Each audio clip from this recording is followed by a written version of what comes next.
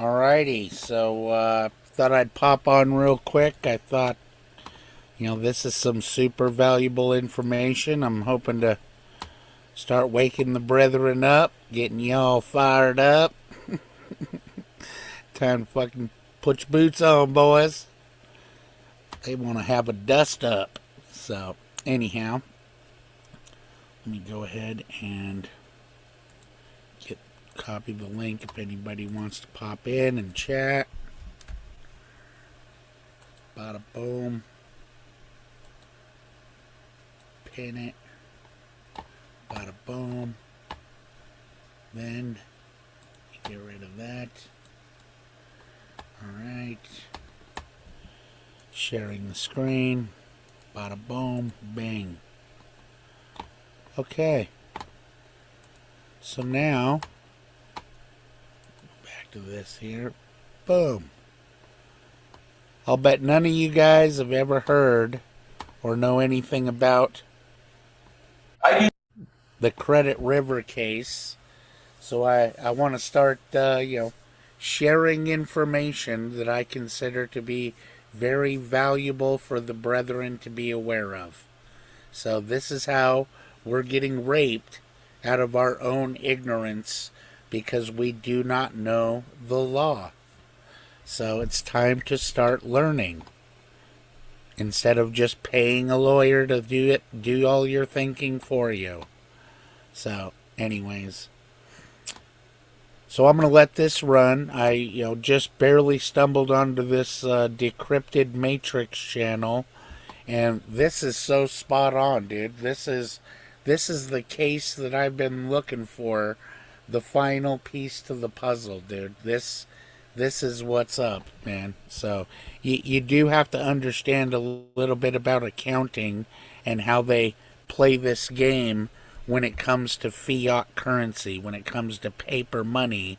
This is why our founding fathers in the Constitution put only gold and silver coins can be considered legal tender. And then you'll start to understand what the Federal Reserve Act and all of that stuff did to sidestep that whole constitutional rule.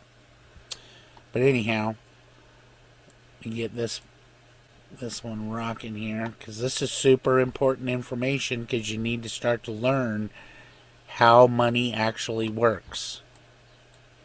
Am I hearing this right? I give you the equivalent of $200,000. You return the funds back to me, and I have to repay you $200,000 plus interest. You think I'm stupid? All the banks are doing this. Congress allows this. And the truth shall set you free. Well, how did I get here? And how we got here, that's a whole nother story. And I got videos on that. But today, we're going to revisit the infamous Jerome Daly versus First National Bank, 1968, aka the Credit River decision, which was eventually overturned. Wrong. Because that's not what happened, is it? Right. Technically, it was nullified. Because they killed the judge. Whack!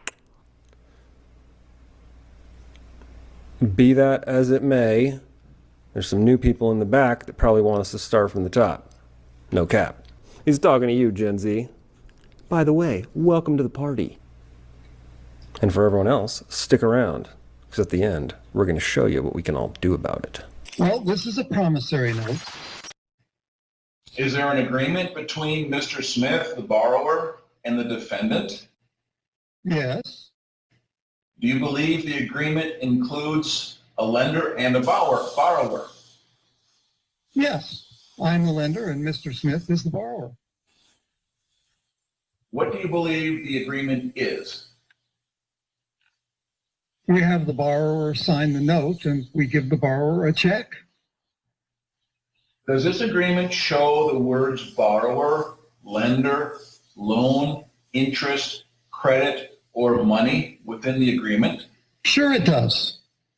According to your knowledge, who was to loan what to whom according to the written agreement? The lender loaned the borrower a $200,000 check. The borrower got the money and the house and has not repaid the money. Do you believe an ordinary person can use ordinary terms and understand this written agreement? Yes. Okay.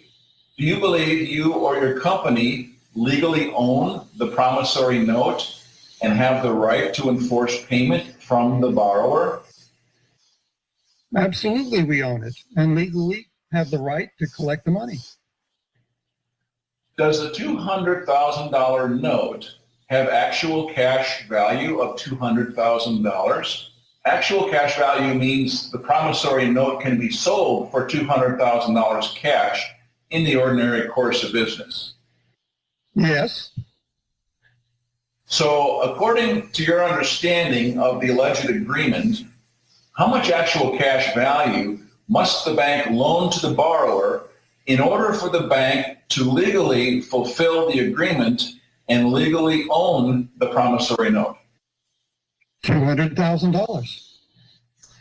Okay, so according to your belief, if the borrower signs the promissory note and the bank refuses to loan the borrower $200,000 actual cash value, would the bank or the borrower own the promissory note? Well, the borrower would own it if the bank did not loan the money. The bank gave the borrower a check, and that is how the borrower financed the purchase of the house. Okay. Do you believe that the borrower agreed to provide the bank with $200,000 of actual cash value, which was then used to fund the $200,000 bank loan check back to the same borrower, and then agreed to pay the bank back $200,000 plus interest? No, if the borrower provided the $200,000 to fund the check, there was no money loaned by the bank, so the bank could not charge interest on money it never loaned. Okay. So if this happened, in your opinion, would the bank legally own the promissory note and be able to force Mr. Smith to pay the bank interest and principal payments? Well, I'm not a lawyer, so I cannot answer legal questions. Well, then, is it bank policy that when a borrower receives a $200,000 bank loan, the bank receives $200,000 actual cash value from the borrower, that this gives value to a $200,000 bank loan check, and this check is returned to the borrower as a bank loan, which the borrower must repay? Well, I do not know the bookkeeping entries. I'm asking you if this is the policy. Well, I do not recall. Okay. Mr. Banker, do you believe the agreement between Mr. Smith and the bank is that Mr. Smith provides the bank with an actual cash value of $200,000, which is used to fund a $200,000 bank loan check back to himself, which he is then required to repay plus interest back to the same bank? Well, I am not a lawyer. Did you not say earlier that an ordinary person can use ordinary terms and understand this written agreement? Yes. Okay. Okay, Mr. Banker, I'm going to hand you back the bank loan agreement. This is Exhibit B. Is there anything in this agreement showing the borrower had knowledge or showing where the borrower gave the bank authorization or permission for the bank to receive $200,000 actual cash value from him in the note and to use this to fund the $200,000 bank loan check, which obligates him to give the bank back $200,000 plus interest? No, there is not.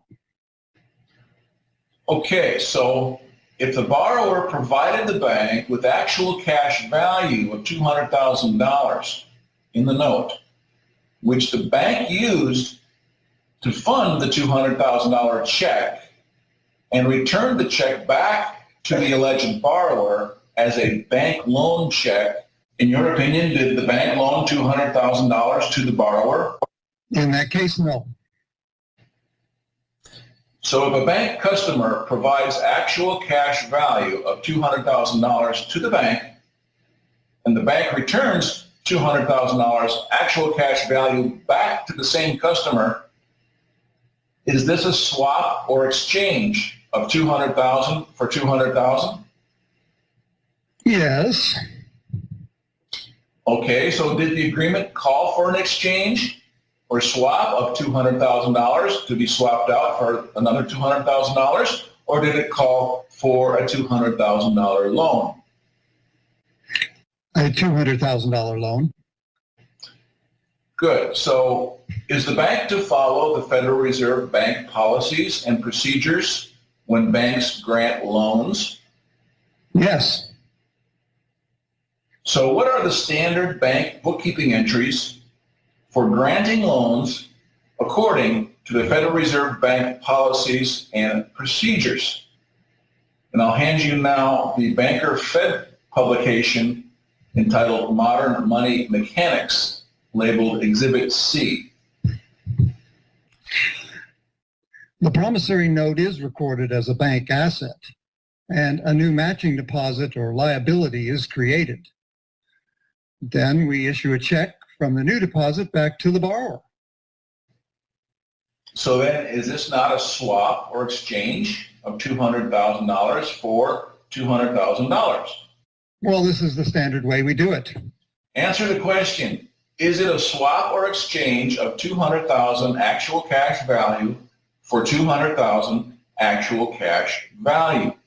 If the note funded the check, must they not both have equal value? Well, I'm sorry, I'm going to have to plead the Fifth Amendment on this. Okay. Tell me, if the bank's deposits or liabilities increase, do the bank's assets increase by an asset that has actual cash value? Yes. Is there any exception? Not that I know of. So if the bank records a new deposit and records an asset on the bank's books having actual cash value, would the actual cash value always come from a customer of the bank or an investor or a lender to the bank? Yes. All right. Is it the bank policy to record the promissory note as a bank asset offset by a new liability? Yes, it is. Does the promissory note have actual cash value equal to the amount of the bank loan check? Yes.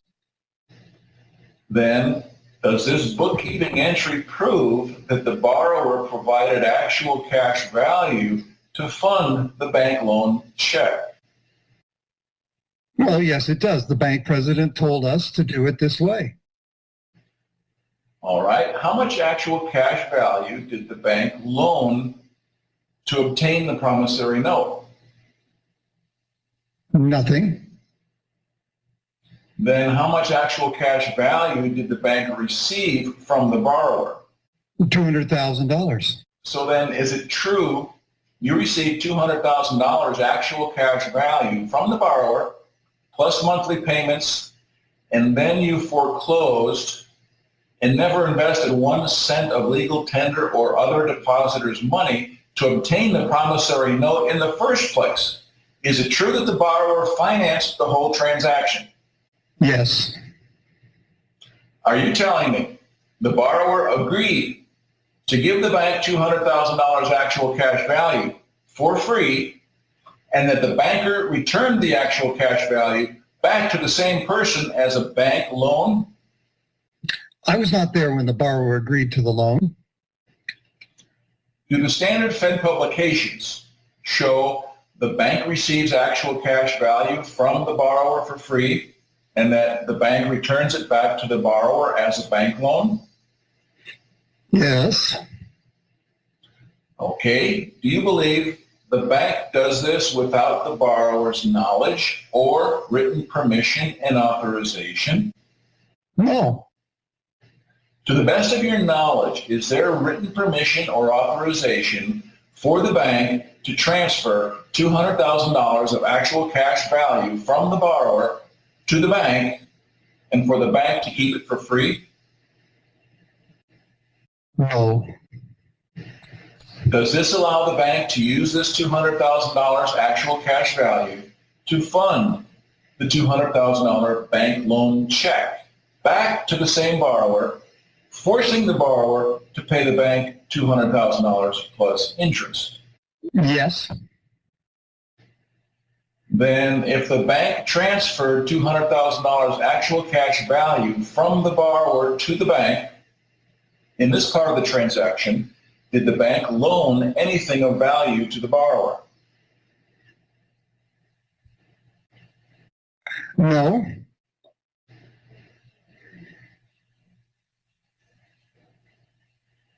Is it the bank policy to first transfer the actual cash value from the alleged borrower to the lender for the amount of the alleged loan? Yes, it is. Does the bank pay IRS tax on the actual cash value transferred from the alleged borrower to the bank as income? No, because the actual cash value transferred shows up like a loan from the borrower to the bank, or a deposit, which is the same thing, so it's not taxable. If a loan is forgiven, is it taxable? Yes, it is. Is it the bank policy to not return the actual cash value that they received from the alleged borrower unless it is returned as a loan from the bank to the alleged borrower? Yes. You never pay taxes on the actual cash value you receive from the alleged borrower and keep it as bank's property? No. No taxes paid. When the lender receives the actual cash value from the alleged borrower, does the bank claim that it then owns it and that it is the property of the lender without the bank loaning or risking 1 cent of legal tender or other depositor's money? Yes. Are you telling me the bank policy is that the bank owns the promissory note, which is the actual cash value, without loaning 1 cent of other depositors' money or legal tender, that the alleged borrower is the one who provided the funds deposited to fund the bank loan check, and that the bank gets funds from the alleged borrower for free? Is the money then returned back to the same person as a loan, which the alleged borrower repays when the bank never came up with any of its own money to obtain the promissory note? Am I hearing this right? I give you the equivalent of $200,000. You return the funds back to me, and I have to repay you $200,000 plus interest. Do you think I'm stupid? All the banks are doing this. Congress allows this. Does Congress allow the banks to breach written agreements, use false and misleading advertising, act without written permission, authorization, and without the alleged borrower's knowledge to transfer actual cash value from the alleged borrower to the bank and then return it back as a loan? The borrower got a check in the house. Is it true the actual cash value that was used to fund the bank loan check came directly from the borrower and that the bank received the funds from the alleged borrower for free? This is true. Is it the bank's policy to transfer actual cash value from the alleged borrower to the bank and then keep the funds as the bank's property, which they then loan out as bank loans as if they actually owned it and loaned their own money? Yes. Was it the bank's intent to receive actual cash value from the borrower and return the value of the funds back to the borrower as a loan? Yes. Do you believe that it was the borrower's intent to fund his own bank loan check? I was not there at the time, and I cannot know what went through the borrower's mind. So if a lender loaned a borrower $10,000 and the borrower refused to repay the money, do you believe the lender is damaged?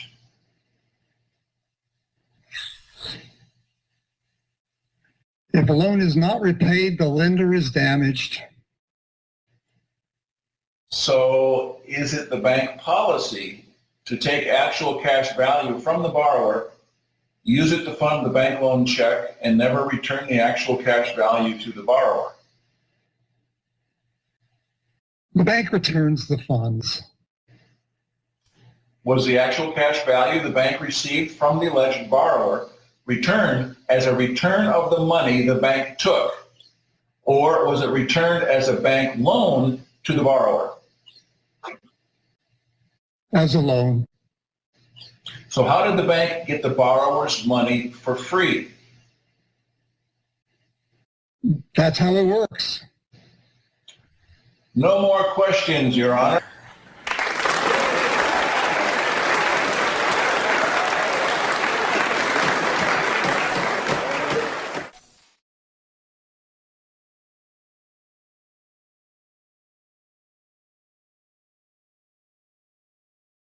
I love this stuff because that's the reality of the situation. But you do need to understand a little something about double entry bookkeeping and how they play this game. This is why fractional reserve lending is totally criminal. So you're giving them the money to loan to you. So they're getting paid on it twice plus interest. You want to know, this is why banks are the most profitable business on earth. So, and again, this is why the Lord turned over the tables of the money changers, because this is, I guarantee you, this is the same shit in a different package. So, anyways, but the judge died in the summer of 1969. Reported cause of death was poisoning during a fishing boat accident. Eliminated before he could defend it on appeal or repeat the analysis in another case. Jerome Daly was ultimately attacked, sanctioned by the court, and disbarred. So he could not bring the same argument again, advise others. Whoop. Get back.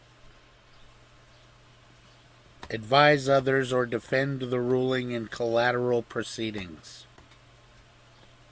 The Walker-Todd Affidavit 2003 independently confirmed the same mechanism from inside the Federal Reserve under penalty of perjury. Banks don't lend money.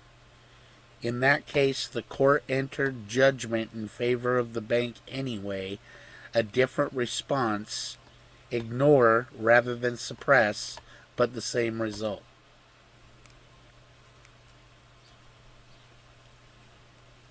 Alrighty. This was a common law court. The jury's verdict was not overturned. No law or statute can overturn a common law jury verdict. Ooh. Need to wake up to that, Americans. Need to wake up to that. And yet they did. But it's not lawful and it's not legal.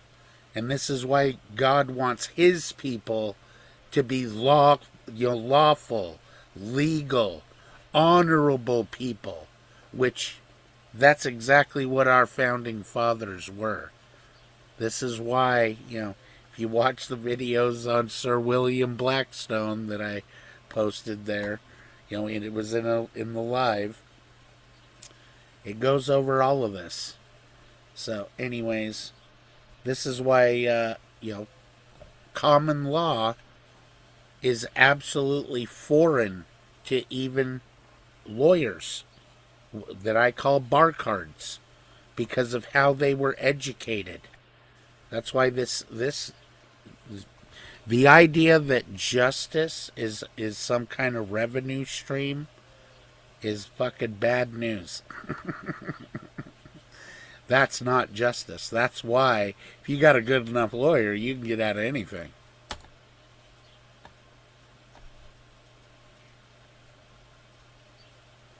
Let's see.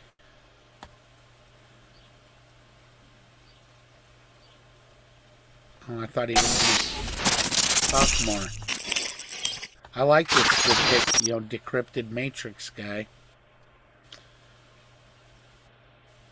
Maybe that is it. Boom. So let me go here now. So here is modern day mechanics. Oh wait, where did my Speechify thing go?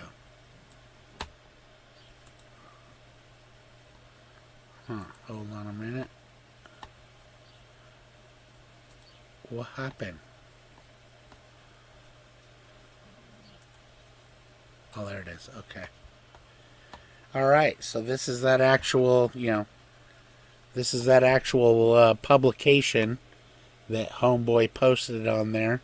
So I'm going to go ahead and let this little audiobook reader read this to us. Modern money mechanics. Money is such a routine part of everyday living that its creation and acceptance are ordinarily taken for granted. Although a user may, upon reflection, sense that money must come into being automatically as a result of economic activity or perhaps as an outgrowth of some government operation. Just how this happens all too often remains a mystery. This workbook is designed to help provide an understanding of the mechanics of money creation. While the process is not a simple one, it is hoped that the careful reader will gain a clearer picture of the fundamental nature of money and how the money system in the United States works. What is money? If money is viewed simply as a tool used to facilitate transactions, only those media that are readily accepted in exchange for goods, services, and other assets need to be considered. Many things, from stones to cigarettes, have served this monetary function through the ages. Today, in the United States, there are only two kinds of money in use in significant amounts: currency and demand deposits. The amount of currency in use at any time depends solely on the public's preferences.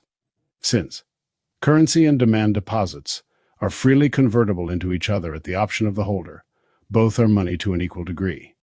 However, for specific transactions, one form may be more convenient than the other. When a depositor cashes a check, he reduces the amount of deposits and increases the amount of currency in circulation. Conversely, when more currency is in circulation than is needed, some is returned to the banks in exchange for deposits. Currency held in bank vaults is not a part of the money supply available for spending by the non-bank public. While currency is used for a great variety of small transactions, most of the dollar volume of money payments in our economy is made by check. 80%, or $112 billion, of the $140 billion total money supply at the beginning of 1961 was in the form of demand deposits. What makes money valuable? Neither paper currency nor deposits have value as a commodity. Intrinsically, a dollar bill is just a piece of paper. Deposits are merely book entries. Coins do have some intrinsic value as metal, but considerably less than their face amount. What then makes these instruments, checks, paper money, and coins? So what that just kind of told you there is that money is actually journal entries. So, anyhow. Coins, acceptable at face value in payment of all debts and for others. 4. Monetary uses?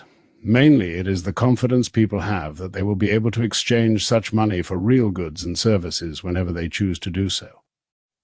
This is partly a matter of law. Currency has been designated legal tender by the government. Paper currency is a liability of the government, and demand deposits are liabilities of the commercial banks which stand ready to convert such deposits into currency or transfer their ownership at the request of depositors. Confidence in these forms of money seems also to be tied in some way to the fact that there are assets on the books of the government, and the banks equal to the amount of money outstanding. Even though most of these assets themselves are no more than pieces of paper, and it is well understood that money is not redeemable in them. But the real source of money's value is neither its commodity content nor what people think stands behind it.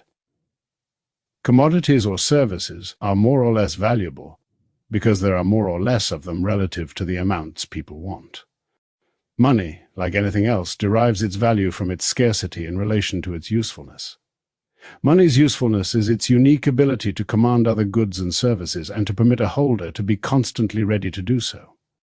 How much is needed depends on the total volume of transactions in the economy at any given time, and the amount of money individuals and businesses want to keep on hand to take care of unexpected or future transactions. In order to keep the value of money stable, it is essential that the quantity be controlled. Money's value can be measured only in terms of what it will buy. Therefore, changes in its value vary inversely with the general level of prices.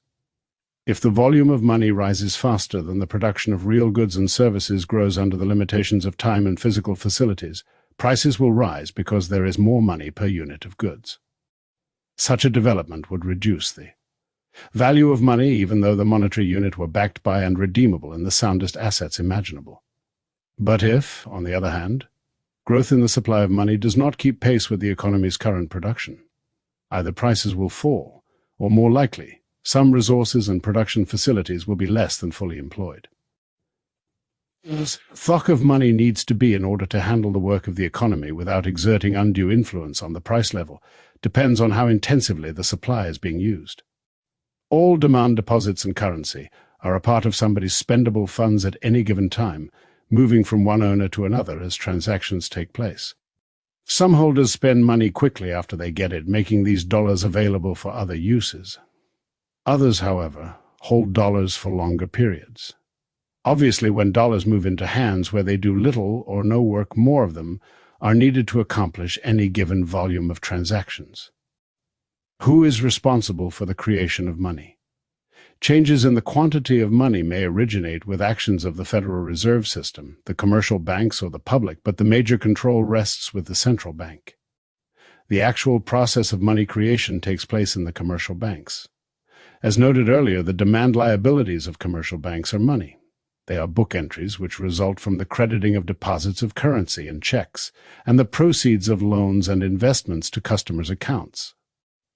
Banks can build up deposits by increasing loans and investments so long as they keep enough currency on hand to redeem whatever amounts the holders of deposits want to convert into currency. This unique attribute of the banking business was discovered several centuries ago. At one, time bankers were merely middlemen. They made a profit by accepting gold and coins brought to them for safekeeping and lending them to borrowers. But they soon found that the receipts they issued to depositors were being used as a means of payment. These receipts were acceptable as money since whoever held them could go to the banker and exchange them for metallic money. Then, bankers discovered that they could make loans merely by giving borrowers their promises to pay. In this way, banks began to create money. More notes could be issued than the gold and coin on hand because only a portion of the notes outstanding would be presented for payment at any one time. Enough metallic money had to be kept on hand, of course, to redeem whatever volume of notes was presented for payment. Deposits are the modern counterpart of bank notes. It was a small step from printing notes to making book entries to the credit of borrowers, which could be spent by the use of checks. What limits the amount of money banks can create? If deposit money can be created so easily, what is to prevent banks from making too much? That is more than is needed to handle the volume of transactions resulting from optimum use of the nation's productive resources at stable prices. Like its predecessor, the modern bank must keep a considerable amount of currency on hand. It must be prepared to convert deposit money into currency for those depositors who request currency. It must make remittance on checks written by depositors and presented for payment by other banks. Finally, a member bank must maintain legal reserves equal to some prescribed percentage of deposits. How do operating needs and legal requirements affect the amount of deposits that the commercial banking system can create? The public's demand for currency varies greatly, but generally follows a seasonal pattern which is quite predictable. The effects of these swings are usually offset by central bank action and are thus prevented from causing large temporary fluctuations in the quantity of money. Moreover, for all banks taken together, there is no net drain of funds through clearings. A check drawn on one bank will normally be deposited to the credit of another account in the same or another bank. The main factor, therefore, which limits the ability of the banking system to increase demand deposits by expanding loans and investments, is the reserves that banks must hold against deposits. Growth of deposits can continue only to the point where existing reserves are just sufficient to satisfy legal requirements. If reserves of 20% are required, for example, total deposits can expand only until they are 5 times as large as reserves. $10 million of excess reserves, that is, reserves in excess of the 20% requirement, could support up to $50 million of additional deposits. The lower the percentage requirement, the greater the expansion power of each reserve dollar.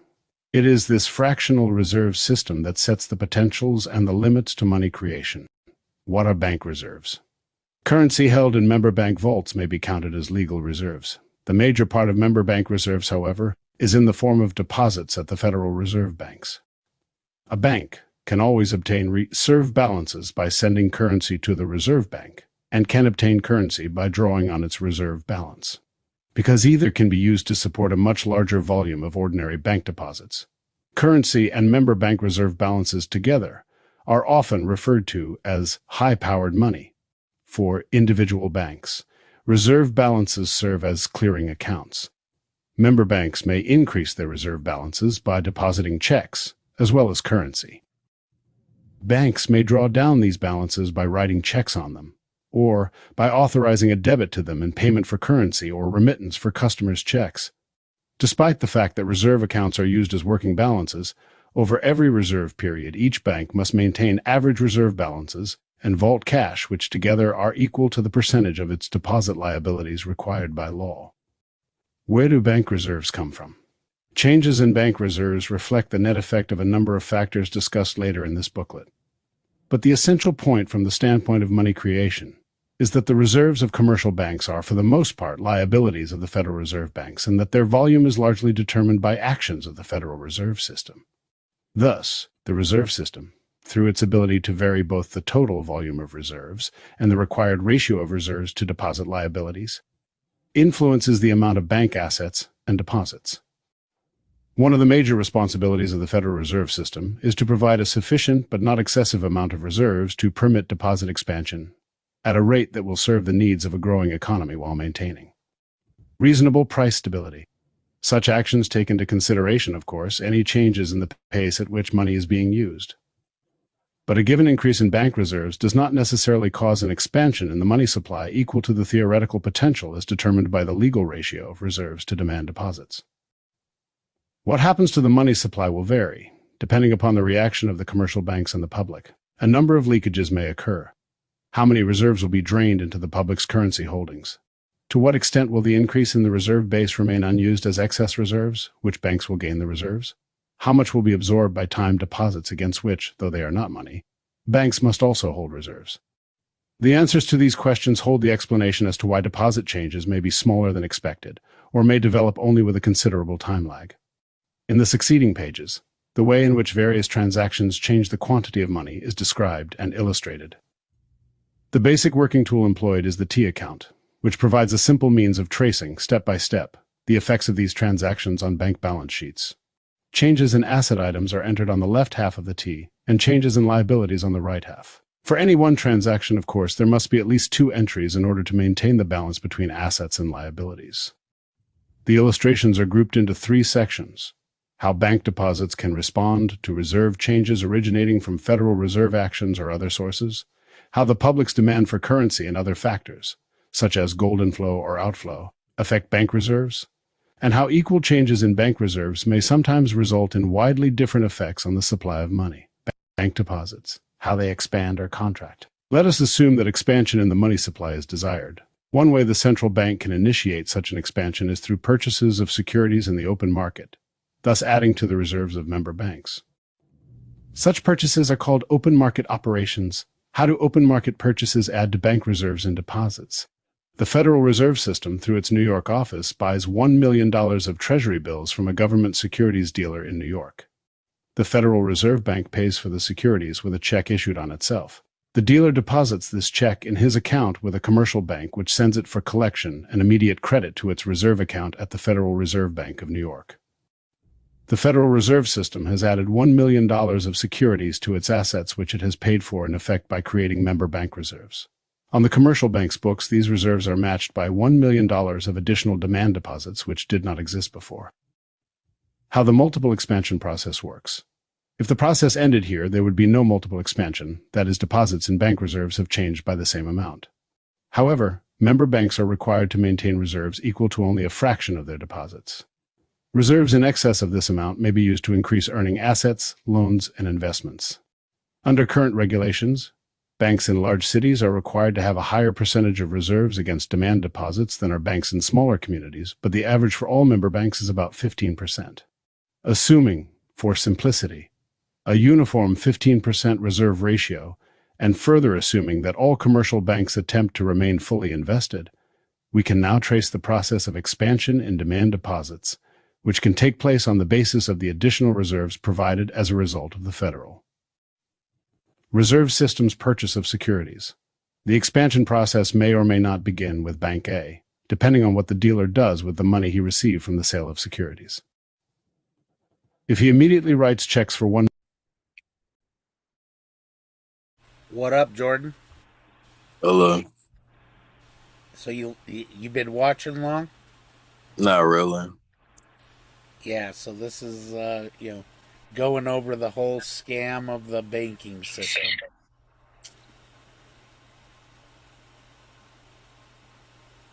So Yeah, yeah, it's a you've very been. interesting topic to me because I think we're going through a hyperinflationary currency collapse in America where your average purchasing power is going down. So that isn't making, I'd say, at least 100K per year, which even then, because that money that you're getting at that job, it's depreciating in value.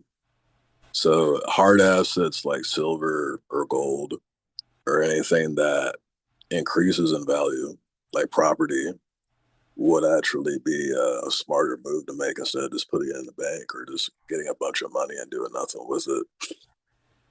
Well, I mean, it's far worse than that, though, dude. I'm saying this is really like ultimately a means of slavery, dude. It's if you watched the first part of the my video, this live stream here, it goes over this actual judge that was clearly murdered because he's the one that brought up this ruled on this case and ruled against the banks. That's a no-no. That's why they're called banksters. And this is why this judge, died, so that this case could quickly be hushed and buried. So, because this is important stuff, and that's where, this is the actual Federal Reserve booklet on the mechanics of money. So it's explaining here how this fiat system works, and it makes it even clearer as to why our founding fathers put into the Constitution that legal tender can only be coins, silver and gold coins, because then you don't get to play all of these little fucking games. So anyway, that case with the judge revealed that basically the banks, when you go borrow money to like buy a house, for example, you come in and you sign a promissory note that they get to put into their uh, you know into their books, into their journal entry, that as a deposit. So now it increases their assets by 200 grand. So you just gave them $200,000 in cash value. Now they turn around and give you that $200,000 back in the form of a loan. So now you're required you think you're required to sit there and pay back all of that principal plus interest. So this is how they're getting paid twice on the loan. Does that make sense?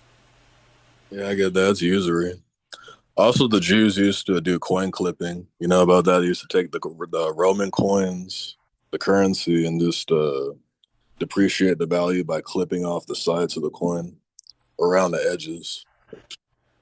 Well, there's a lot of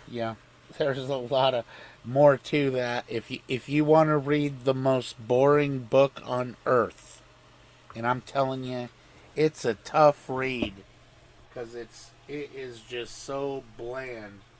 It's called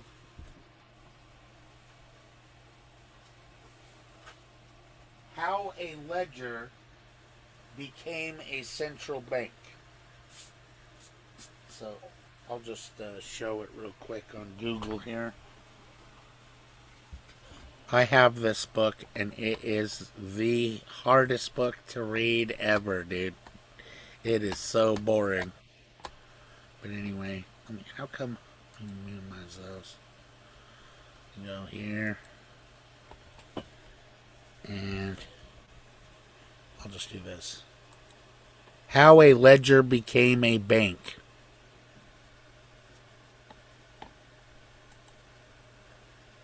Yeah, this is the book right here.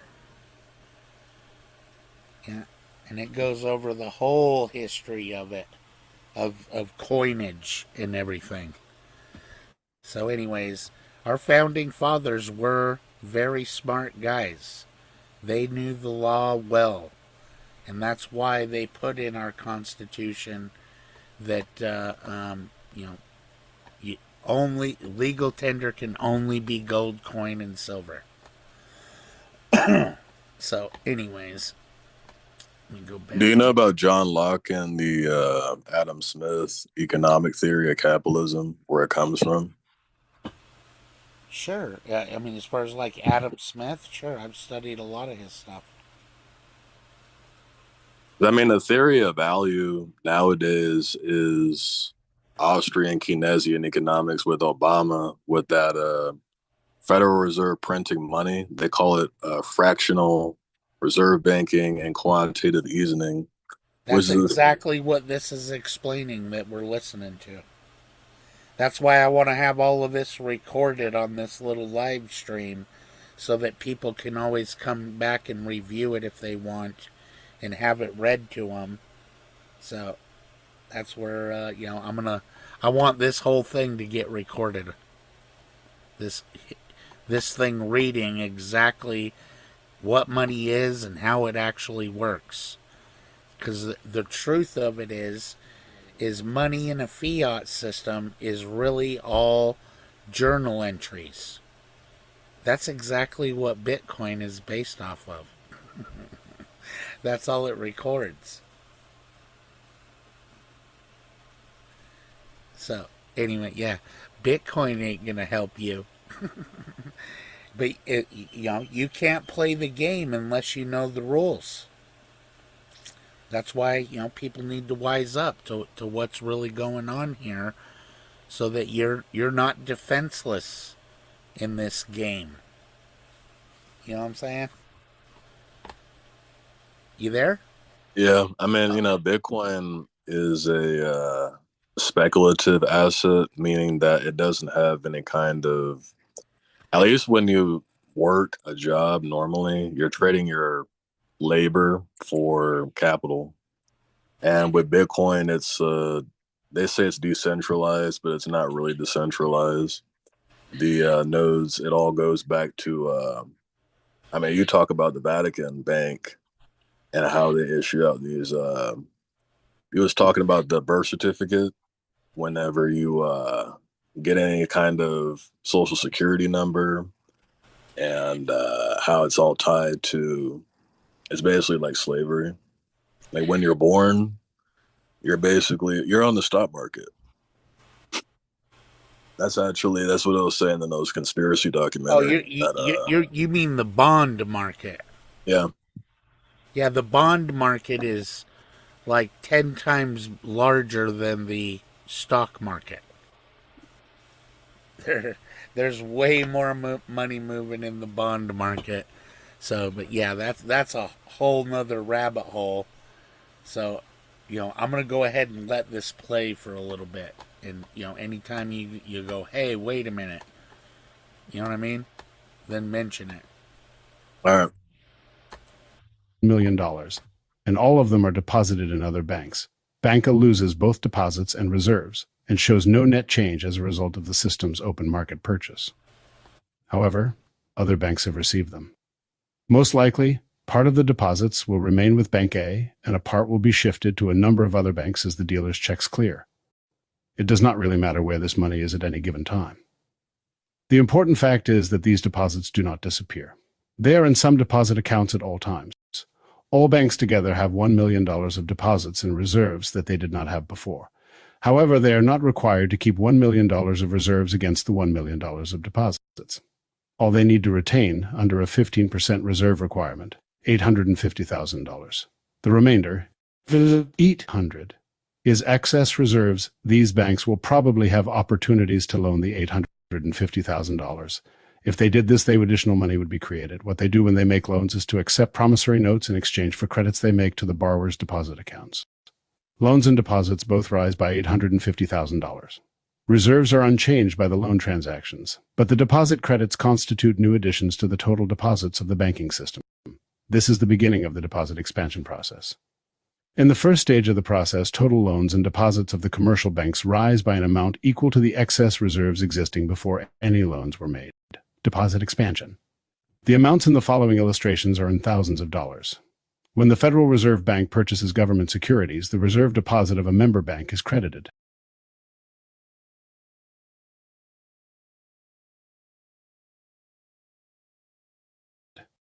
This happens because the seller of the securities deposits the check he receives in payment in his bank, and the bank forwards this check to its reserve bank for credit to its reserve account. Federal Reserve Bank. Commercial Bank A. This customer deposit is likely to be transferred in part to other banks and quickly loses its identity amid the huge interbank flow of deposits. Some banks now have excess reserves on the basis of which deposit expansion can take place. Total reserves gained from new deposits. 1,000 required against new deposits. 150 excess reserves. 850. Expansion. Stage 1.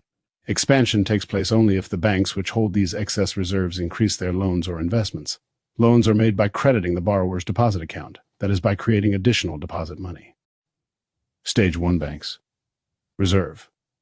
At the end of Stage 1, deposits have risen by $850,000 in addition to the original $1 million provided by the Federal Reserve's action, and $127,500 of excess reserves have been absorbed. The lending banks they created through their loan operations. Borrowers write checks which will probably be deposited in other banks. As these are cleared, the Federal Reserve banks debit the reserve accounts of the paying banks and credit those of the receiving banks. Whether Stage 1 banks actually do lose the deposits to other banks, or whether any or all of the borrower's checks are redeposited in these same banks, makes no difference in the expansion process. Because the lending banks expect to lose these deposits and an equal amount of reserves, they are not likely to lend more than their excess reserves. Like the original $1 million deposit, the loan-created deposits may be transferred to other banks, but they remain somewhere in the banking system. Whichever banks hold them also have equal amounts of reserves, of which all except 15% will be excess. Assuming that the banks holding the $850,000 of deposits created in Stage 1 in turn make loans equal to their excess reserves, then loans and deposits will rise by a further $722,500 in the second stage of expansion. This process can continue until deposits have risen to the point where all the reserves provided by the purchase of government securities by the Federal Reserve System are just sufficient to satisfy reserve requirements against those deposits. An individual banker, of course, is not concerned as to the stages of expansion in which he may be participating. In his operations, he is constantly experiencing inflows and outflows of deposits. Any deposit he receives is new money to him, regardless of its ultimate source bank. But if he maintains a policy of making loans and investments equal to whatever reserves he has in excess of his legal requirements, he will be carrying on the expansion process. How much can deposits expand in the banking system? The total amount of expansion that can take place is illustrated on page 11. Carried through to theoretical limits, the initial $1 million of reserves is distributed throughout the banking system, gives rise to an expansion of $5,606,667 of commercial bank credit, $666,067 of deposits. The expansion factor for a given amount of excess reserve percentage. Although an individual bank can expand its reserves, commercial banks as a group can expand a credit by a multiple of any addition to the reserves, are like one large bank in which checks drawn against borrowers' deposits result in credits to accounts of other depositors, with no net change in total deposits or reserves. Expansion through bank investments. Deposit expansion can proceed from investments as well as loans. Suppose that the demand for loans at some Stage 1 banks is slack. These banks would then probably purchase securities. If the sellers of the securities are customers, the banks would make payment by crediting the customers' demand deposits. Deposit liabilities would rise just as they did when loans were made. More likely, these banks would purchase the securities through dealers, paying for them with checks on themselves or on their reserve accounts. These checks would be deposited in the seller's banks. In either case, the net effects on the banking system are identical with those resulting from the loan operations described above. Federal St. Louis, May 18, 1914. As a result of the process so far, total assets and total liabilities of all commercial banks, excess reserves have been reduced by the amount required against the deposits created by the loans made in Stage 1. Required against initial deposits, required against Stage 1 deposits, required against Stage 1 deposits, excess reserves of 1,150, and deposits when they still have excess reserves, because borrowers write checks, which are deposited in the payees, banks, on their accounts with the lending banks.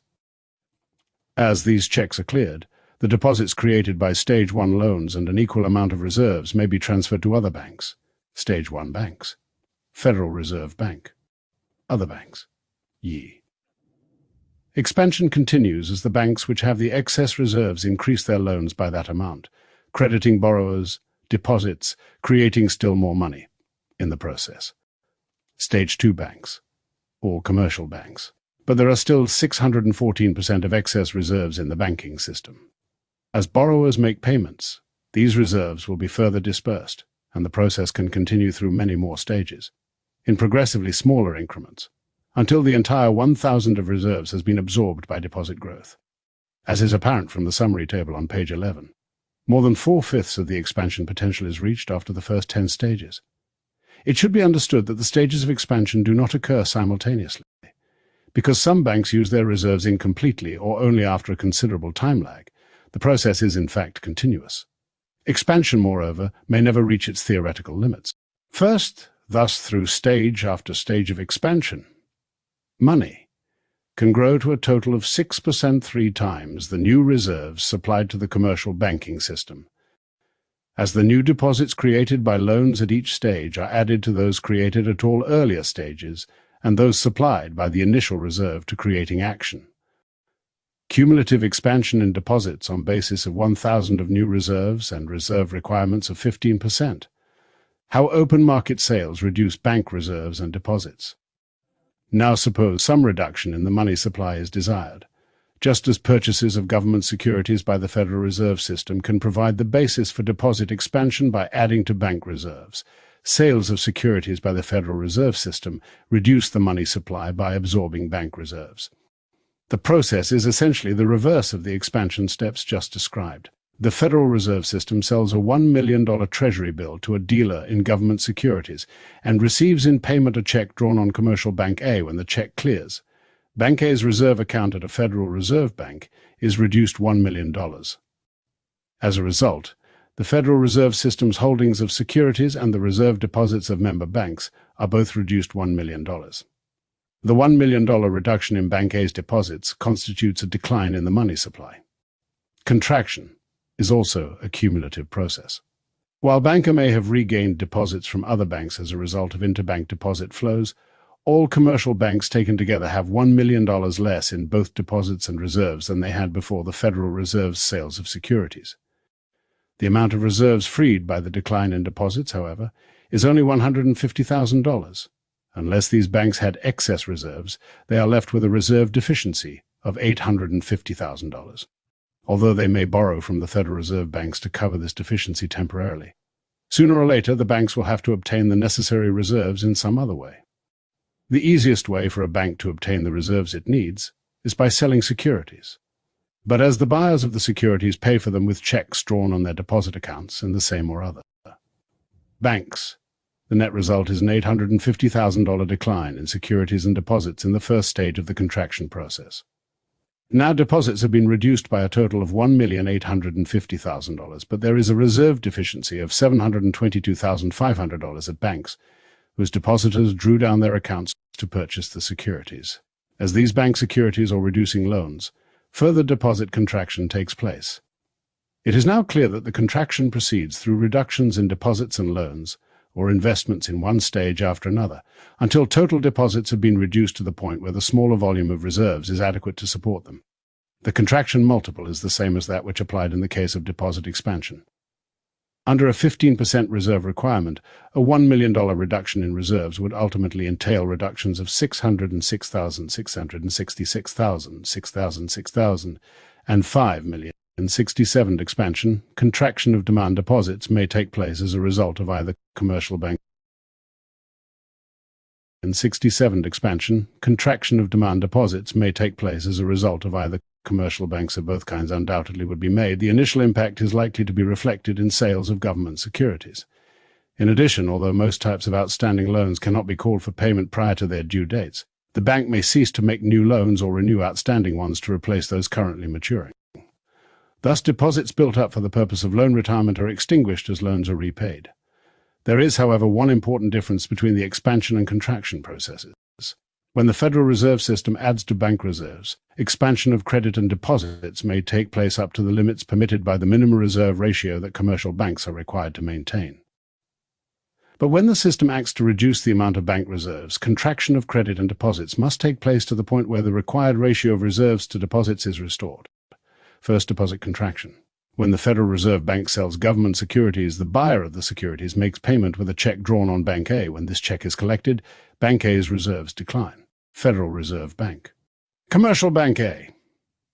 The reduction in deposits may be spread among a number of banks through interbank deposit flows, but some banks now have reserve. And in accounting, these little, this little T graph, they call it, I can't remember, like a T entry or something like that. Anyway, this is where it's all juggling around assets and liabilities, and that's how they, play they play the 3-card Monty with our time and labor. That's really this is a great way for, wealthy people to make money on their slaves. Straight up. Deficiencies. Total reserves lost from deposit withdrawal. Reserves freed by deposit decline. Deficiency in reserves against remaining deposits. 150,850. Contraction, stage 1.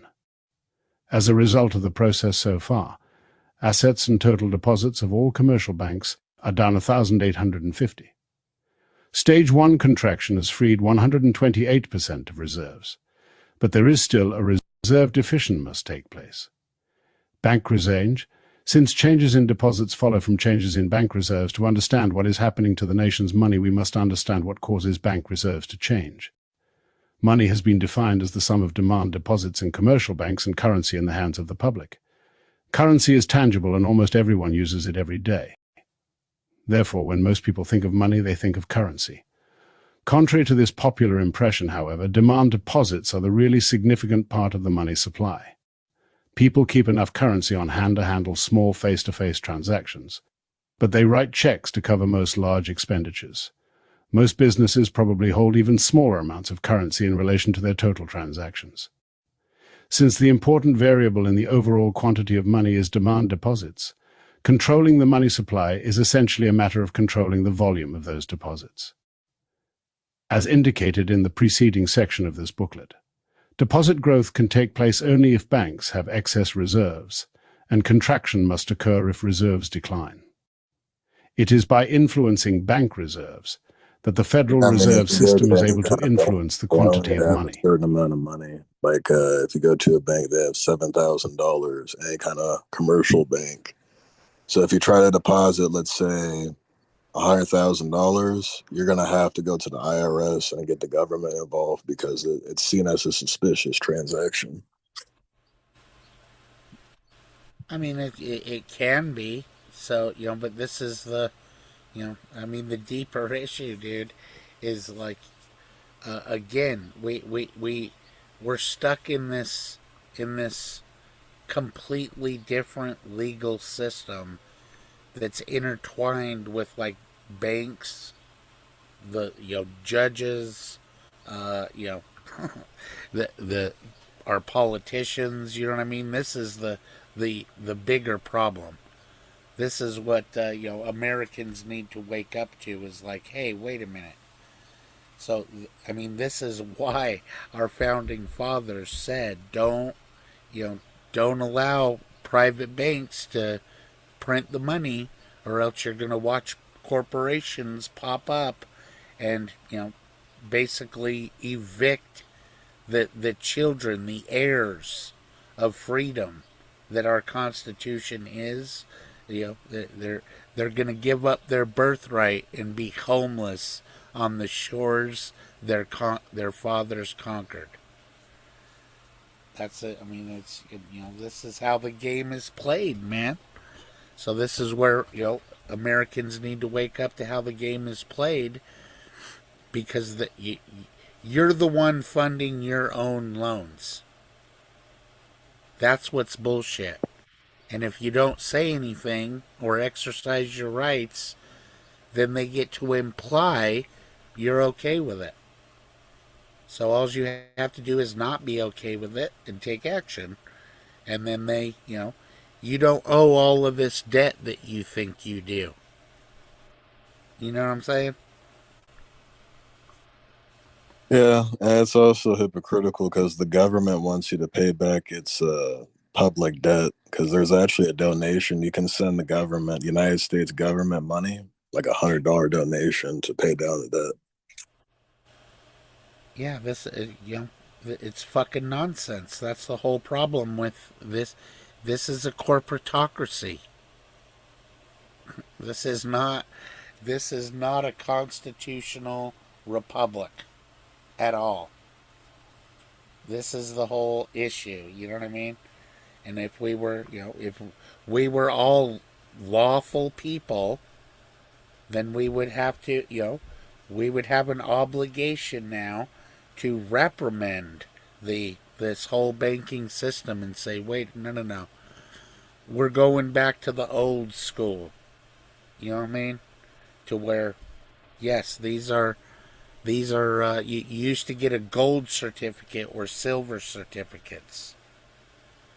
Only gold and silver coin can be money. There's a big time reason why they said that. Because they were familiar with the game. This isn't a new trick. This is the same bullshit that the money changers were doing in Jesus' time. That's why the Lord hates these clowns, because it's a slick way of leading someone to believe that they're free when they're actually in bondage. Have you ever heard of this, Brandon? Back in the old days when YouTube didn't ban all the conspiracy theorists, like 2010s, it was this documentary, conspiracy theorists was talking about how rappers, that the reason why they have all these cars and everything is because they have loans from the record labels, and it's a American Express black card. So they can only use that card on the label's watch. They don't actually have any real money, and they have to pay it all back through touring and everything else. So they're basically just slaves. This is like all Hollywood and everything. Yeah, this is most of your famous actors, musicians. Kanye West is in the same thing. They also call it 360 deals in record labels. Yeah. See, and it's my position too that the real owners of the Federal Reserve is the Catholic Church. Satan's bride. Straight up. And they know how to play the game, dude. I mean, you gotta give them credit. This shit is so ridiculously complex and boring as fuck that that's why people don't even want to pay attention and have no clue how to engage against this bullshit and not be a sucker. Because, I mean, this is how they funnel all of the wealth out of this nation. Is, now the common working man just wants to buy a house, so he's going to come and get a loan from the bank. And then, and they're not loaning him any money. That's the issue. And usually the banks own the house anyway. You look at Blackstone and BlackRock, they use they call it private equity. So they own like 40% of the American housing market. And they're gonna start to own more too as the boomers, baby boomers like Dave. He's in his like 60s, about to go into his 60s, about to go into 70s, 80s, 90s. Once they all die off, the government's gonna own those houses because they don't have any inheritance to give on to their children. They don't have any children, or their children are homeless, on drugs, etc. Okay. Yeah. So this is the video that we just went over. Maybe I'll play it again real quick. But anyways, cuz that's why what we're reading right now is important, cuz it's breaking this down. So you missed this part. So I'll play it again real quick. Am I hearing this right? Okay? This is a famous case, Jerome Daly versus First National, and this particular judge that ruled on this case, and this was all done under the jurisdiction of common law by a common law jury. And if a ruling is made by a common law jury, it cannot be overturned by law, unless of course nobody enforces it. You know what I mean? As long as nobody says nothing, then we can pretend this this is law. That's the scam. I give you the equivalent of $200,000. You go back. Am I hearing this right? I give you the equivalent of $200,000. You return the funds back to me, and I have to repay you $200,000 plus interest. Do you think I'm stupid? All the banks are doing this.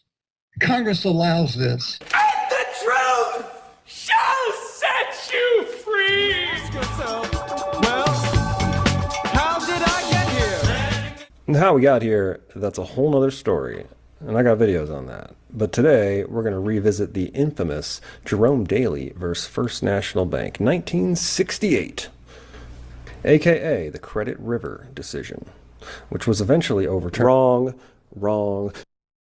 Because that's not what happened, is it?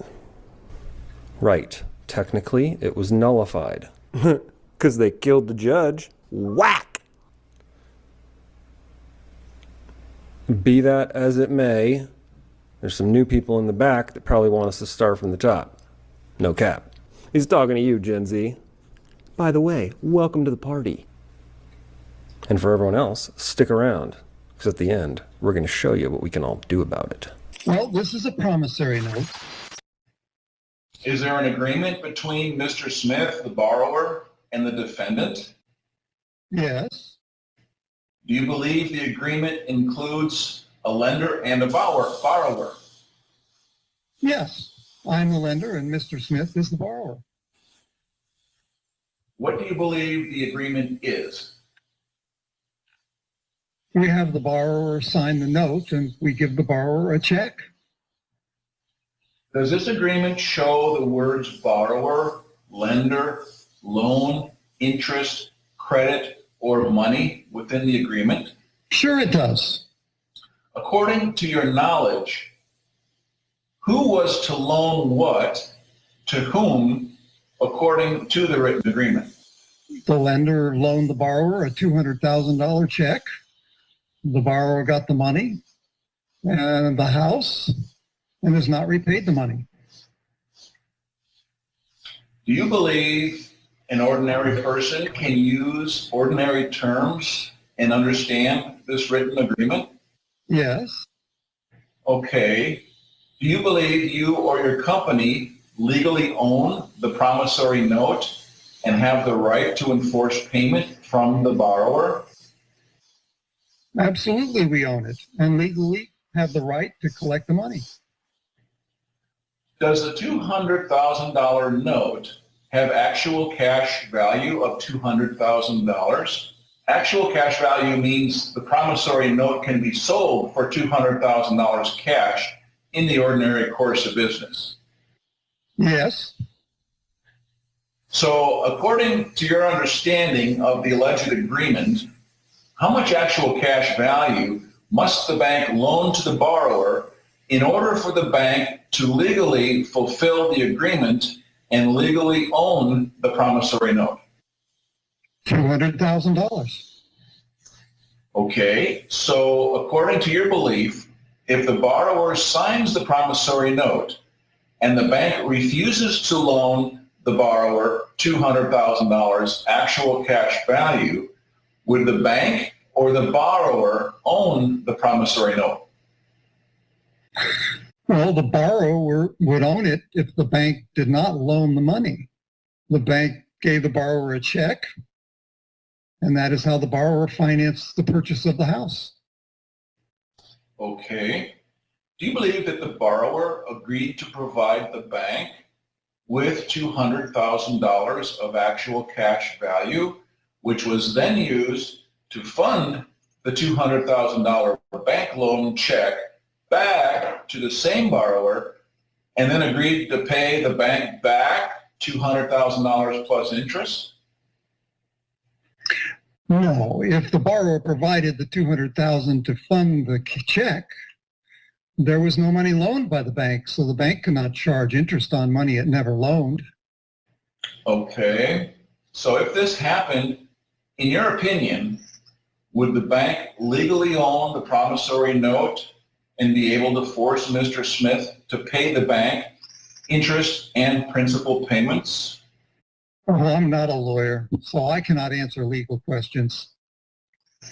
Well, then, is it bank policy that when a borrower receives a $200,000 bank loan, the bank receives $200,000 actual cash value from the borrower, that this gives value to a $200,000 bank loan check, and this check is returned to the borrower as a bank loan, which the borrower must repay? Well, I do not know the bookkeeping entries. I'm asking you if this is the policy. I do not recall. Okay.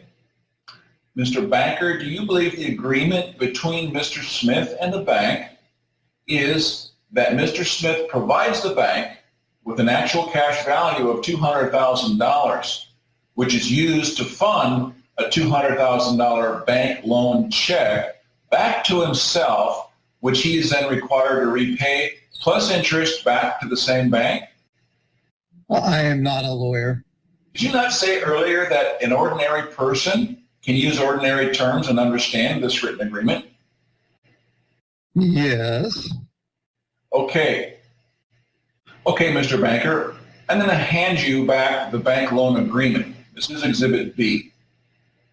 Is there anything in this agreement showing the borrower had knowledge or showing where the borrower gave the bank authorization or permission for the bank to receive $200,000 actual cash value from him in the note and to use this to fund the $200,000 bank loan check, which obligates him to give the bank back $200,000 plus interest?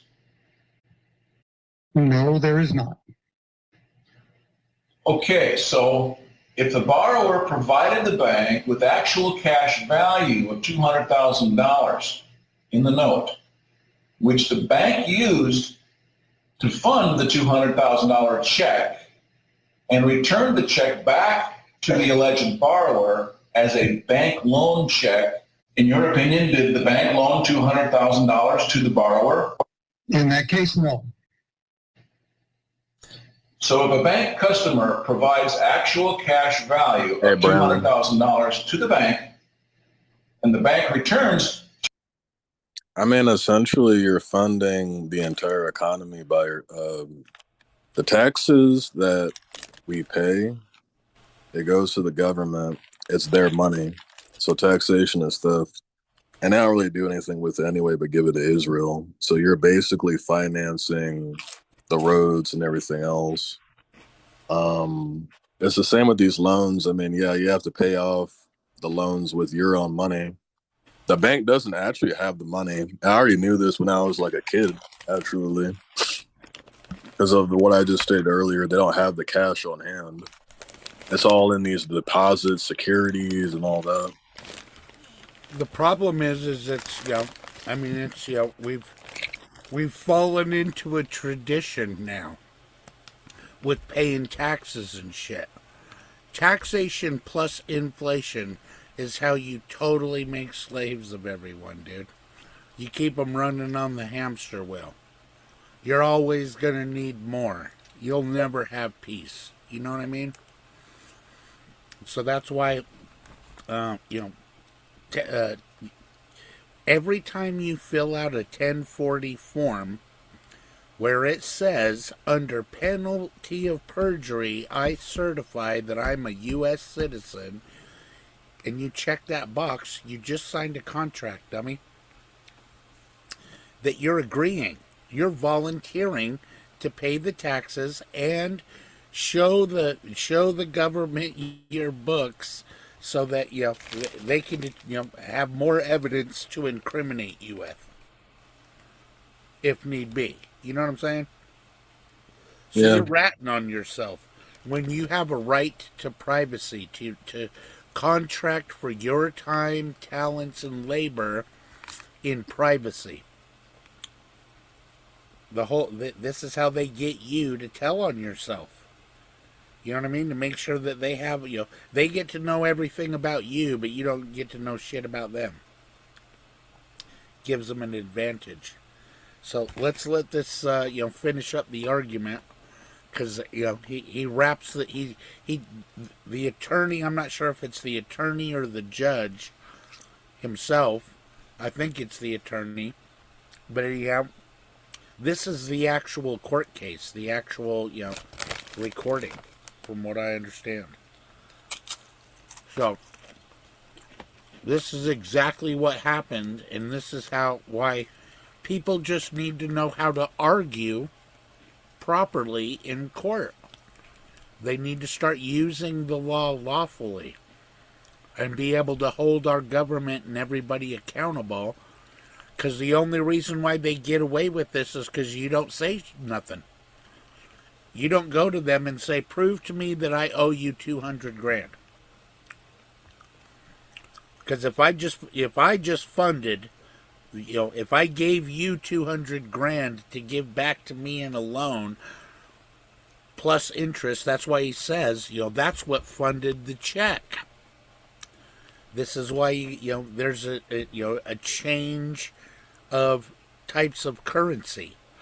It all started with the promissory note that you gave to the bank, and the bank did not properly disclose to you that you just gave them $200,000 to fund the loan that they're going to give to you. They didn't disclose that to you, so there's where they broke the law. And if you hold them accountable, then your house is already fucking paid for. $200,000 actual cash value back to the same customer. Is this a swap or exchange of 200,000 for 200,000? Yes.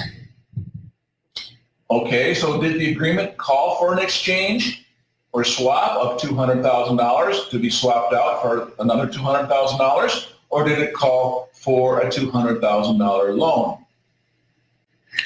A $200,000 loan. Good. So is the bank to follow the Federal Reserve Bank policies and procedures when banks grant loans? Yes.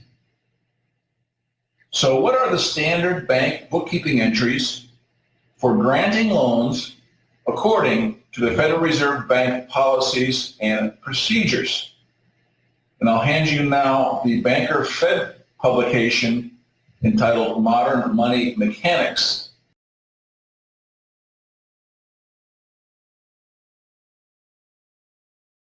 That's what we were reading on the audio read there, just so you know. Labeled Exhibit C. The promissory note is recorded as a bank asset, and a new matching deposit or liability is created. Then we issue a check from the new deposit back to the borrower. So then, is this not a swap or exchange of $200,000 for $200,000? Well, this is the standard way we do it.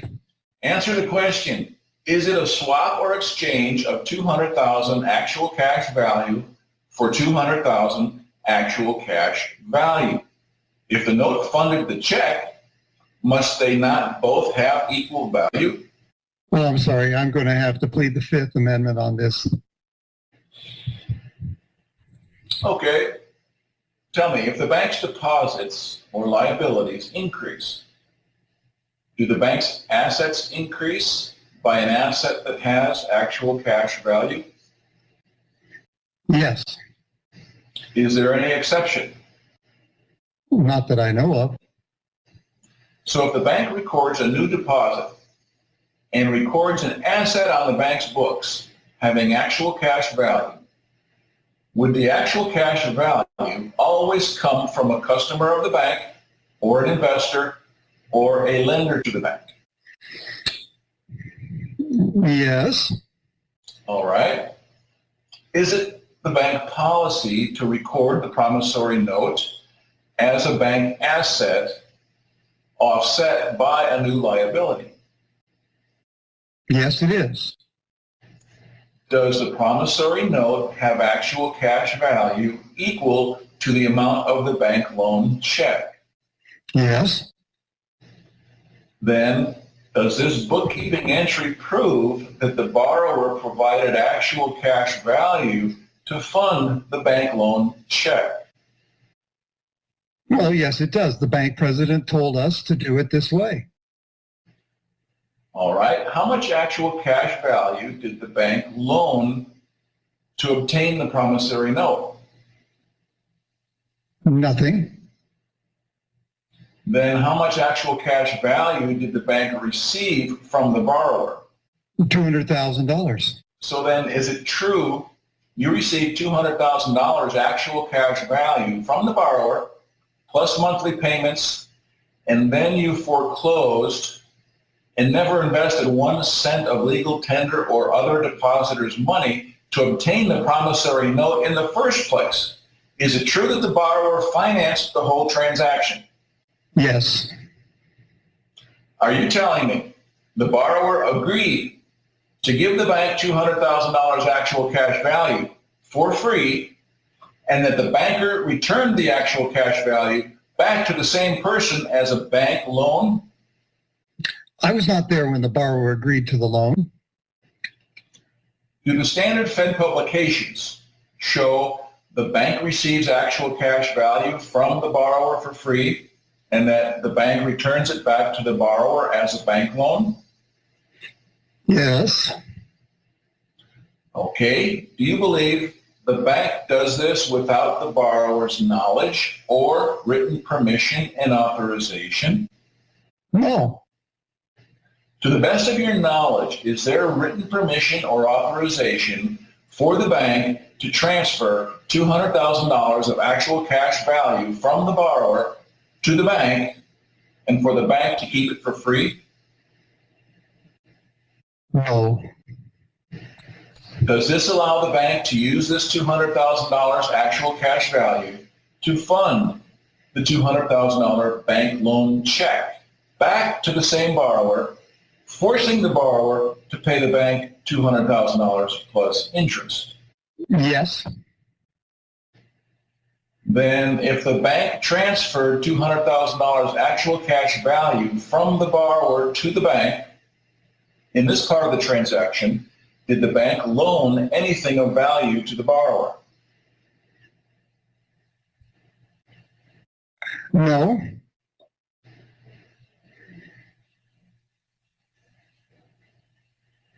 Is it the bank policy to first transfer the actual cash value from the alleged borrower to the lender for the amount of the alleged loan? yes, it is.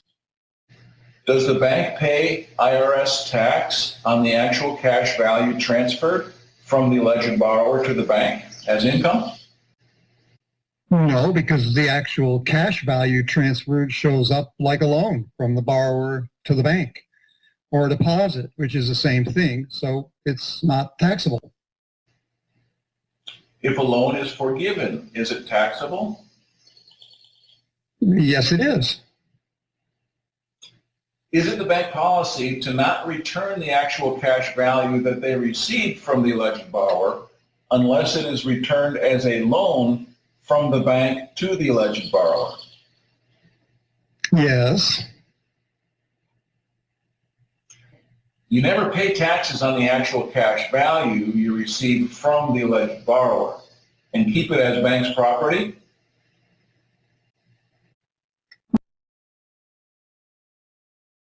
So Jordan, remember how I was telling you about on my the insurance policies that I do?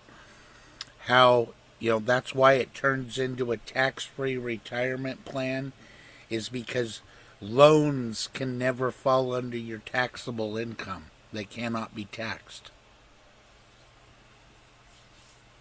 Okay. So this is, so the bank gets a promissory note from you to pay this $200,000 in the loan contract. So right now, you just gave them $200,000 in the form of a promissory note. That's actually currency, because we're just going to put this into a ledger now. It's going to go into it's a transaction. So they just, you just loaned the bank 200 grand to turn, now they get to put it on their books and everything to turn around and give you a $200,000 loan. So they cut you a check for that 200,000. So So this is it actual cash value, or is it more of like a, like one of those deposits and securities? this is why in law you have to learn about negotiable instruments. A promissory note, what is a note is a negotiable instrument. That's why our paper money says Federal Reserve note. So anyways, yeah, these are all negotiable instruments, which on bank ledgers it's either an asset or a liability. You know what I mean? So they just obtained a $200,000 asset. So the loan's already paid off. But they don't disclose that to you. You know what I mean? You don't know that. You don't know anything about a promissory note basically being an asset, being money, being currency. It's a negotiable instrument. So, the money that we walk around with and the debits and credits we have in our bank account are very different from what it means in the whole financial world. So I'm gonna let this guy finish, and then I'll show you what I'm talking about with double entry bookkeeping. No, no taxes paid.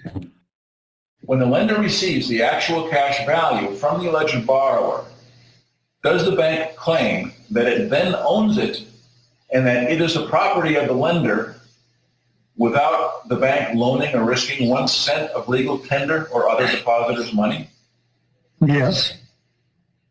Are you telling me the bank policy is that the bank owns the promissory note, which is the actual cash value, without loaning 1 cent of other depositors' money or legal tender, that the alleged borrower is the one who provided the funds deposited to fund the bank loan check, and that the bank gets funds from the alleged borrower for free? Is the money then returned back to the same person as a loan, which the alleged borrower repays when the bank never came up with any of its own money to obtain the promissory notes? Am I hearing this right? I give you the equivalent of $200,000. You return the funds back to me, and I have to repay you $200,000 plus interest. Do you think I'm stupid? All the banks are doing this. Congress allows this. Does Congress allow the banks to breach written agreements, use false and misleading advertising, act without written permission, authorization, and without the alleged borrower's knowledge to transfer actual cash value from the alleged borrower to the bank and then return it back as a loan? The borrower got a check in the house. Is it true the actual cash value that was used to fund the bank loan check came directly from the borrower and that the bank received the funds from the alleged borrower for free? This is true. Is it the bank's policy to transfer actual cash value from the alleged borrower to the bank and then keep the funds as the bank's property, which they then loan out as bank loans as if they actually owned it and loaned their own money? Yes. Was it the bank's intent to receive actual cash value from the borrower and return the value of the funds back to the borrower as a loan? Yes. Do you believe that it was the borrower's intent to fund his own bank loan check? I was not there at the time, and I cannot know what went through the borrower's mind. So if a lender loaned a borrower $10,000 and the borrower refused to repay the money, do you believe the lender is damaged?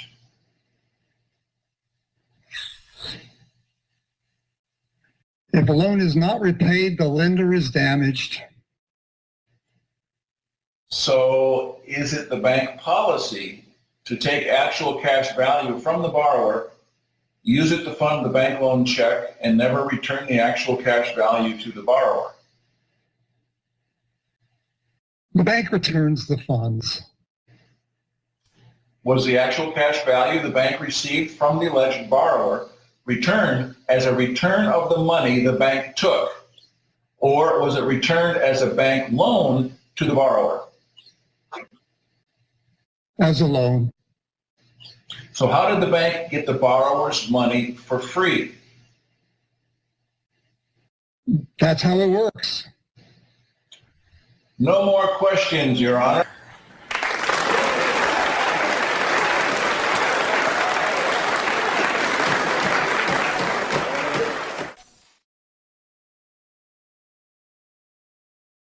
So anyway, yeah, so that's why that's a very important case that Americans need to be aware of, because this is how they're playing the game. So anyhow, and now, I really liked that video. Double entry bookkeeping.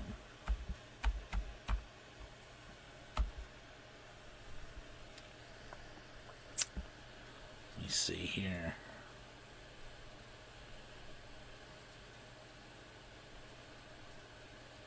Here we go, we'll do this. To better explain the concept of the double entry system, let us refer back to the accounting equation that we introduced in the third video of this series.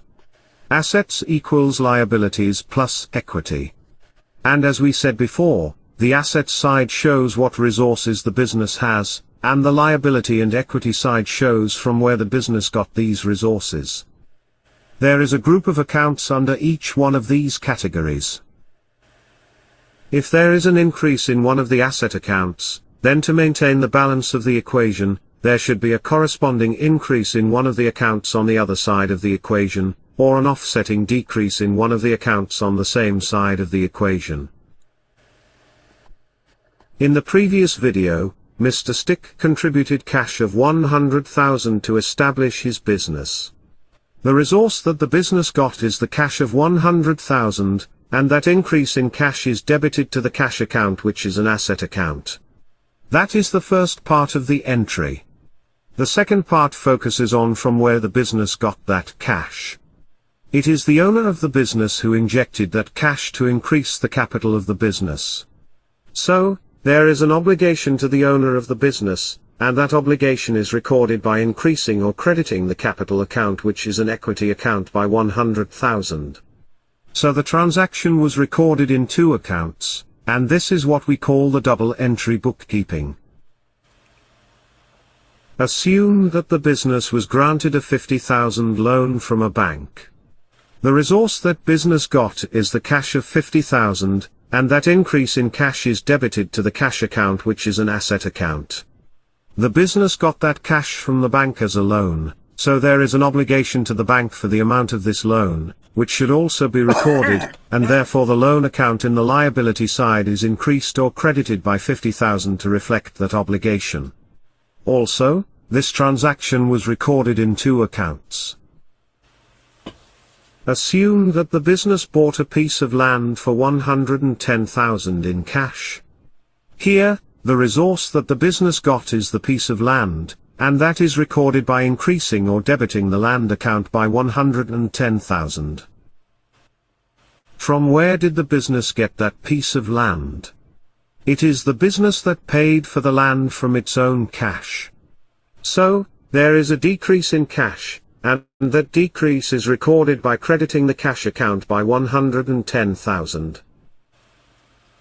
So, any business transaction has a double effect, and therefore, recording any transaction involves at least two accounts. This is what we call the double entry. So, Jordan, does that, seem backwards to you from, how you're taught to manage your bank account? Yeah, it's basically like debt slavery. Yeah, it's totally backwards as far as but this is how the banks combined with the taxing system and everything, they're all in orchestra, you know what I'm saying? But the main problem is because we've allowed financial instrumentation of the economy. Like we have mentioned earlier, speculative assets and derivatives, loans, bonds, securities, and also the fact that the government's managing all this anyway. Well, As we should have never allowed all of these bullshit laws to be put into law. That's where, our parents and their grandparents and where you failed. You know what I mean? Like everybody should have, our ancestors were a sucker when they signed on for this Social Security shit. That's where they exchanged, they changed citizenship, literally. So this is where you just went from being a state citizen to a U.S. citizen. The same as the Negroes and the Indians and all of that. what I find to be very interesting about what you said about Social Security is, everybody knows about the baby mamas with their seven children and a couple of grandchildren, and they're on welfare claims, and they have all sorts of medical problems. So the healthcare cost of the average welfare recipient, it outweighs the value that they provide to the economy. So you have a deficit when it comes down to Social Security handouts with that welfare system. It's like a multi-trillion-dollar deficit. I'm wondering where the money to pay all that off is coming from. Because it's not really taxpayers, because you can't really pay all that off. It's trillions of dollars. The GDP is around the same as the debt. GDP and debt ratio is around the same. Well, that's what fiat currency represents, dude, is it's fucking monopoly money. This shit is all imaginary, and you are spending all your time, talents, and abilities chasing this shit. That's the problem. That's why you'll never have enough. You'll always have to keep rowing your fucking boat, or you'll sink. You know what I'm saying? You don't ever have time for peace to spend with your family. You don't ever get to pass on generational wealth to your family. Because it's all rigged. It's a big fucking casino, and the house always wins. That's why, and you signed on to this shit. You complied. You agreed by contract to play this fucking game every single time you check. I certify under penalty of perjury that I'm a U.S. citizen. Check. That's why, how they've set up the system. And we don't have to fucking play this game if we understand constitutional common law. Common law is God's law. And we're obeying some other laws that are not God's law. And that's idolatry. So we are unknowingly behaving like wicked little lawless fucking sinners, calling ourselves Christian. But that's the thing, because we're ignorant of law. Why do you think they took the teaching of law out of schools? The teaching of logic out of schools? There's a reason for it. So you have no clue what's even being said and being done right before your eyes and in your hearing. You know what I mean? You just sit there and nod knowingly like you understand. That's what's going on with we the people that are supposed to be governed by consent. So just like right now, in this case that we just went over, they didn't disclose to you that you're giving them the $200,000 to loan. So they don't break it down and explain to you, by signing this promissory note, you're giving us $200,000 in cash value. They don't ever tell anybody that. You know what I'm saying? So they skate along what's called implied consent. It's just implied that you understood, because you didn't ask for it.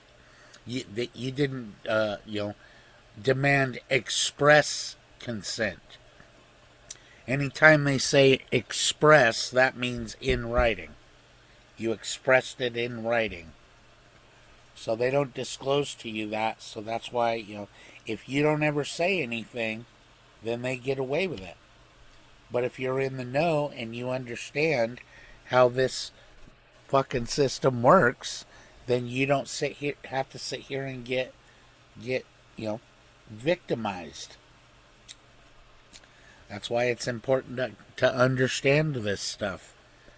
So, but that's why they want people to have to pay to go to a university to learn this shit.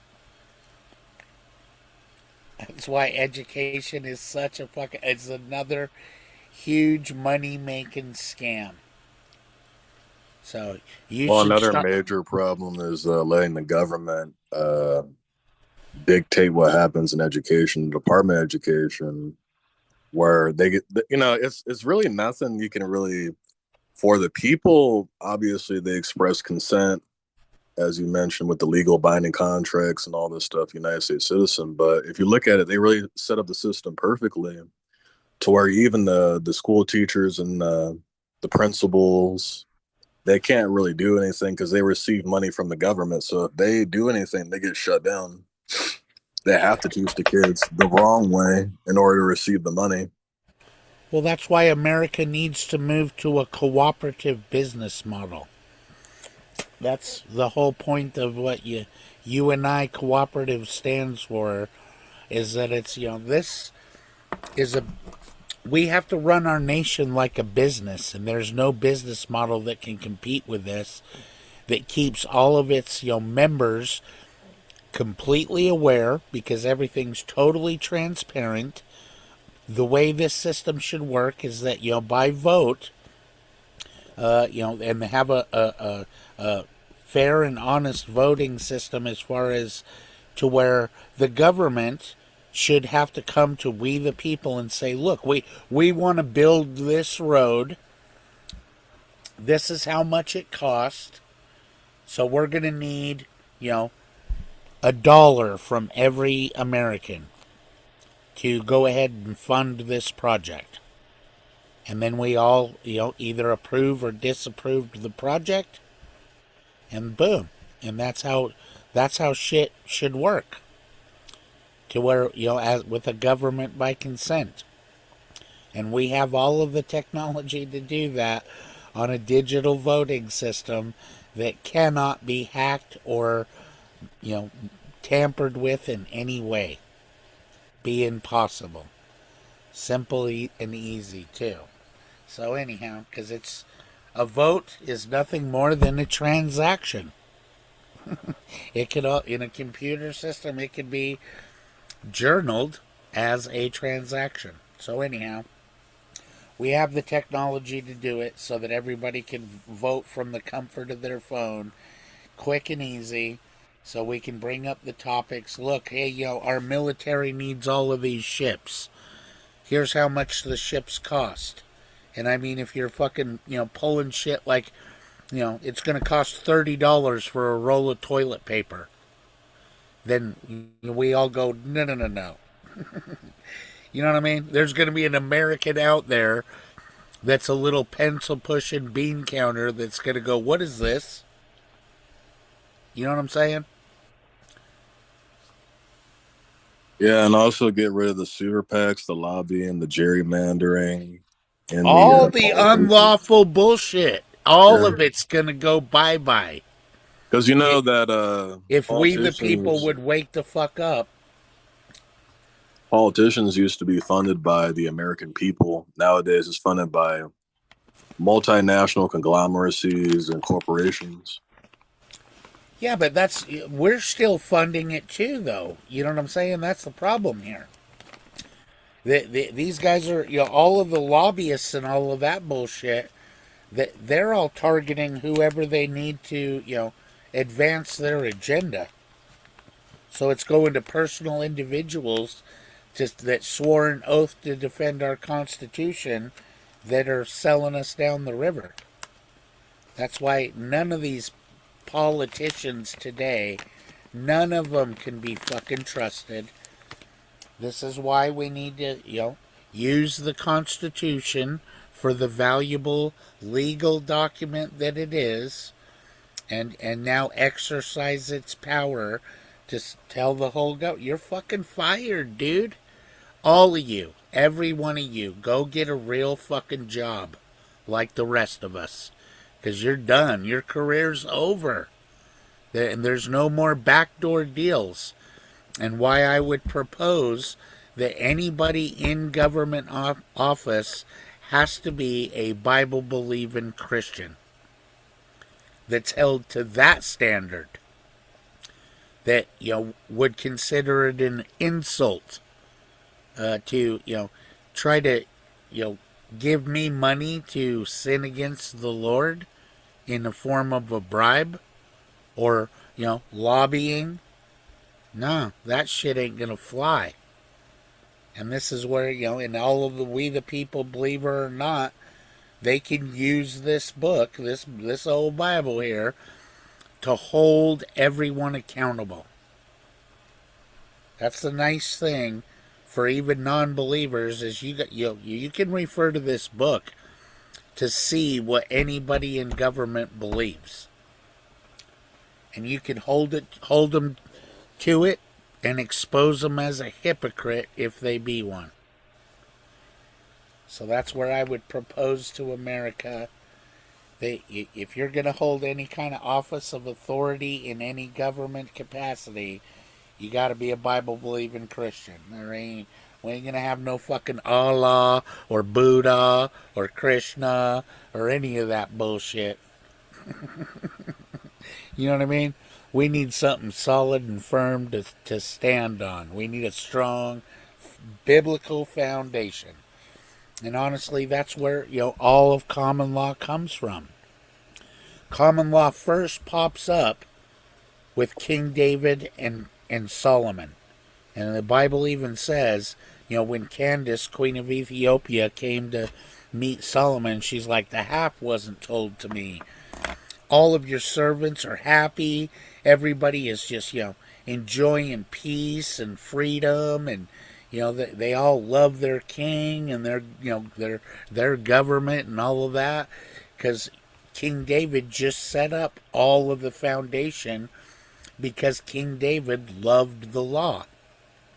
That's why I firmly believe that is the exact reason why King David was a man after God's own heart, because David loved the law.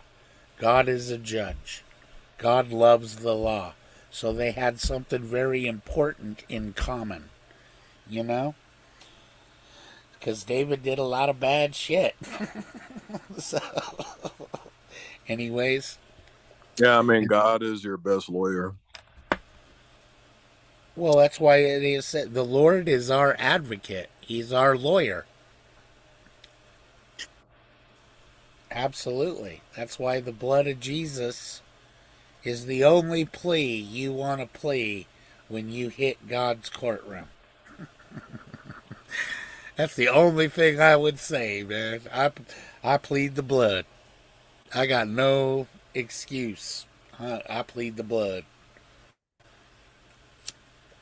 Throwing myself on the mercy of the court. So, anyways, you ain't gonna catch me in that fucking in the judgment line or justice. You know what I mean? You want justice, do you? Fuck that. I want mercy. So, anyway. But yeah, this is why, common law is such a wonderful, valuable thing. And this is even why Israel got themselves in trouble and how they broke the covenant.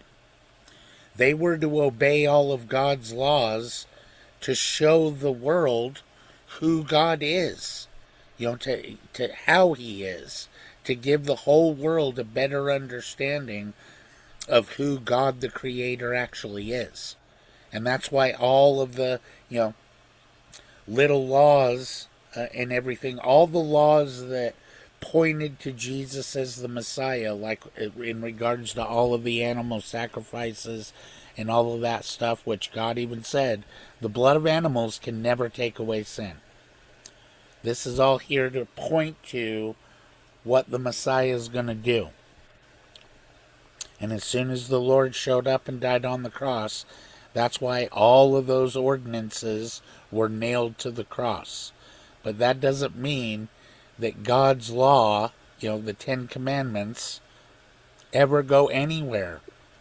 They're the foundation for all of law if you want to have a completely free society of free men.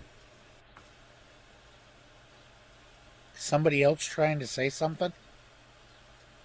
No, What was that? I was doing something in the background. Sorry about that. Oh. So, anyways, it's the perfect law of liberty. And the Ten Commandments are the foundational precepts of all of common law. Of all of law, really. You know what I mean? That's where thou shalt not steal is the very first precept of all of property law. That's where God wants you to have property. Your own property, and you be responsible for your own property. So, anyways, and that's why, stealing someone else's property is against the law. This is where all the property rights started, right there.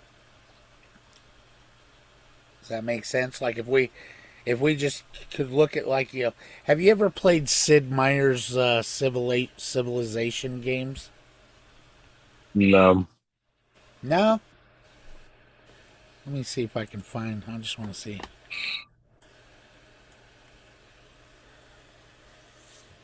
Civilization.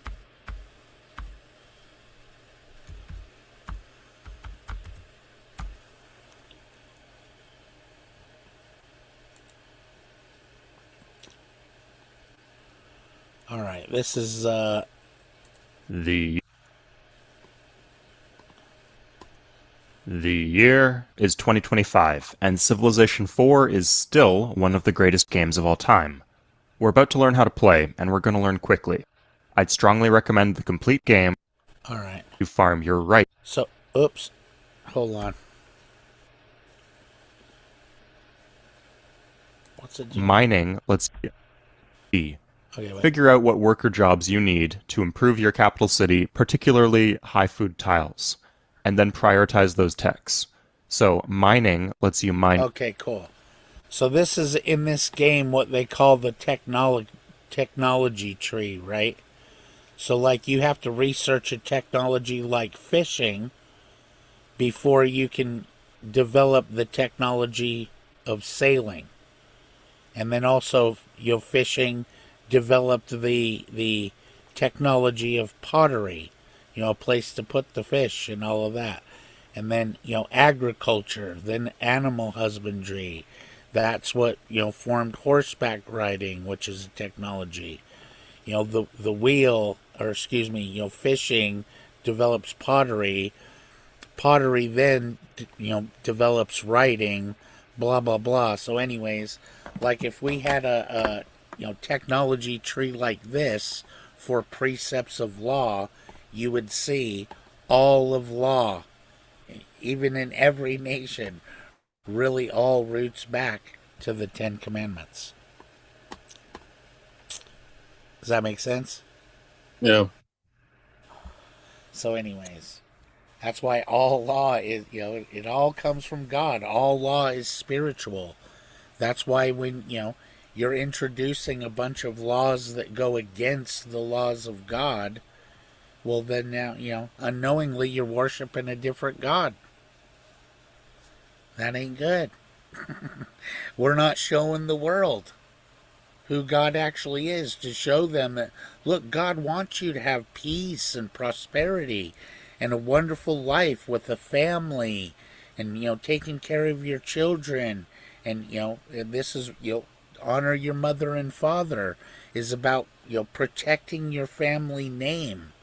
So, if people were brought up protecting their family name, like they did in the old days, then you probably wouldn't have a lot of little girls out there on a stripper pole. You know what I'm saying? Or this OnlyFans problem we have now. Yeah, that's not honoring your family name. I don't know how any dad could be proud that his daughter shoves cucumbers up her, for anyone to see. That's, how you can be proud. Yeah, my daughter's an OnlyFans model. My daughter does porn. I'm so proud of her. You know what I mean? That doesn't bring any pride. Nobody can. You can't be proud of your daughter for that. Give me a break. It sucks that a dad would be put in the position of, to where somebody asks him, what does your daughter do for a living? Well, I don't really want to talk about it. You know what I mean? Well, that started with your 19th Amendment that was added to the Constitution, where women have rights, they could vote. And once they started to vote, they had in the 60s, Alfred Kinsey's sexual revolution, where a woman can legally engage in prostitution. And it's not in all 50 states of America that you can do this, but in Prem, Nevada, for example, you can go to a brothel, pay $1,000, and you can bang her. No problem. Yeah, let's see here. Yeah, here we go. You'll love this. How could you argue that women shouldn't be able to vote or that men shouldn't be able to vote? It's like, well, at our founding, they couldn't. Women could not vote. Well, at your founding, as you said yourself, you had slavery, right? So things do change over time. Sure, but the thing is like... Sometimes in a good direction. Sure, it's sometimes in a bad direction. Oh, absolutely. So the thing is like, the idea that they had there was that most men couldn't vote. There was no universal suffrage for men, including slaves, right? For the most part, were men. Mm-hmm. And women couldn't vote because most people weren't allowed to vote. Now, women, the arguments against women voting are pretty simple. And the idea is landholdership and force. right? Can women utilize force in order to maintain land? The answer is no. Generally, that takes men.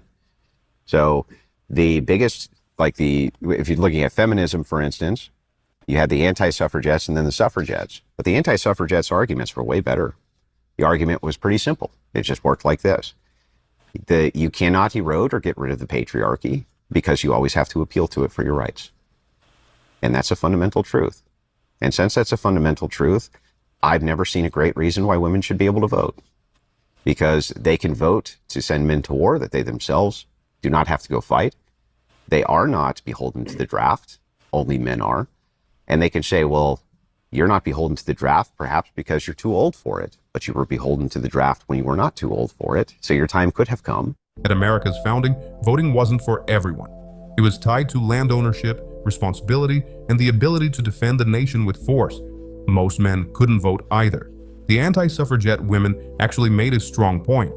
You can't remove the patriarchy because women ultimately rely on men's willingness to protect rights, fight wars, and maintain order. Look at the draft.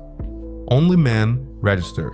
Even today, women can vote to send young men to die in wars they themselves aren't required to fight. That creates a real imbalance. In 2026, with wars still raging and military recruitment struggling because young men feel the system is stacked against them, this conversation matters. Changing the rules wasn't automatically progress. Sometimes societies make trade-offs that weaken the very protections they depend on. Women bring valuable perspectives, but pretending the sexes are identical in duty and risk is fantasy, not equality. Could you not flip this argument the other way around and say women are able to vote, men are able to vote on things that affect women that don't affect men? Like? Well, all kinds of things. For example, their right to vote. I mean, among other things. But, things to do with sexual health, abortion, all kinds of things, right? Well, I don't understand. Abortion does have to do with men. Okay, fine. I mean, it does, but it has more to do with women because it affects them more directly. But lots of other things. I mean, men could pass a law that women have to wear a headscarf, for example, right? So our votes affect each other. Mm-hmm. That's not an argument to deny the other sex the vote. Oh, I don't understand. Your argument is women can vote to send men to war. And no, my argument is it's called force doctrine. My argument reduces to this.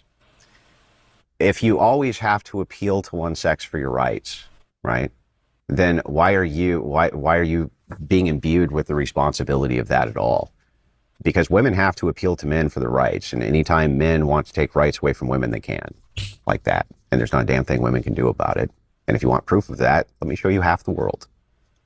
Anytime, collectively, men say women have no rights, they don't have any. And that's that. And there's not a damn thing that they can do about it. So the idea that they can erode the patriarchy or remove the patriarchy or in some way get away from the patriarchy to be strong, independent women is nonsense. They're just always appealing to the benevolence of men. Always. And so I don't even understand what the purpose is of the vote for women. What is it? We can literally, via force, take it whenever we want anyway. What is the point here? Well, I would imagine the point is to include the voice of half the population, which is naturally set on different priorities to those of men. And since we live in a society which... In my opinion, the point is because we want suckers to go fill out that voter registration card. Because it's, I certify under penalty of perjury that I am a U.S. citizen. No, you're supposed to be a citizen of whatever state you're in. I'm a citizen of the state of Arizona, not of the U.S. corporation. That's the rub. So that's why, you got to get out there and rock the vote. Get the vote. Do your duty. Sign that contract, sucker. Hey, Brandon, real quick. Your vote don't mean shit. Go ahead. Real quick, look up on Google P. Diddy, vote or die. I'll bet you that it's probably on YouTube. Was it a commercial? No, it's called Citizen Change, and it was founded by P. Diddy. P. Diddy, he wrote this shirt that he had on. It was said "Vote or Die."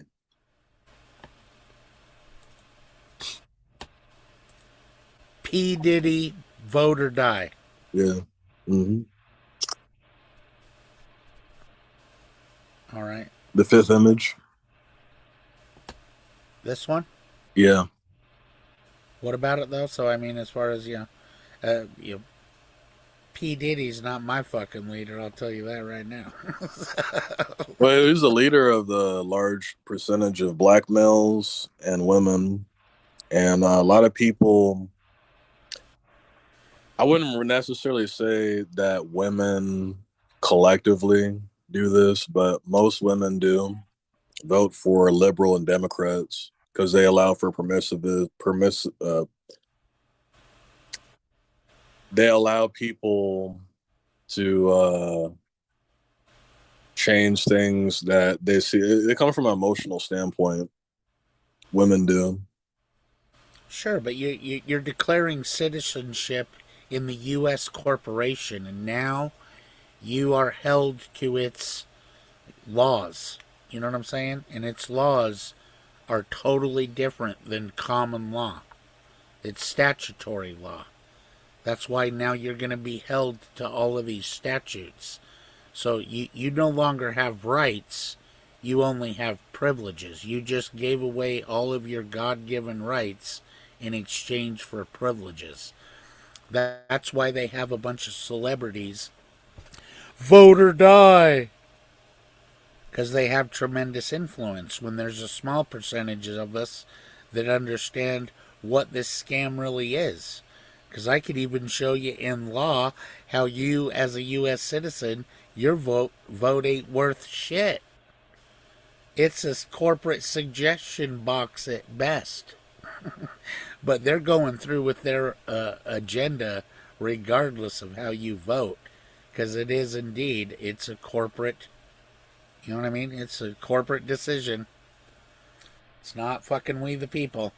With anthropologists like Noam Chomsky getting on air and talking about manufactured consent, with the changing of the racial demographics of Americans, so you have like illegal immigrants that will vote Democrat.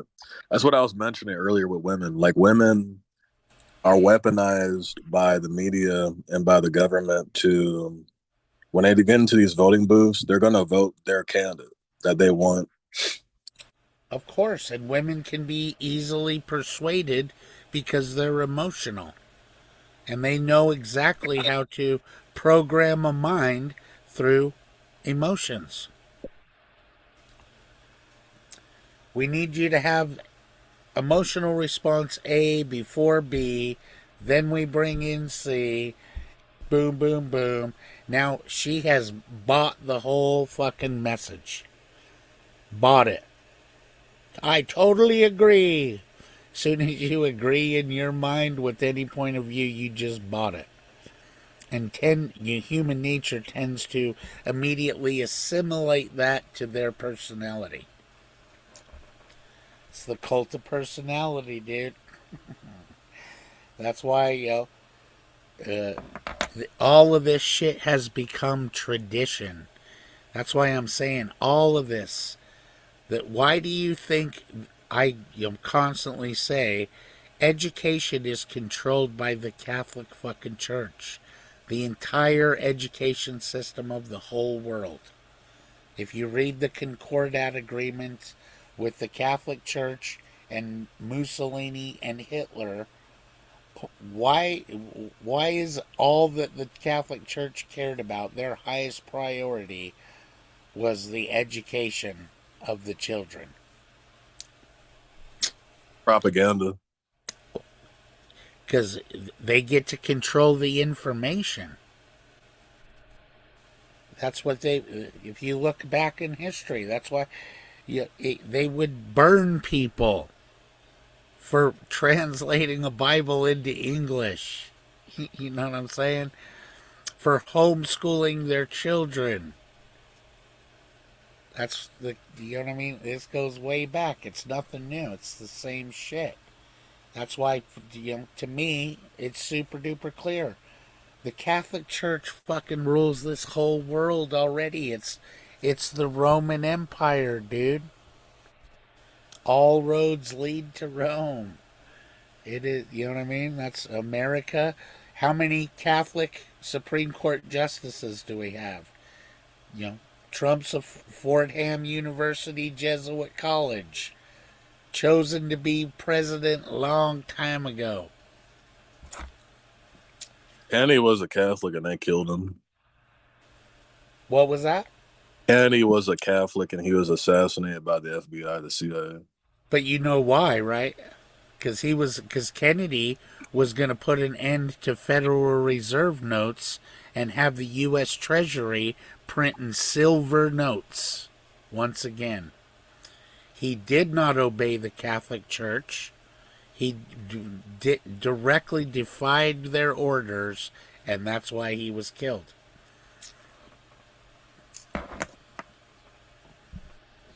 Yeah, what's that little... It's like a South Park cartoon about the... What is the name of that frickin' thing? American History or something? You see, American History Cartman. Oops.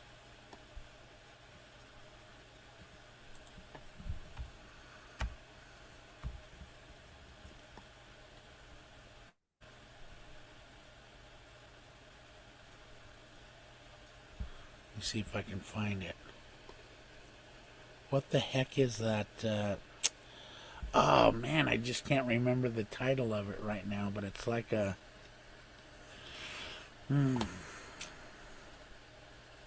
American History. I'll put in IRS.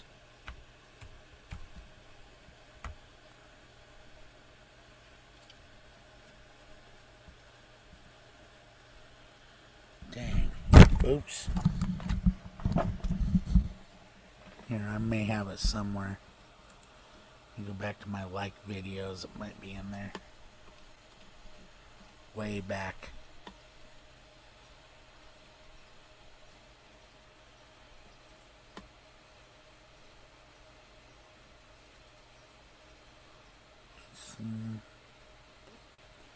Pretty sure I do have this one still. I bet you've seen it before. It's like a cartoon. And it does has like the, Cartman character and stuff. And they take his dog and... You know what I'm talking about? Yeah, South Park. I'm not sure that this was exactly done by South Park, though, but... The other one is Family Guy. Hold on, it's...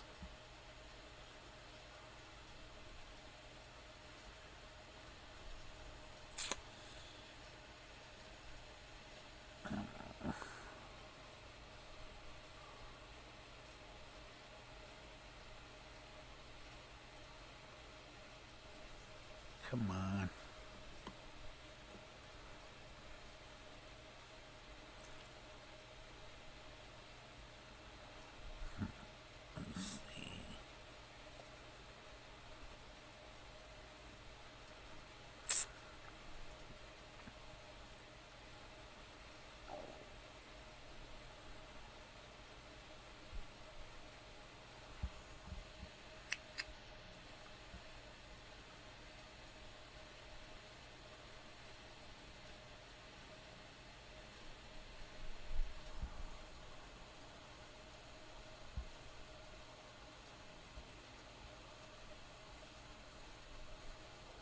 Shit. Maybe it's Hartman.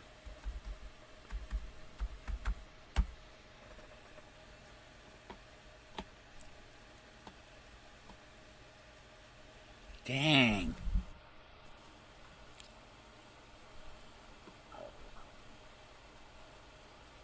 Let me do this.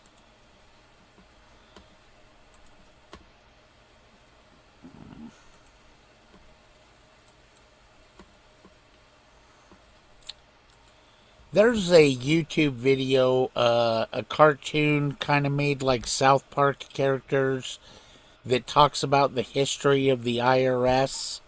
Do you know the name of that video on YouTube?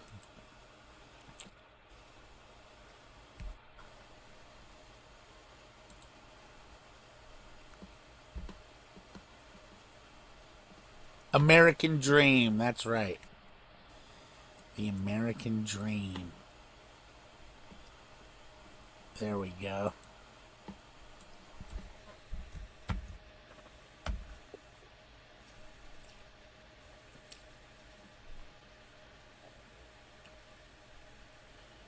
Where is it?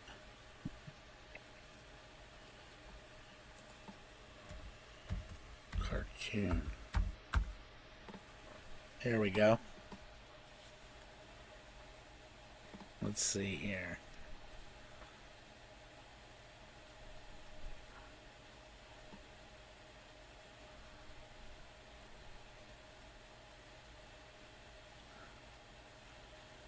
Gonna go to here. Boom, boom, boom, boom.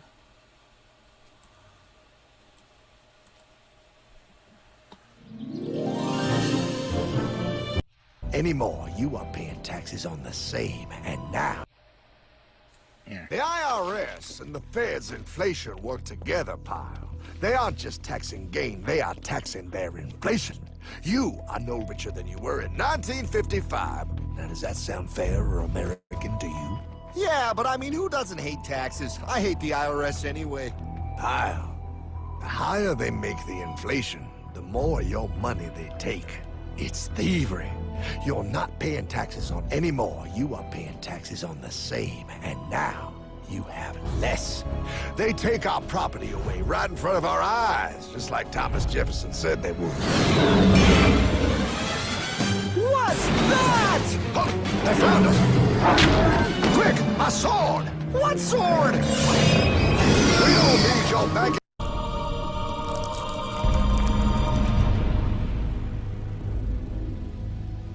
For we are opposed around the world by a monolithic and ruthless conspiracy that relies primarily on covert means for expanding its sphere of influence.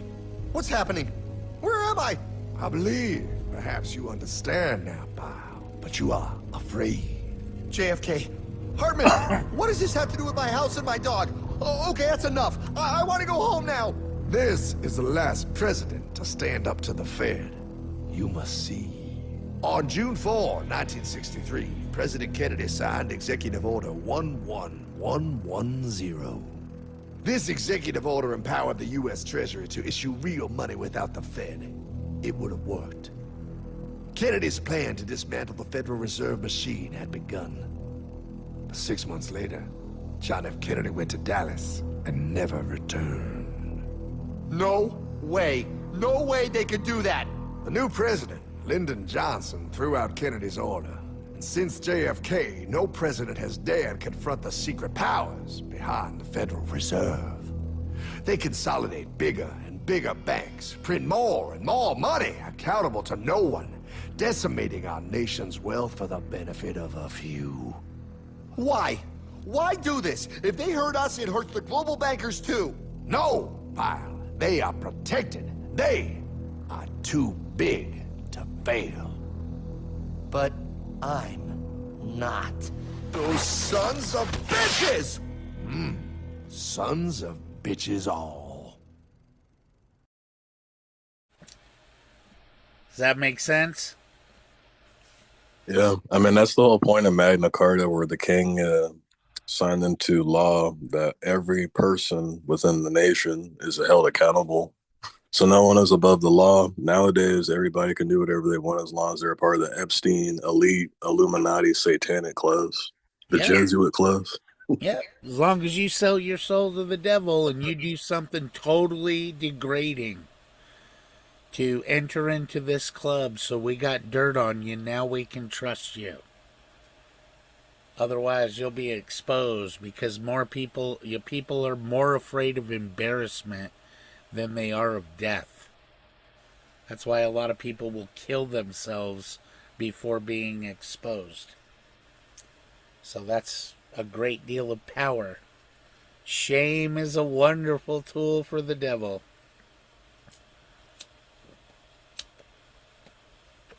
So that's why, that's why I love, let me do this one.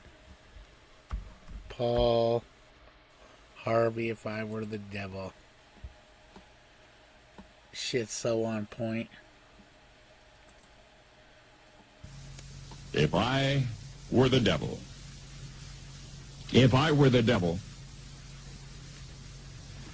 If I were the prince of darkness, I'd want to engulf the whole world in darkness, and I'd have a third of its real estate and 4/5 of its population, but I wouldn't be happy until I had seized the ripest apple on the tree. Thee. So I'd set about, however necessary, to take over the United States. I'd subvert the churches first. I'd begin with a campaign of whispers. With the wisdom of a serpent, I would whisper to you as I whispered to Eve, do as you please. To the young, I would whisper that the Bible is a myth. I would convince them that man created God instead of the other way around. I would confide that what's bad is good and what's good is square. And the old I would teach to pray after me, Our Father, which art in Washington. And then I'd get organized. I'd educate authors in how to make lurid literature exciting so that anything else would appear dull and uninteresting. I'd threaten TV with dirtier movies and vice versa. I'd peddle narcotics to whom I could. I'd sell alcohol to ladies and gentlemen of distinction. I'd tranquilize the rest with pills. If I were the devil, I'd soon have families at war with themselves, churches at war with themselves, and nations at war with themselves, until each in its turn was consumed. And with promises of higher ratings, I'd have mesmerizing media fanning the flames. If I were the devil, I would encourage schools to refine young intellects, but neglect to discipline emotions. Just let those run wild. Until before you knew it, you'd have to have drug-sniffing dogs and metal detectors at every schoolhouse door. Within a decade, I'd have prisons overflowing. I'd have judges promoting pornography. Soon I could evict God from the courthouse, then from the schoolhouse, and then from the houses of Congress. And in his own churches, I would substitute psychology for religion and deify science. I would lure priests and pastors into misusing boys and girls and church money. If I were the devil, I'd make the symbol of Easter an egg and the symbol of Christmas a bottle. If I were the devil, I'd take from those who have and give to those who wanted until I had killed the incentive of the ambitious. And what'll you bet? I couldn't get whole states to promote gambling as the way to get rich. I would caution against extremes in hard work, in patriotism, in moral conduct. I would convince the young that marriage is old-fashioned, that swinging is more fun, that what you see on TV is the way to be. And thus I could undress you in public, and I could lure you into bed, to bed. Tired of spending hours on the job? Try the Labor Saver 3000, the TC50. Why shovel all day? Into bed with diseases for which there is no cure. In other words, if I were the devil, I'd just keep right on doing what he's doing.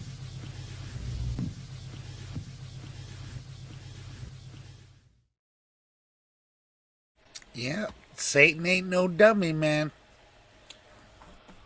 You gotta hand it to them. They are tricky, but that's how they operate, is by coercion.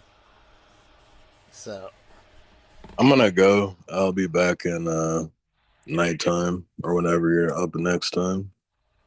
cool. Yeah, have a good day, brother.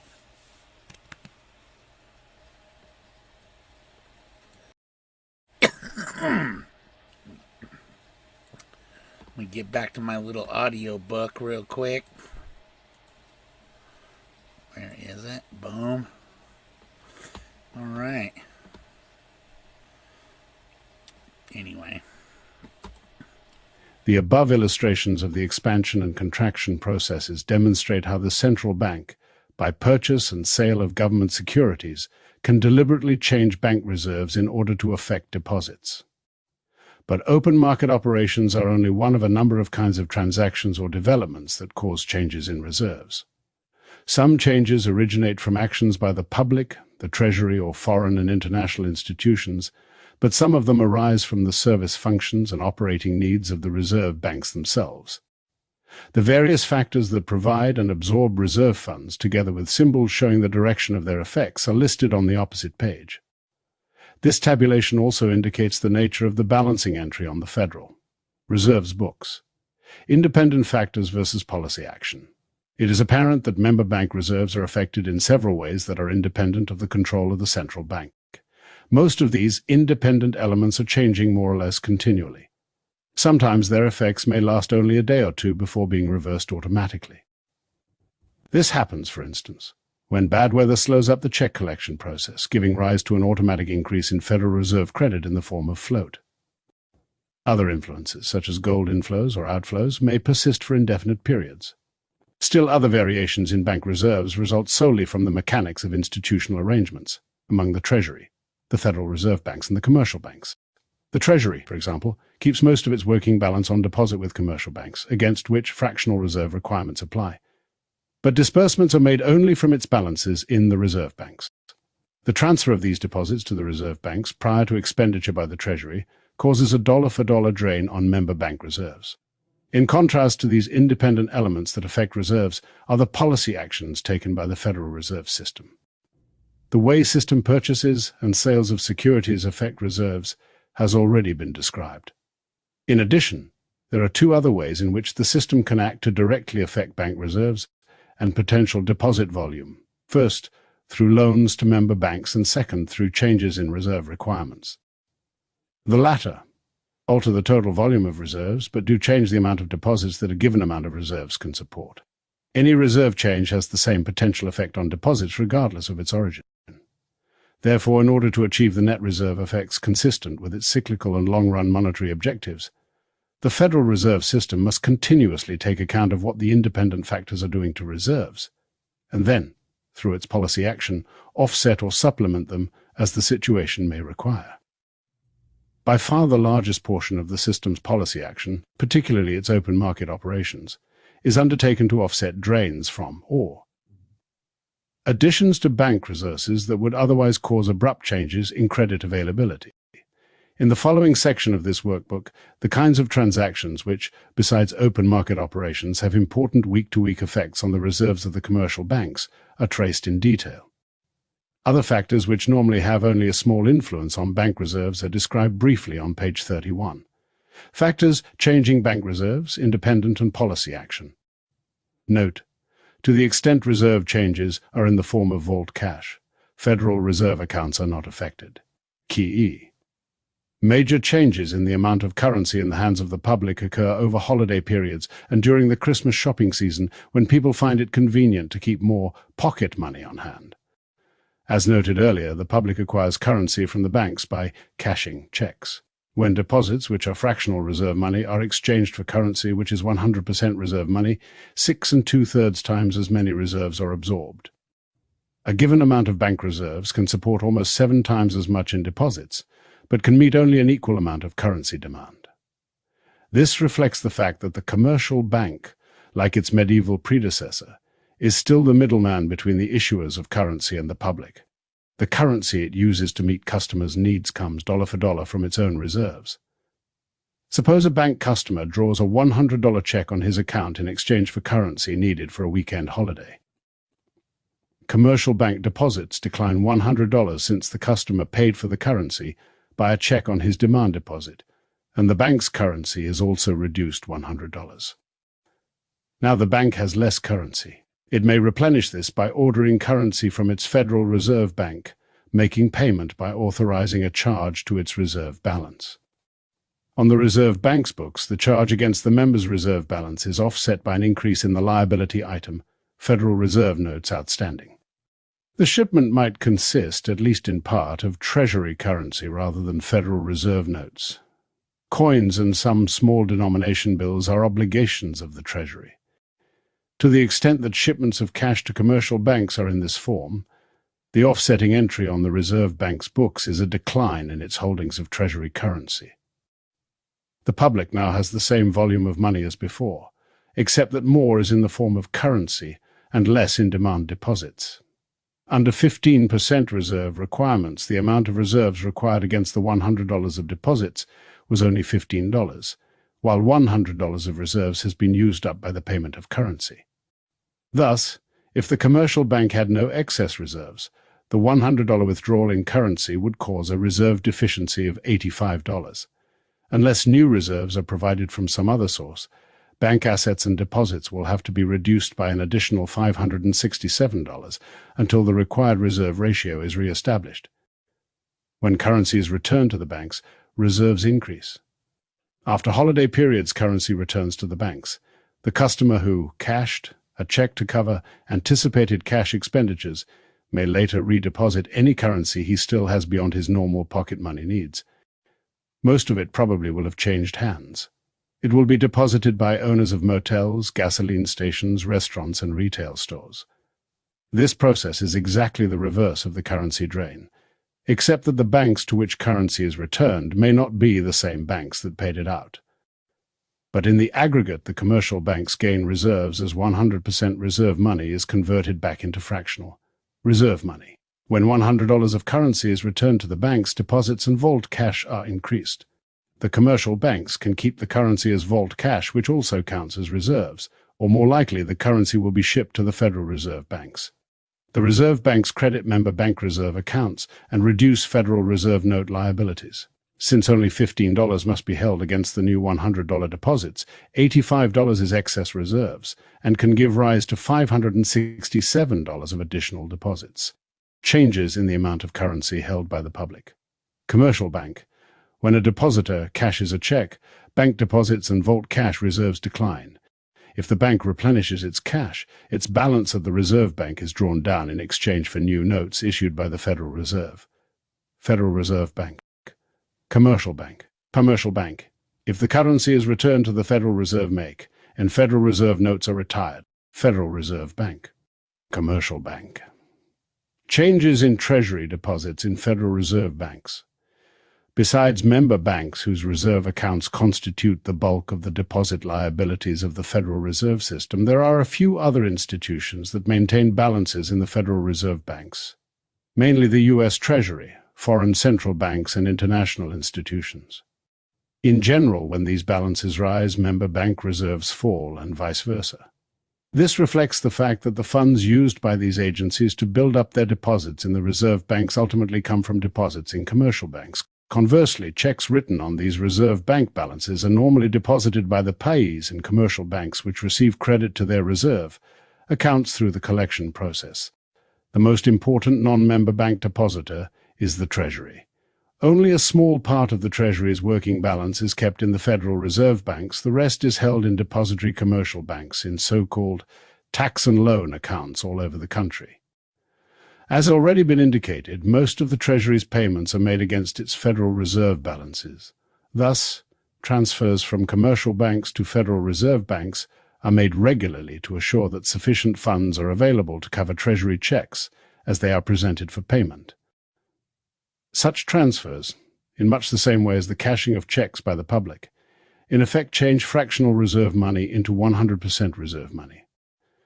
This is because the Treasury's balances in commercial banks, like other demand deposits, absorb reserves only to the extent of about 15% of their volume. But when they are moved to the Federal Reserve banks, member bank reserves fall by the full amount of the transfer. Suppose a Treasury call, payable by a member bank, amounts to $100. The Federal Reserve banks are authorized to transfer the amount of the Treasury call from the reserve balances of member banks to the account of the U.S. Treasury. As a result of the transfer, both reserves and government deposits of the member bank are reduced. On the books of the Reserve Bank, member bank reserve deposits decline, and the Treasury's bank.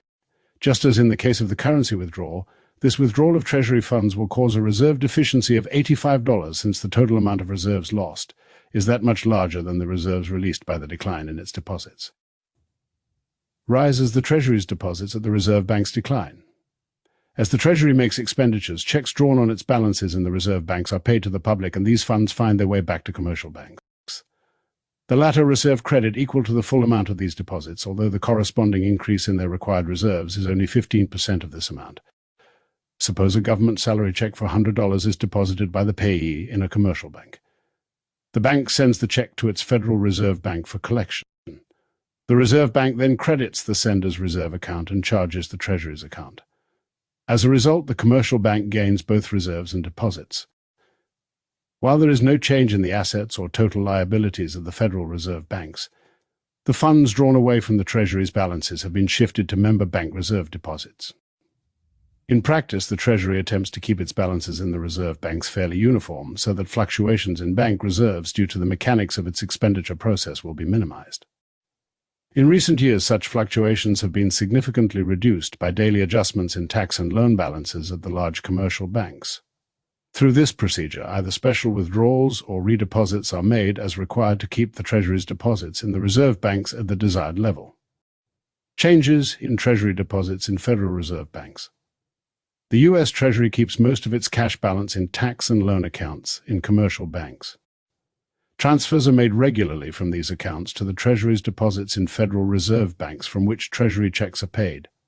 U.S. Treasury General Fund. When the Treasury builds up its balance at the Federal Reserve banks, member bank reserve deposits are reduced. Federal Reserve Bank. Commercial bank. Checks written on the Treasury's account with the Federal Reserve banks are deposited in commercial banks. As these are collected, member banks receive credit in their reserve accounts. Federal Reserve Bank. Commercial bank.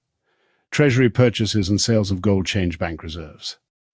Since it is unlawful for individuals and businesses to hold gold, except as it is used industrially and in token amounts, freshly mined gold or gold coming into the country from abroad generally is sold to the Treasury. This gold then becomes part of our monetary gold stock, and bank reserves are expanded by an identical amount. Let us assume that the Treasury buys gold. Payment for $100 of gold is made with a check drawn on its deposit in the Federal Reserve banks. The recipient of this check deposits it in a commercial bank. Both reserves and deposit liabilities of the bank are thereby increased by like amounts. But now the Treasury's balance has been depleted. To replenish it, the Treasury issues gold certificates to the Federal Reserve banks and receives a credit to its deposit balance. The net result of these transactions is an increase of $100 in both reserves and deposits of commercial banks. The sale of gold by the Treasury, of course, has the opposite effect. Buyers of gold make payment by checks on balances with commercial banks, and the Treasury sends the checks to a Federal Reserve Bank for collection. The commercial bank's reserves are reduced, and the Treasury's balance is increased. Now the Treasury draws on its balance in the Reserve banks to retire gold certificates equal to the amount of gold sold. As a net result, commercial bank deposits and reserves are reduced. Purchases and sales of gold take place mainly at the initiative of foreign central banks and governments. Such flows, however, may exert perverse effects on money and credit conditions. In time of recession, outflows reduce reserves that may be needed to promote the growth of the domestic economy. In time of boom, inflows create reserves that may dangerously inflate the money supply unless offsetting actions are taken. Assets, liabilities, deposits in FR banks, gold plus 100 certificates plus 100. When the Treasury sells gold, the buyer pays decline when this check is collected. When the Treasury buys gold, the seller check is collected, deposits the Treasury's check in his bank. Reserves and deposits of member banks rise when the Federal Reserve banks, U.S. Treasury, commercial bank. U.S. Treasury, Federal Reserve banks. Then the Treasury issues gold certificates to the Reserve banks, receiving a deposit credit in payment. By drawing a check on a large proportion of checks drawn on banks and deposited in other banks are cleared through the Federal Reserve banks. Some of these checks, those drawn on nearby banks, are credited immediately to the reserve account of the depositing bank and debited to the reserve account of the bank on which the check was drawn. All checks are credited to the account of the depositing bank no later than 2 days after they are received at the reserve banks, even though the check may not yet have been collected. That is, before the reserves of the bank upon which the check was drawn have been debited. The reserve credit given for checks not yet collected is called float. On the books of the Federal Reserve banks, float represents the difference between the asset item, cash items in process of collection, and the liability item, deferred availability cash items. This difference is always positive, because there are many checks that cannot be collected with the 2-day maximum time schedule.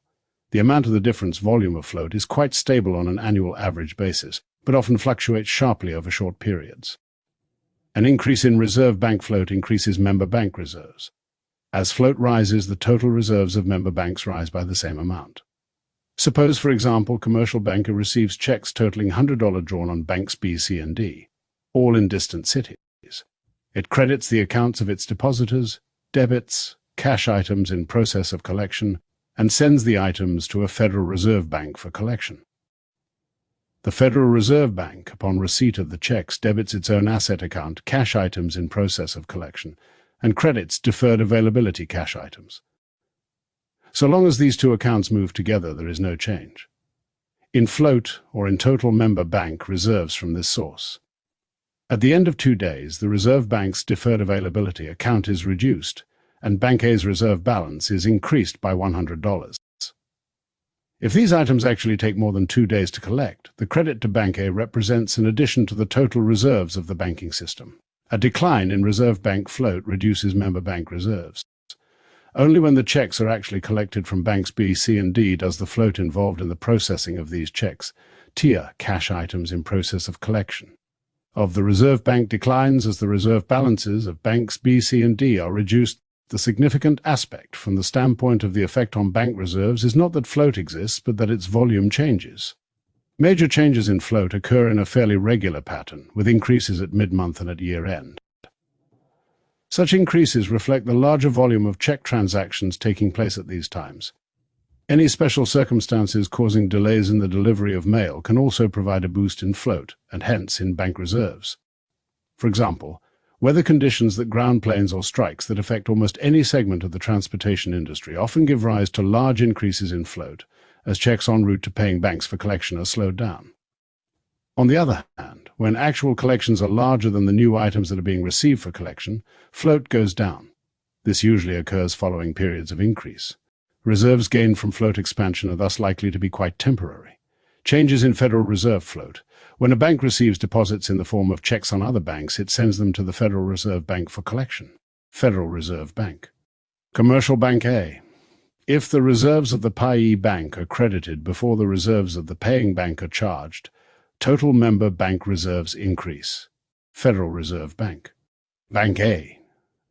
But upon actual collection of the items, accounts of the paying banks are charged, and total member bank reserves decline. Federal Reserve Bank. Banks B, C, and D. Thus far, we have described transactions that affect the volume of bank reserves and their impact upon the capacity of the commercial banks to expand their assets and deposits. It is also possible to influence deposit expansion or contraction by changing the percentage of deposits which must be held as reserves. The authority to vary required reserve percentages for member banks was first granted to the Federal Reserve System in 1933. The range within which this authority can be exercised has been changed at infrequent intervals to conform with major changes in reserve conditions. As of the beginning of 1961, the limits prescribed by law by class of bank and type of deposits were as follows. On-demand deposits, reserve and central reserve. City banks, country banks 10 to 22% to 14%. On-time deposits, all banks 3 to 6%. Changes in requirements within these limits are made at the discretion of the Board of Governors of the Federal Reserve System. Such changes may be applied differently between classes of banks, but must be uniform for banks within a class. When reserve requirements are lowered, a portion of banks' existing holdings of required reserves become excess reserves and may be loaned or invested. For example, at an average requirement of 20%, $20 of reserves would be required to support $100 of deposits. But a reduction in the legal requirement to 15% would tie up only $15, freeing $5 out of each $20 of reserves for use in the creation of additional bank credit and deposits. An increase in reserve requirements, on the other hand, absorbs additional reserve funds, and banks which have no excess reserves must acquire reserves or reduce loans or investments to avoid a reserve deficiency. Thus, an increase in the requirement from 20 to 25% would boost required reserves to $25 for each $100 of deposits. Assuming banks have no excess reserves, this would force them to liquidate assets until deposits fall to a level in line with the existing amount of reserves, 1/5 less than before. Reserve requirements and monetary control. The power to change reserve requirements, like purchases and sales of securities by the reserve banks, is an instrument of credit control. Even a small change in requirements, say 0.5 percentage point, has a large and widespread impact. The tool is usually employed, therefore, only when large reserve effects are desired. Other instruments of monetary control are sometimes used to cushion the initial impact of a reserve requirement change.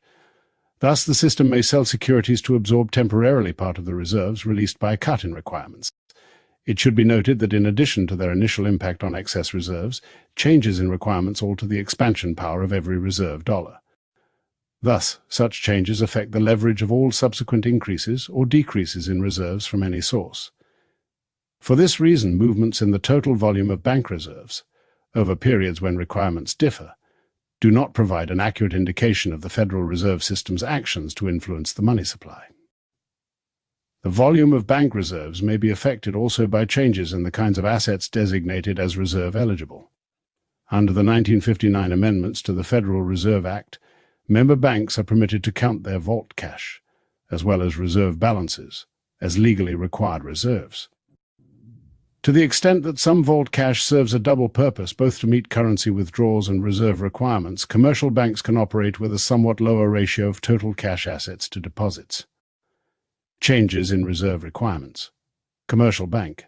Under a 20% requirement, $20 of reserves are needed to support each of reserve bank. There is no change in the total amount of bank reserves.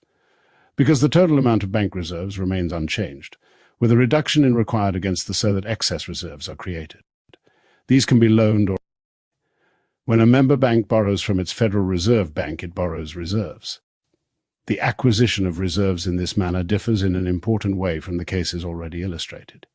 Banks normally borrow only to make up reserve deficiencies, not to obtain excess reserves.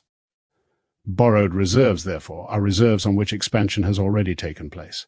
How can this happen?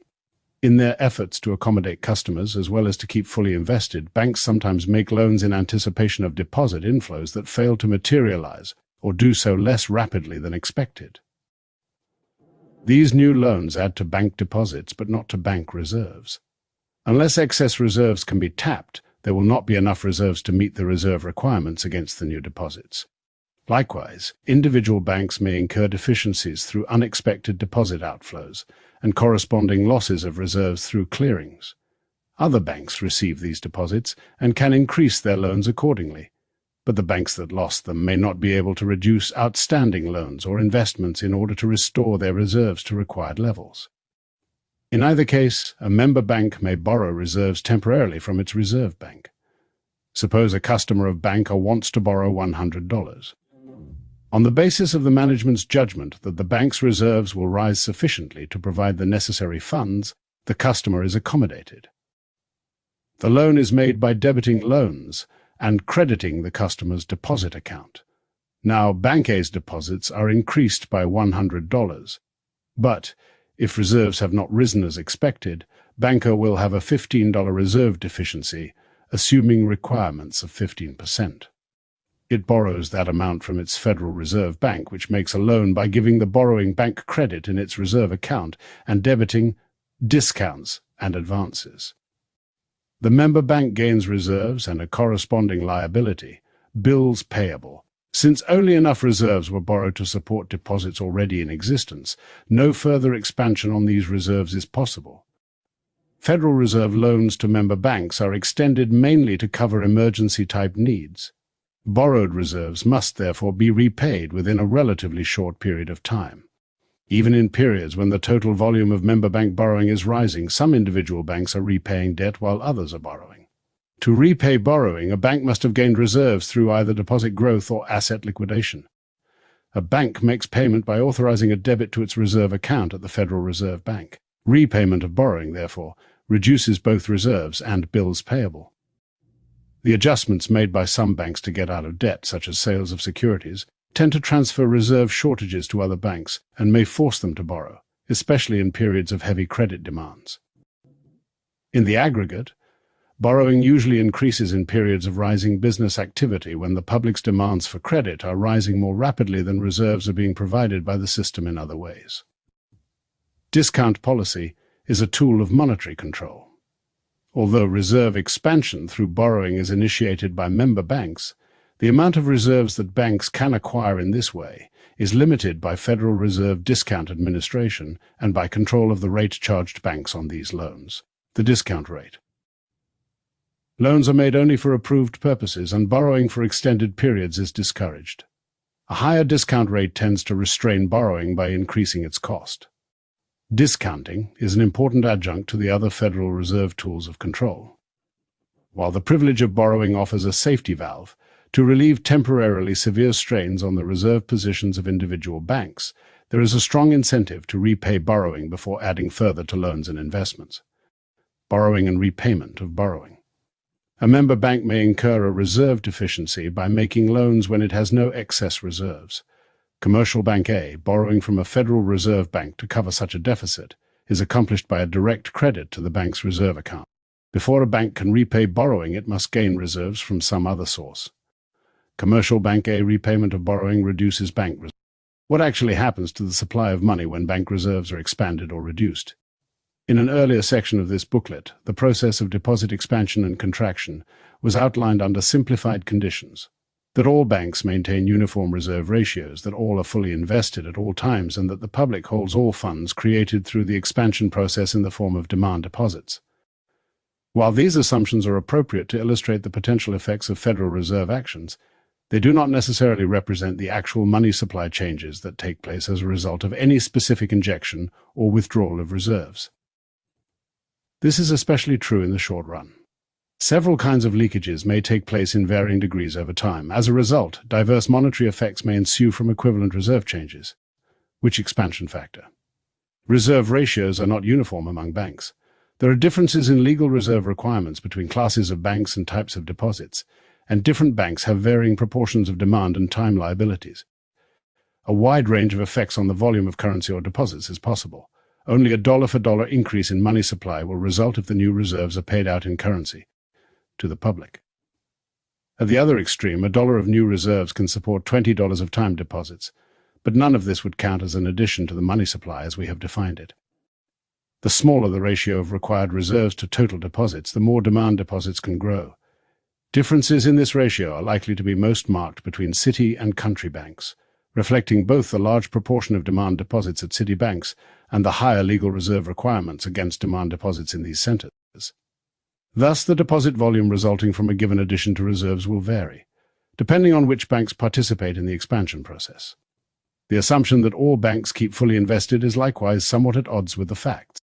There are always some excess reserves over those needed to meet legal requirements, but more important is the fact that the volume of excess reserves varies from time to time.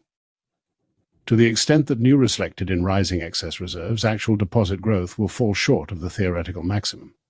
Conversely, the contractive effects of reserve destruction by the Federal Reserve System may be partly offset by a reduction in the overall volume of excess reserves, money versus non-money.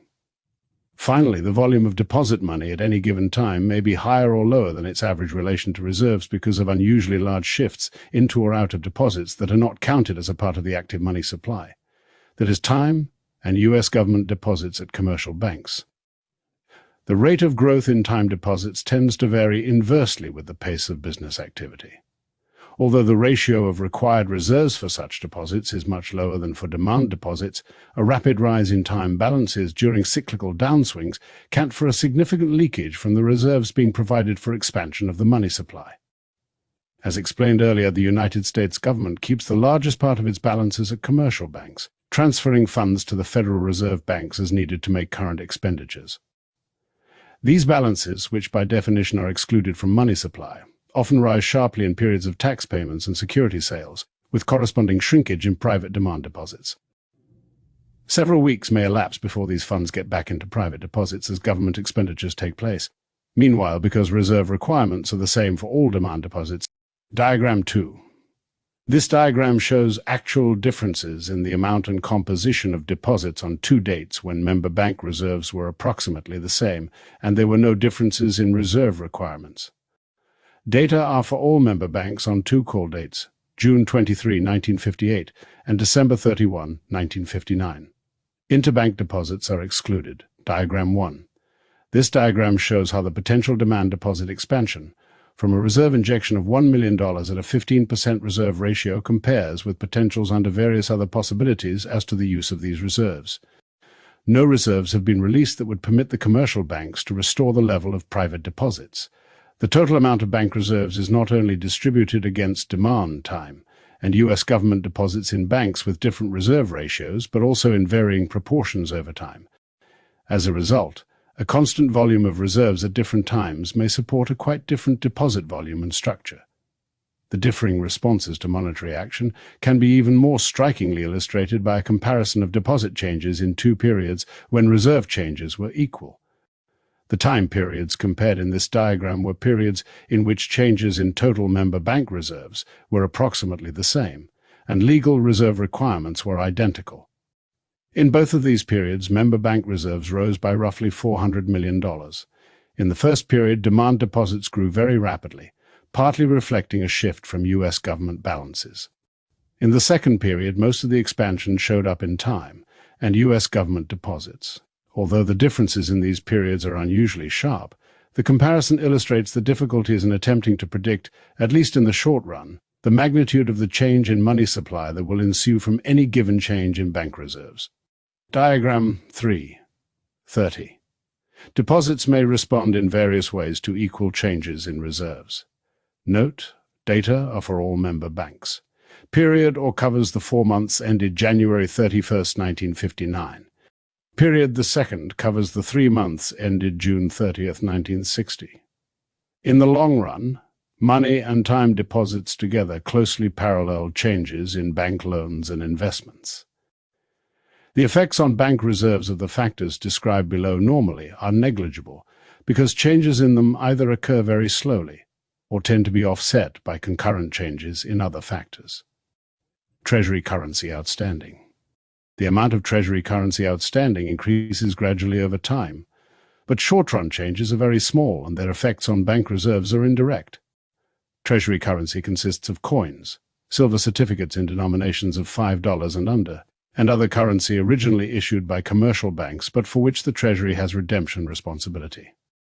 New currency, issued by the Treasury, is shipped to the Federal Reserve banks for credit to Treasury deposits there. These deposits will be drawn down again, however, as the Treasury makes expenditures. Checks issued against these deposits, as explained on pages 18 and 19, are paid out to the public, who deposits them in commercial banks, thus increasing bank reserves. When Treasury currency is retired, bank reserves decline. Payment for currency turned in for redemption is made with checks on the Treasury's deposits in the reserve banks, and the immediate effect is a reduction in these balances. The latter must be replenished, however, by transfers from the Treasury's deposits in commercial banks. Such transfers absorb bank reserves. Treasury cash holdings. In addition to deposit balances in commercial and Federal Reserve banks, the Treasury holds some cash in its own vaults. Changes in these holdings affect member bank reserves just like changes in the Treasury's deposit account at the reserve banks. When Treasury cash holdings increase, they do so at the expense of deposits in commercial banks. As cash holdings of the Treasury decline, on the other hand, these funds move into commercial bank deposits and increase member bank reserves. Foreign and other deposits in reserve banks, besides member banks and the U.S. Treasury, foreign central banks, international institutions, and a few non-member banks keep funds on deposit in the Federal Reserve banks. In general, these balances are built up out of funds transferred from member banks. Such transfers may take place either directly, where these groups also have deposits in U.S. commercial banks, or indirectly by the deposit of funds acquired from holders who do have commercial bank balances, the Treasury, other foreign banks, or the general public. When these groups draw on their Federal Reserve balances, say to purchase securities, these funds are paid to the public and deposited in commercial banks, increasing bank reserves. Other Federal Reserve accounts. Earlier in this booklet, the way in which bank reserves increase when the Federal Reserve purchases securities and how they decline when securities are sold was illustrated.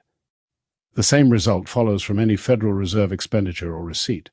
Every payment made by the reserve banks in meeting expenses or acquiring any asset affects bank deposits and reserves in the same way as does the payment to a dealer for government securities. Similarly, reserve bank receipts of interest on loans and securities or paid in capital absorb reserves, just as do receipts from sales of securities. Other Federal Reserve accounts represents a combination of the balance sheet items not already considered as separate factors affecting reserves. These accounts absorb reserves on balance, since the sum of capital accounts and other liabilities exceeds other assets. When this residual figure increases, usually as a result of net current earnings of the reserve bank's bank reserves are reduced. When it drops, the market gets funds and reserves rise. Additional copies of this workbook are available upon request to Research Department, Federal Reserve Bank of Chicago, P.O. Box 834, Chicago 90, Illinois. Digitized for Fraser, HTTPS. Woo! I'm glad we made it through that. I'm telling you what, they make this shit intentionally so boring. You know what I mean? That's why, studying law and reading the laws and everything, it's unbelievably boring stuff. So, and I think that's absolutely intentional, and why our minds are programmed to for a need to constantly be entertained. So you know what I mean? So you're not paying attention to the shit that's important. You know? So, anyhow. Yeah, whew. That was snooze alert. So if you ever need a, good nap, or you're having any problems with insomnia, you can come back to that. So, read some tax law. This is hilarious. So I'm probably gonna bounce here in a minute, but this is good for a giggle. This little skit cracked me up. Here are your papers and get your fella fucking ass up north. I don't want to be free if it means I can't be with you no more. Go diddle up north, you hear? Yankees love that shit. Ain't nothing worse than a slave who can't churn butter. Because none of my Negroes can chop wood to save their goddamn lives. Well, that ain't shit. No matter what I do, mine just keep rearranging my furniture. That and the daddy song. The daddy song? You are my daddy. It's all for you, 'cause you're my daddy. It's all for you, 'cause you're my baby. I mean, goddamn. How much do you love your daddy to make a whole goddamn song about him? I mean, I enjoy his company, but it's too much of a commitment, you know? Okay. Yeah. I whipped one of mine so hard, the boy started moaning. Moaning? Sort of like, close, daddy. Can you give me one more? Yeah. I've been bad for you today. One more, so I can release. Like that. Whipped him so hard, the boy's nut hit the floor. All your boys be doing this? No, just one of them. I think your boy might be a little sweet. Like how? You got yourself a fella fucker. Think long and hard. Have you noticed anything else funny? No, I don't think so. Scrub my hole now. Any funny business with your daughter? Ooh, girl, stop, you crazy. I don't think Negroes enjoy the company of heavyset white ones. Lovely. I made it for you. I feel like prancing. I mean, I think it's pretty cut and dry, Murphy. I think Murphy's got himself a boyfriend. That's not true. Y'all are sitting around reading poetry to each other by candlelight. He's in a domestic partnership. Here are your papers and get your fella fucking ass up north. I don't want to be free if it means I can't be with you no more. And they laughed. And they call me the dogged diddler. So take your ass and go up north where they diddle all day. Go! Shoot! Go diddle up north, you hear? Yankees love that shit. Man and another man. They use that hole? What a dumb motherfucker. I can't believe that shit worked. Come on, baby. Okay. I'm gonna take your big ass up north with me. Hey, Master Murphy. Here are your papers. That is a great little skit, man. I'd love to find the whole video if anybody knows where there's the whole video to this skit or whatever. Let me know. So, let's see. Why is this being weird? Okay. Just go back to here. Alright. Where's my videos? Okay. Just some more giggles. I got some other little giggles that I liked. Let's see.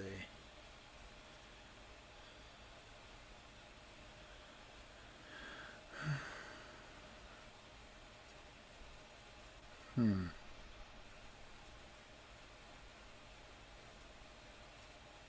Dang.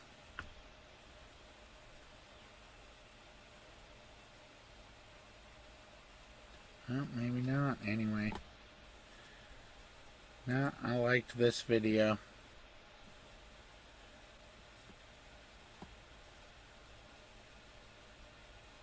Am I hearing this right? I give you the equivalent of $200,000. You return the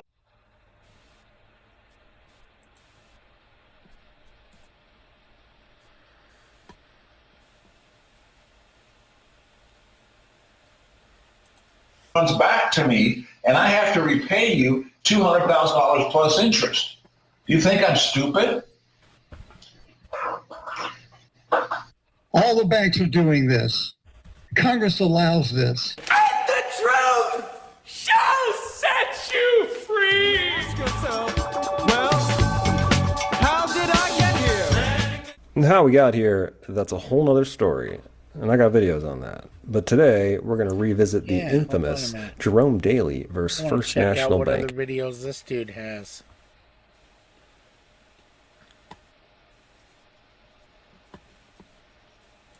In these things. Because you got one of these. If you're anything like me, you might feel like you're literally drowning in these things. Because you got one of these, and they got one of these. Let me tell you, it gets expensive. You know those bills we were talking about? Come here, let me show you some. That's as good as money, sir. Those are IOUs. He's not wrong.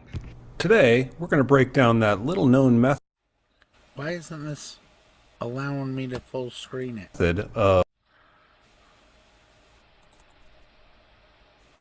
There we go. Of paying or performing on bills that you might not have heard of. Many have been shouting from the rooftops for a while that these babies are just as good as cash. What are they even talking about? How did we get here? What does it all mean? So glad you asked. Now, to keep this social life destroying material to an absolute simplified minimum, I think it's fair to start with a little history lesson. What we're talking about today is all made possible by the following. The first one, HJR 192. That's the granddaddy. The main one, the banking restructure that took place around 1933, basically when the government decided to confiscate all the gold and move us into a world of negotiable instruments. What does that mean? And I hereby decree the Scarecrow, by virtue of his highly superior brains, shall rule in my stead, assisted by the Tin Man, by virtue of his magnificent heart, and the Lion, by virtue of his courage.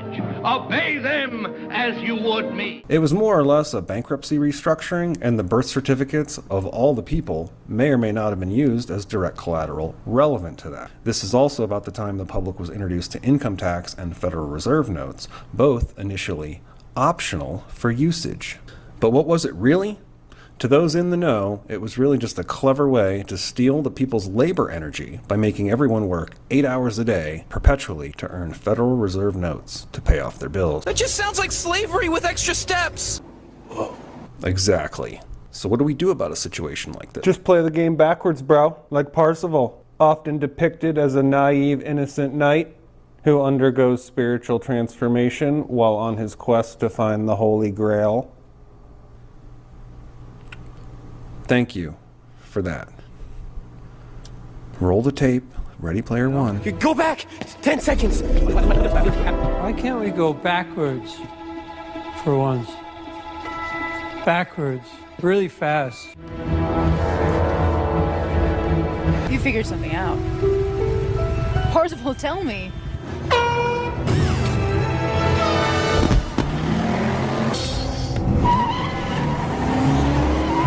So if paying bills was a game, what would it look like to play the game backwards? Well, it starts with a lot of reading and a lot of redefining the words that we think we know. And then it has to do with learning and using the particulars of the mail system that most of us are unfamiliar with. Please, investigate for yourself everything that I'm showing you here today if any of this is unfamiliar. So we've got these core concepts that when you peel back, really establish the fundamentals that we can use to our advantage. 18 U.S.C. 8, obligations of the U.S. government. This is the one everybody refers to. All bills, notes, drafts, bills of exchange, orders to pay, promises to pay. It's all covered. It's all an obligation of the U.S. government. And that is proven by 31 U.S.C. 1501, documentary evidence required for those government obligations. Some of you have seen how I reference that in the free templates on the website. Now, USC Title 31, Money and Finance, makes us all bankers. We're all the officers that is referred to in 18 USC 8 obligations. UCC Section 3, 104, Negotiable Instruments Defined. UCC Section 3, 204, Endorsement. What is an endorsement? That's where it's defined. UCC Section 3, 401 and 402, what is a signature? Black's Law Dictionary, payment equals performance. That's a big one. That blew my mind. But when they say that we need to pay a bill, what they're really saying is that we need to perform on that bill. Payment equals performance. The knowledge of that can be used to our advantage. Bills of Exchange Act, that's the other one. UK and Britain law is really the source framework for everything that comes to the USA. So it's definitely still relevant in this discussion. So what do we do when we get a scary bill in the mail? First thing to consider is what kind of bill is it? Now, depending on the bill, the debt, the time frame, there are some considerations and method variations to think about that might determine which path you take. You can take multiple paths, but which path you take first is often the one everyone gets stuck on. So, low effort remedy, often one step to discharge, usually comes with something like an outstanding IRS debt, tax debt, or a third-party collection. These two things are extremely easy to perform on and send back where they came from, often never to be heard from again. So what does performance look like? When they say we need to pay, i.e. perform, what is to perform? Well, you can perform with a stamp, something like this. It says accepted, payable to bearer, without recourse, and the agent always signs for the principal. You can obtain this stamp on the website. If you don't have the stamp, you can just use a red pen.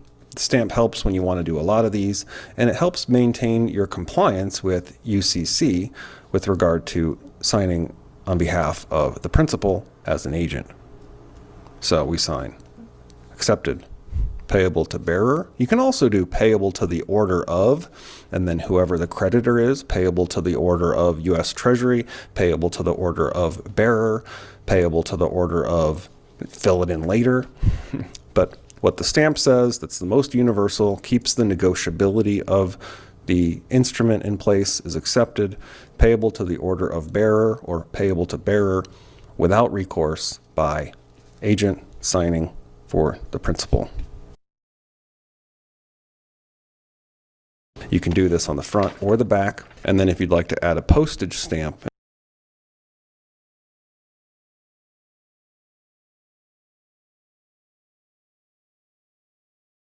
you can do this on the front or the back, and then if you'd like to add a postage stamp and then sign through it, this makes you the postmaster of this piece of mail, this instrument, and it elevates the authority of the instrument to both federal and international level protection. Money and mail are both protected. You can use this same principle to apply substance on literally any debt that comes to the mailbox, comes into your temple. Commerce comes into your temple, they just sent you cash. This is the equivalent of cash.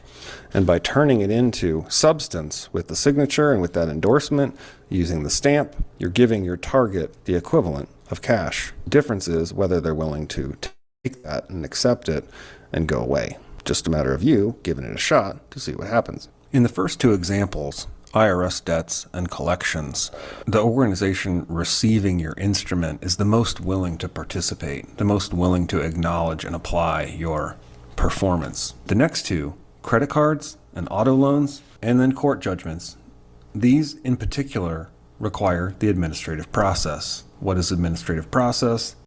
Got to talk about that chain, dog.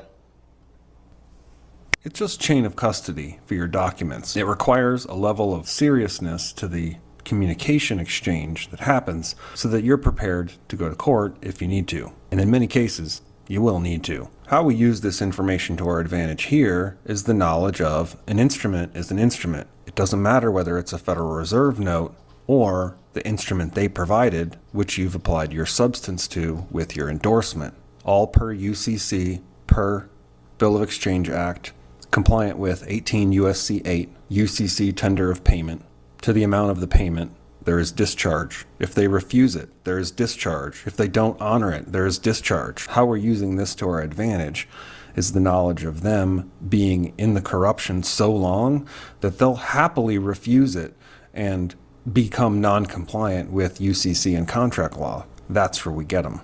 So the concept is simple. With a credit card and auto loan, you tender a payment, you use administrative process to tender the payment.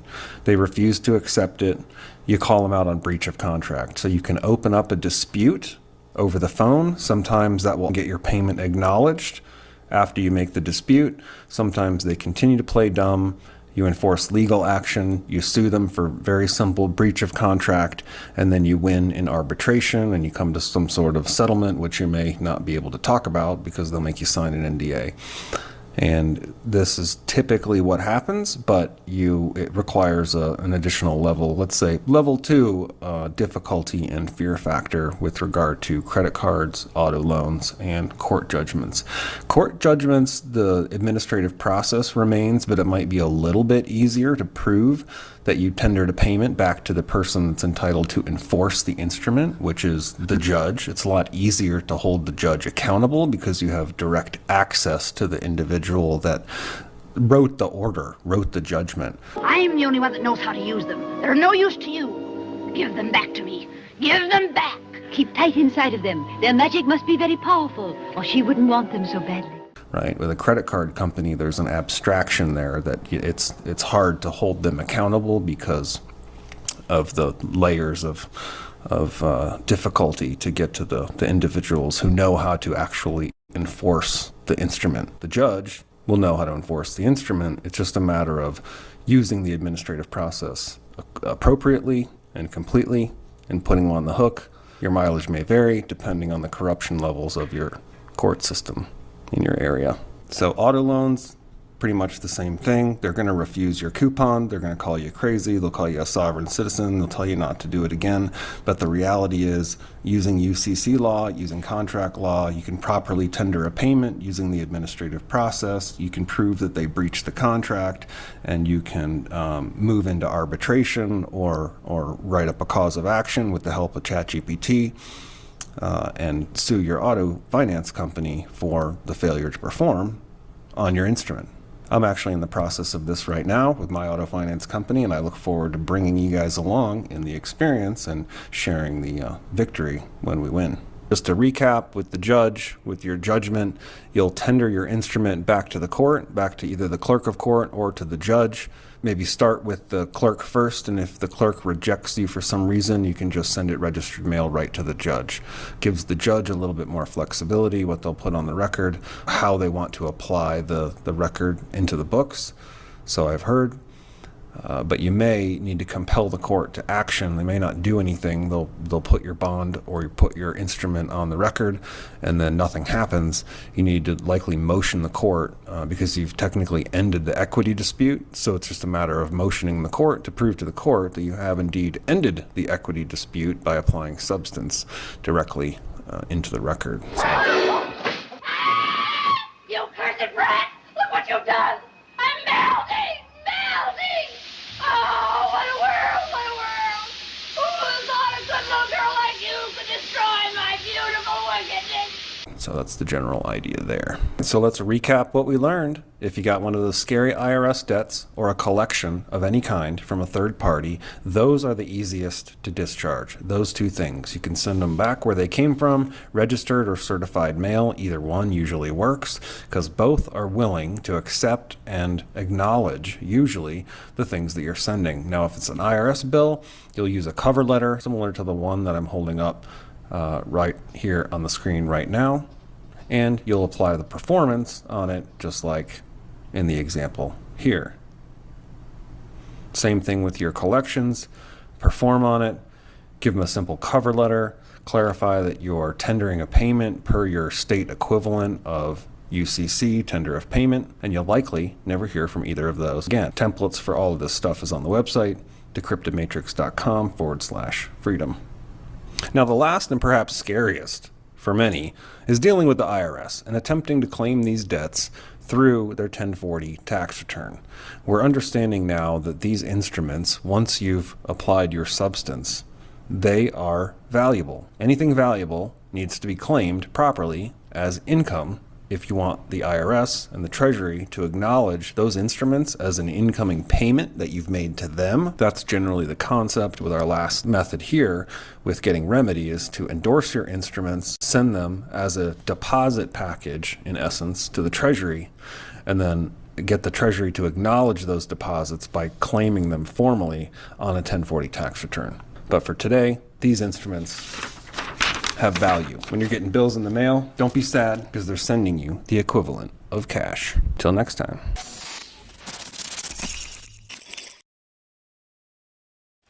See how, knowledge is power? Anyhow, this is why, people need to start wising up and how to do the proper paperwork. Because really, that's all this is, you have to do the proper paperwork. But anyhow, that guy showed up on, let me go to a different, I want to stay on that channel. And we go back, because it showed him on this other dude's channel that we've had chat correspondence. Let me see if I can find it.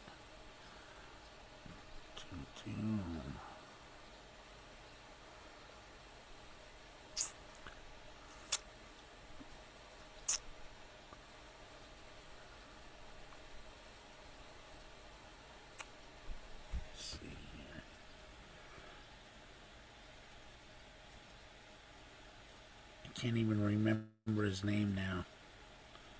Something like, he had a weird channel name.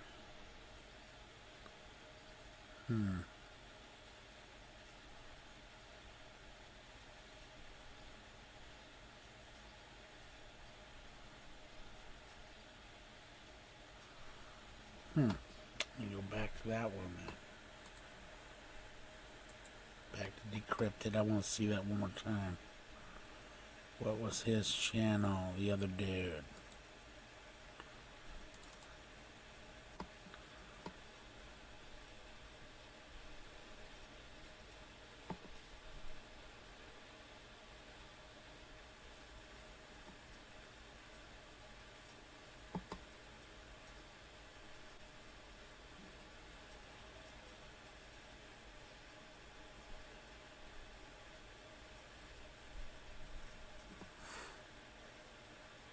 Find it.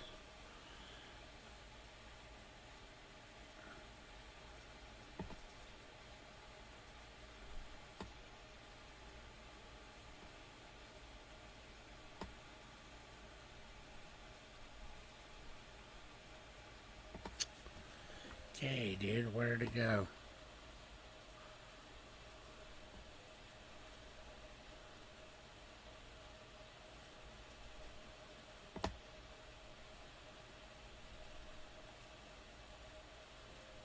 There it is. I look forward to bringing you guys along in the experience. Brandon Joe Williams, there it is. Alright. I gotta see. I want to check that out.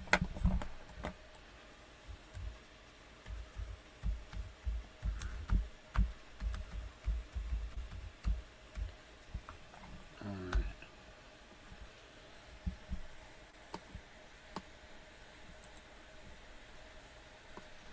Dude's a little crude, but I like him. His website is onestupidfuck.com. That's right. I forgot. What was the name of that dude? Decrypted.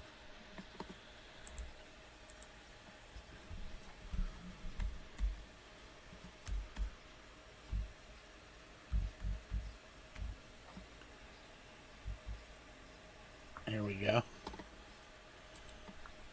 Let's hear it.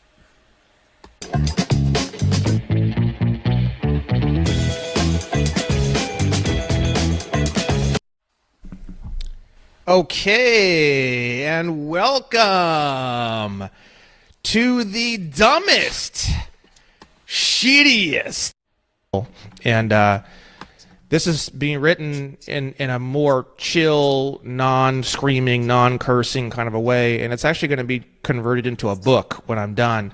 And this is going to be the first time I've ever written something that can be shared with normal people that are not crazy as fuck. It's not going to have cursing in it. It's not going to have craziness. It's not going to have screaming. It's not going to have any sort of craziness. It's going to be very dialed down. So, and it is. It is even right now. So for anyone who's been waiting and hoping and praying that I produce something a little more on the relaxed end of the spectrum, this is the first time it's ever happened. And it's probably going to be the only time it's ever going to happen. We'll see. But I just wanted to give a plug on that and let everybody know this is incredibly good, incredibly powerful, and it is definitely the next huge evolution in research, and I hope people are closely watching and reading each individual change or adjustments that's occurring and reading it multiple times, because it's really going to help a lot, and I think it's really important.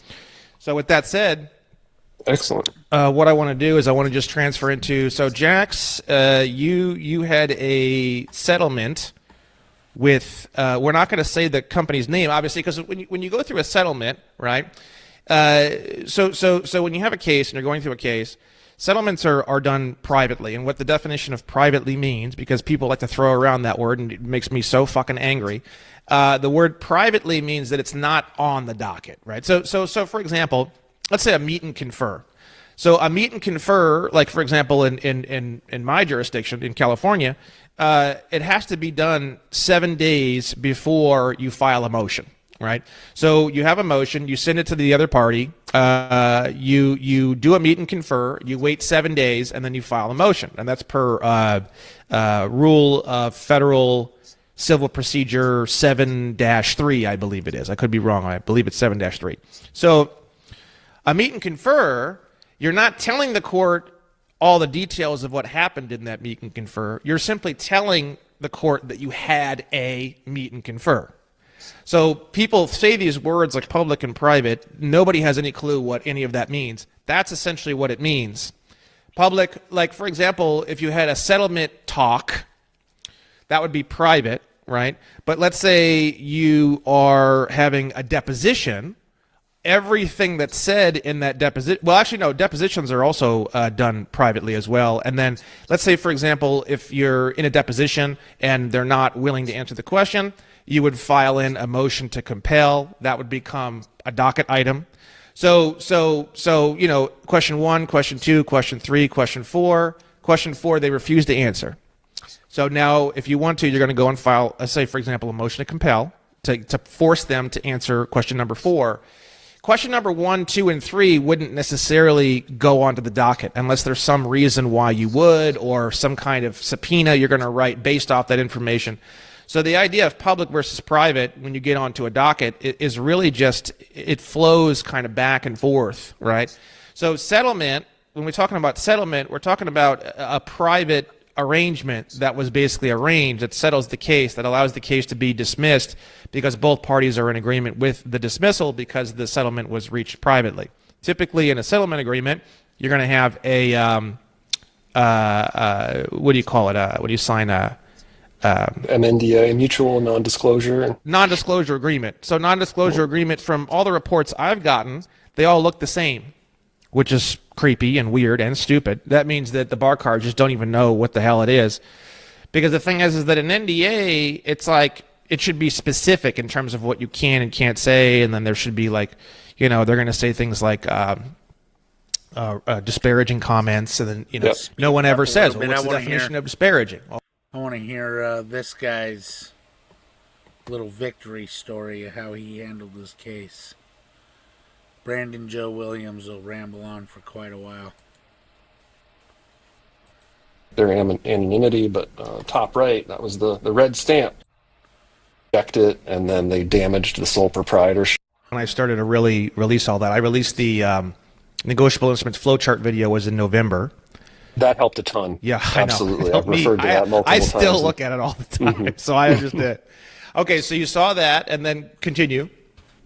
Yep, and then figured, why not? How easy is that? Like, might as well get the process started and see what happens. And like you mentioned, one of the best things that they can do is give you a formal rejection letter. That's your evidence that they refused your tender of payment and began the breach of contract. So. That's basically what unfolded. What happened is what happens to most people. They reject it, and then they damaged the sole proprietorship. That was another thing that I followed in your footsteps and said, hey, okay, I'll be attorney in fact for the sole proprietorship. Sounds easy enough. So I structured the whole complaint around your philosophy as detailed as I could be based on what you had shared so far. Very cool. So you got a payoff draft. Yep, so I'll go ahead and share the screen now, and we'll start. I've got these numbered so we can just go through them in order of events, basically. So the first thing was right here. This is the payoff statement, which is obviously heavily redacted so we can protect their anonymity, but top right, that was the red stamp, right? Accepted, payable to bearer, signed by the agent for the principal without recourse. And so wrote out and made the value explicit, and used registered mail to tender this back to them with a cover letter. I've improved upon this cover letter a bit, but here's the cover letter that was included with the instrument, and I basically said, hey, thank you. I've performed on the presentments, accepted it for value. Please apply the principal's balance to the principal's account. And so I wouldn't necessarily use that language anymore, but this was my thought process at the time.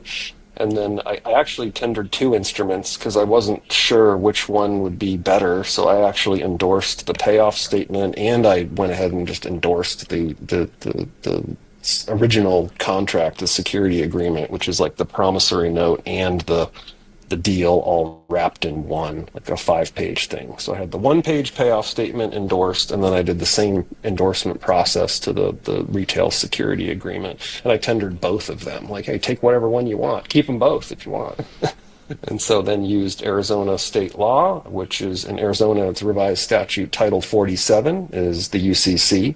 And so I followed your guidance with not just blindly referencing UCC because it's really enforceable at the state level. So I was very explicit with my components here, reminding them that I'm the holder in due course. And then, oh, by the way, here's a 1099A. I probably wouldn't do that or need that now. I don't think it really applies here, but just, that was one of the things that I thought, why not throw in a 1099A in there? And so told them, if you have a problem with this, I need to hear back from you. Right away. Sincerely, attorney in fact for the principal. So that was step 2. Step 3 was what happens to most people. Hey, sovereign citizen, nice try, swing and a miss. Right? And so they said, we're an acknowledgement of your correspondence, your proposal to use a paper contract as payment. Here's our position, right? And so they essentially tried to throw in some nonsense here. When I actually looked this up, they're not even accurate in what they were saying, but they tried to say that 446004 explicitly permits the assignment of the retail installment contract, notice of assignment to the buyer, blah, blah, blah. We're not accepting your paper contract. Your contract is not a security as defined under ARS 441801. It's like, it's not. I went and looked that up, and actually it is. So I used that against them in the complaint. So That's they were hilarious. wrong about that. And it doesn't constitute a valid form of payment under UCC 3603. And I beg to differ, right? So then they kind of rejected the 1099A and said that's not appropriate. Why'd you send us that? Oh, you got vapor money. Beautiful. Yeah, I got the vapor money theory. So redemption and vapor money theory. Working hard. Bar cards, working hard. Here we go. Working hard. Yep. So this was actually not yet the bar card. This was they replied as the litigation specialist, which later in the complaint they also said they were a loan officer manager. So I kind of tried to call them out on the discrepancy there, but the head honcho in the office responded back and said that, we're not accepting that. Here's how you can pay. And we're not indebted to you. You don't have any security interest. It's not exempt from levy. And the lender does not act as a fiduciary or trustee, blah, blah, blah. and sincerely, litigation department. So I said, great, this is exactly what I need to build my case. And so here's the civil complaint, breach of contract by refusal of tender. So I just used the default forms that Maricopa County supplied from the website. So just followed the instructions, like read the instructions, followed the instructions, used their forms, filled everything out appropriately, and then started into the Now, real facts and quick, you don't breach need here. to. You don't like, for example, someone can go and just find this case and look up the docket. So you have a lot of these things taken off. But the thing is that if somebody wanted to go and find the case, they could just go and find the case and look up the docket. Just as a quick side note. Here's what comes off a bowl of strawberries when you drop this device in the water. These berries are fresh from the store and already rinsed under the tap, but within 10 minutes, the water changes color. What floats to the surface will change how you feed your family. Yeah, they might have a hard time. I did my best to try to cover up the case number, Oh, so okay. I don't have that referenced anywhere. Okay. You might be able to dig or find it from my previous stuff, but I tried to obscure that as best I could here. But if you get lucky, You will be able obscured to see that some. for what reason? Not for the NDA, because that wouldn't have Well, the anything to do with the NDA. MNDA actually said in there that don't talk about the case or the settlement. I was like, all right, whatever. I'll just be extra careful and not refer to the case directly. So just to kind of cover myself on that, just in case. That's what they meant. I did obscure the case. Okay. The case number. So I just started out kind of like you had said. I started with the definitions. Title 47 defines all the components of the UCC elements that we'll be referring to, and then I executed an agreement with the defendant, which is the Exhibit 1 is a negotiable instrument per 473104. Financed value of the collateralized vehicle, blah blah blah, and then starts the good part really starts here at part 10. So in effort to settle the outstanding obligation in good faith, I requested a payoff statement for loan obligation 302911 in February. The agent properly endorsed the negotiable instrument, order to pay, dated February 20th, valued at $15K per 473109, payable to bearer. So payable to bearer is explicitly referenced here in Title 473109. Okay. So I kept that format throughout every step of this. So every one of these is cited by the supporting case law. So pursuant to, oh, by the way, ARS 44-1801, the definition of a security means any note or evidence of indebtedness. So beautiful. It is a security, actually. Yeah. And on February 28th, the agent mailed the notice of acceptance that I showed earlier. Intention to settle the obligation using the enclosed instruments, and referred to the document, and then I mailed it to the defendant using the registered mail ID here from Exhibit 4. They got the package, which contained the promissory note and the negotiable instrument, dated February 20th, pursuant to value and consideration, which is defined 473303, and payment 473602A.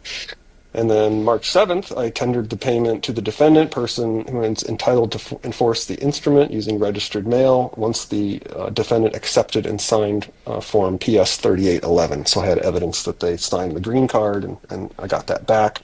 Both instruments received by the defendant on March 7th are lawfully defined and qualify as securities per 44-1801, i.e. evidence of indebtedness. On March 14th, the defendant willfully refused the tender of payment received March 7th, rejecting said instruments without presenting any lawful cause nor notice of dishonor. Notice of dishonor is defined at 473503. So defendant's response letter does not include the words notice of dishonor, nor does it mention any particular instrument received nor returned, which dishonor says that they have to. All right. Where's my thing here? Boom. All right. So let me, I wanted to look this up real quick. Let me see. I'll go to pull this. And go boom. ARS 47-3603B.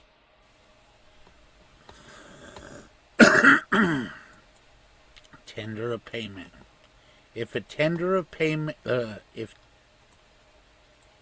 tender of payment of an obligation to pay an instrument is made to a person entitled to enforce the instrument, the effective tender is governed by principles of law applicable to tender of payment under simple contract. B. If tender of payment of an obligation to pay an instrument is made to a person entitled to enforce the instrument, and the tender is refused, there is discharge, to the extent of the amount of the tender, of the obligation of an endorser or accommodation party having a right of recourse with respect to the obligation to which the tender relates. C. If tender of payment of an amount due on any instrument is made to a person entitled to enforce the instrument, the obligation of the obligor to pay interest after the due date on the amount tendered is discharged. If presentment is required with respect to an instrument and the obligor is able and ready to pay on the due date at every place of payment stated in the instrument, the obligor is deemed to have made the tender of payment on the due date to the person entitled to enforce the instrument. So the obligor has performed. So that's why he put that in there. But anyway, I just wanted you to see these guys aren't talking out of the side of their neck, in case you're confused. That yes, if you know how to use the law and you start realizing what money actually is in this game, it's a paper game. It's a paper game. You just need to know how to properly. Excuse me. Got the hiccups out of nowhere. But you need to, know how to properly argue it in court. That's all there is to it. You could have all your credit cards and fucking debt paid. All you got to do is play the paper game. Refer to the instrument. I gave them two, remember? And they didn't actually refer to either one of them specifically, so that kind of worked to my advantage, maybe. And that's because, as the starting of this video, that whole video showed, that you're signing a promissory note, which is a negotiable instrument on any loan. So you're giving them the money to turn around and give it back to you in the form of a loan that has you obligated to pay interest. So that's, you know what I mean? They're getting paid twice on this deal because they get to put that in their books on their ledger as an asset that you just gave to them for free. If you would have known that you were giving them that for free, you wouldn't have given it to them for free. That's why they don't disclose it to you. And this is why you have a legitimate argument in court if you play this paper game. Defendant's refusal of lawful tender of payment automatically discharged the obligation pursuant to Arizona law, which we know is UCC 3603 or 3-603. And if tender of payment of obligation was made, blah blah blah, we know that discharges the instrument if they refuse it.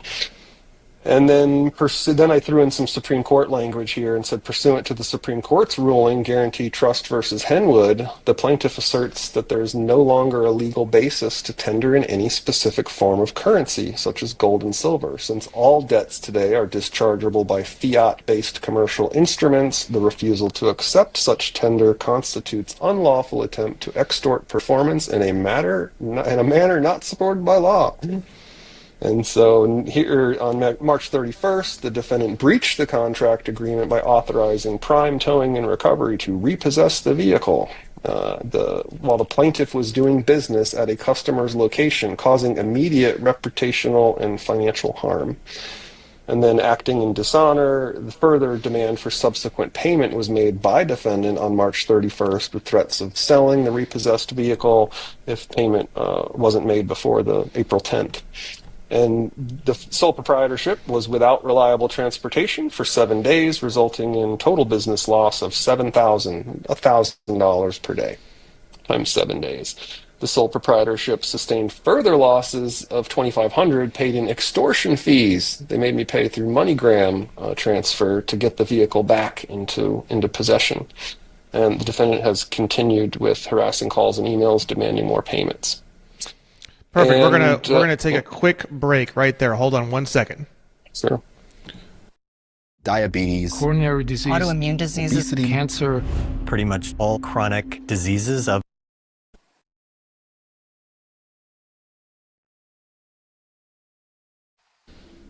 So the end of the complaint had a section here for the applicable law supporting these claims. Now, real quick, are we looking at a complaint right now, or are we looking at something attached to a complaint?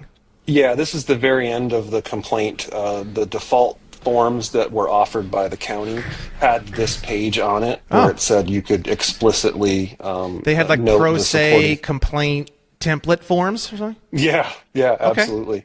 They Yeah, have they that had a lot of at- this structured and already ready to go. In my appeals at the Ninth Circuit, they have those, but not at the district level. This is state court or federal court? Sorry. State court. Okay. State court. Yep. All right, keep us rolling here. Applicable law, Yep, good. So the state court allowed me to have this section to just enumerate the laws that I would be citing. So everything that we've already kind of gone through here is just summarized here at the end, including that Supreme Court ruling with Guarantee Trust versus Henwood saying you can't compel in any certain format like gold and silver anymore. So you got to accept all the fiat debt instruments. So I felt like that was a good reference. And then it gets into the injuries, which I wanted to be able to quantify easily. If we did end up in discovery, I could fairly easily prove all of this stuff with the required documentation. So I remember that from your Joey Kimbrough interview with regard to just be clear about your damages and get creative if you need to, but don't go too big. Make it, keep it reasonable, basically. And then the demand for relief was obviously to discharge the debt obligation with the defendant, judgment in favor for damages involving the vehicle's repossession, remove all the negative and derogatory remarks on the credit report pursuant to the Fair Credit Reporting Act, and then immediate injunctive relief from repossession of the sedan. And so that concluded the complaint. Then not much happened for a while. They went into, I filed for an entry of default where you start that window of time where it's their final warning. If they don't reply by the end of that window, then you can actually apply for the default judgment. We got almost all the way to the end of that, and then finally get this email from the bar card that says, "Hey, I've been retained on the case, and my defendant, a 12B6, the company here, typical. Yep, we're gonna dismiss for the arbitration agreement that exists." And this was actually a big curveball because when I went through my documents, there was no arbitration agreement. I didn't remember signing one. I got a whole stack of stuff with the car when I went home that day, but they didn't give me a copy of the arbitration agreement, which is a little convenient for them because in the arbitration clause it said that you have 30-day window to rescind this. After 30 days, your options to get out of the arbitration are null and void, basically. So it was a really serious arbitration agreement. So I went, oh man, oh boy, is this going to derail my whole argument?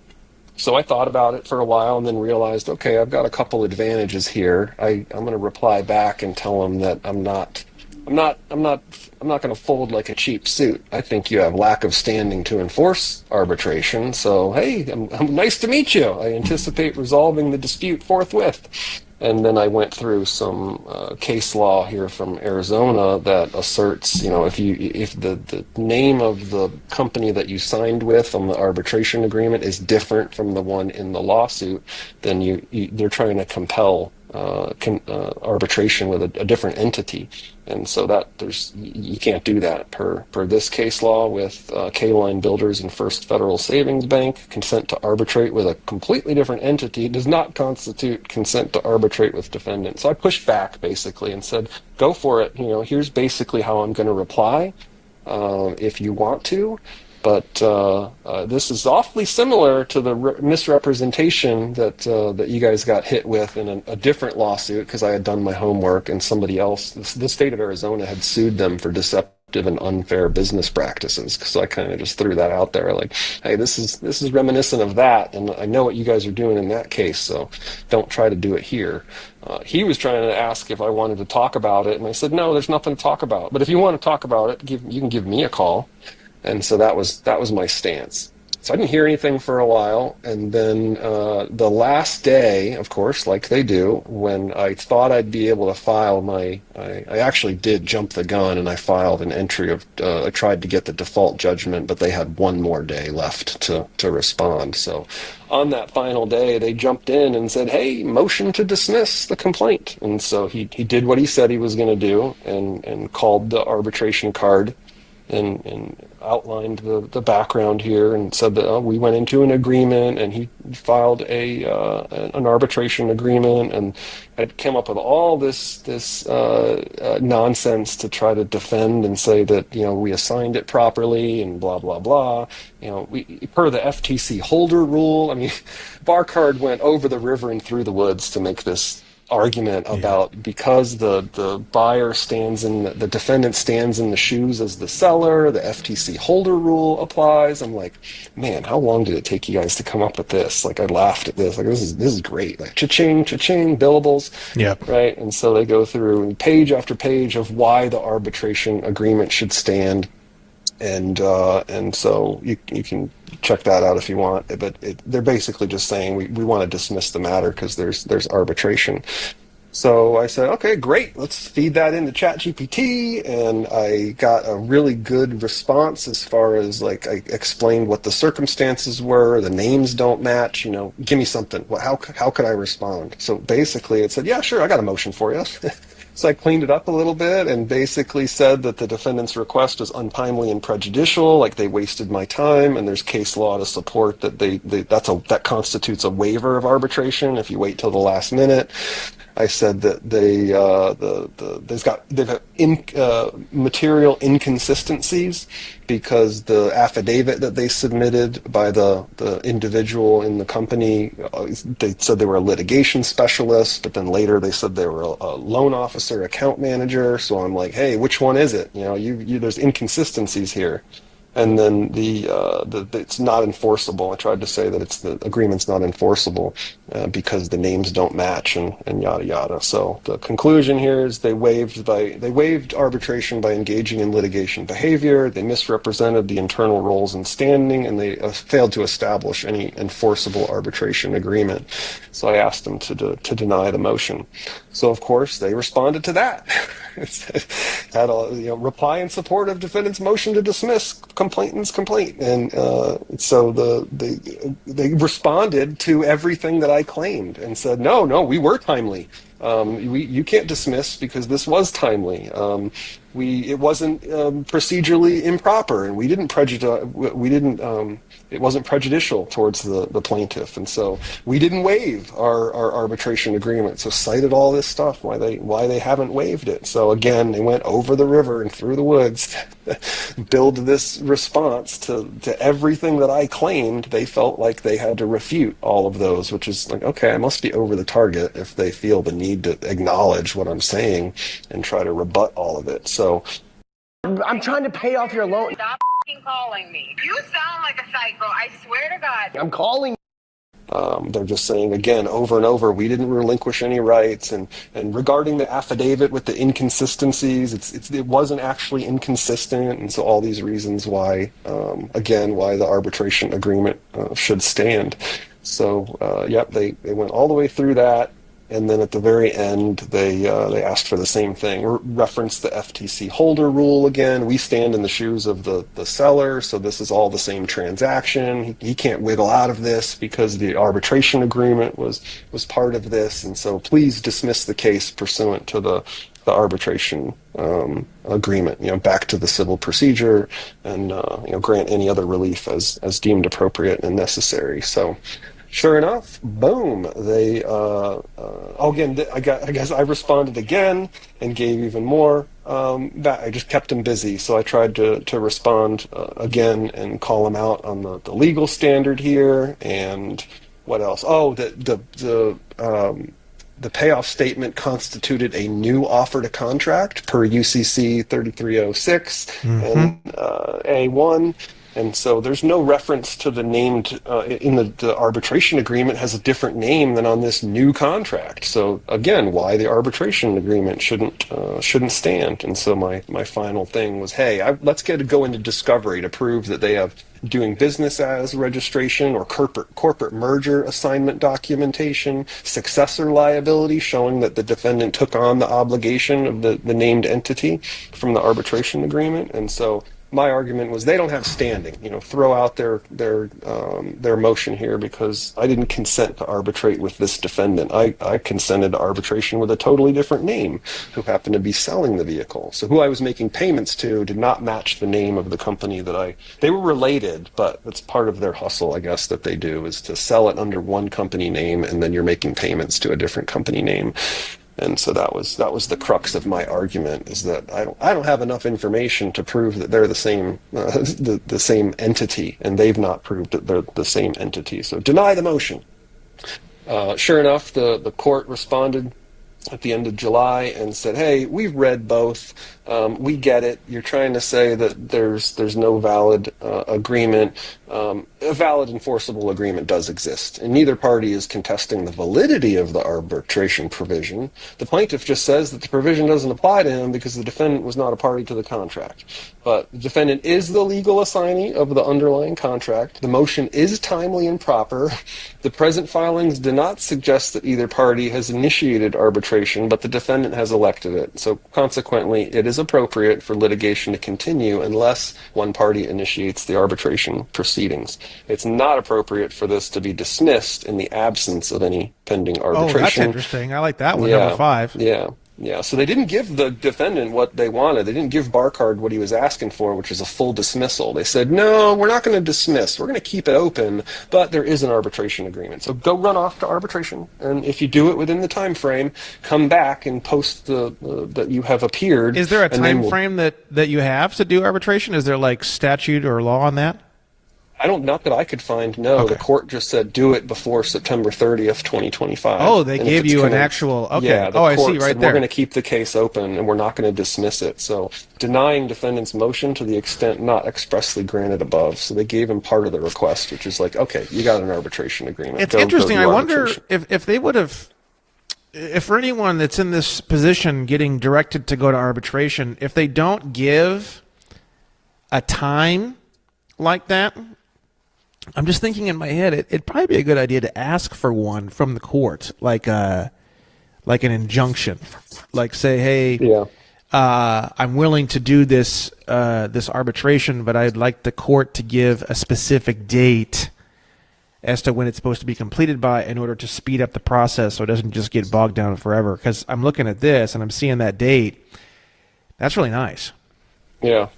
So this is when I started doing a bunch of research on this and watching all the videos on arbitration. I went and watched it a couple times, the one that you had with Mansa, where he was a big fan of arbitration, and so I didn't really understand his perspective necessarily on that, because everything that I was coming up with, arbitration is not great. It's a final stance. There's no way to appeal it. Like AAA sucks, and so avoid getting into AAA with at any way you can.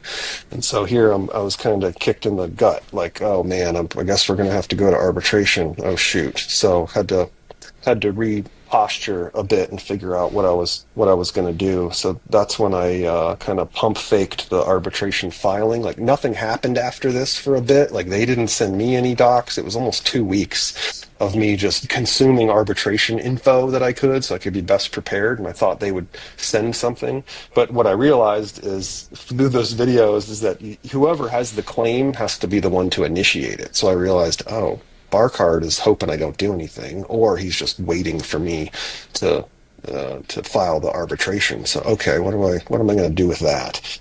So I basically pump faked and said, okay, here's the form for arbitration. I'm about to file it. Are you representing the client? Are you gonna, does this form look right?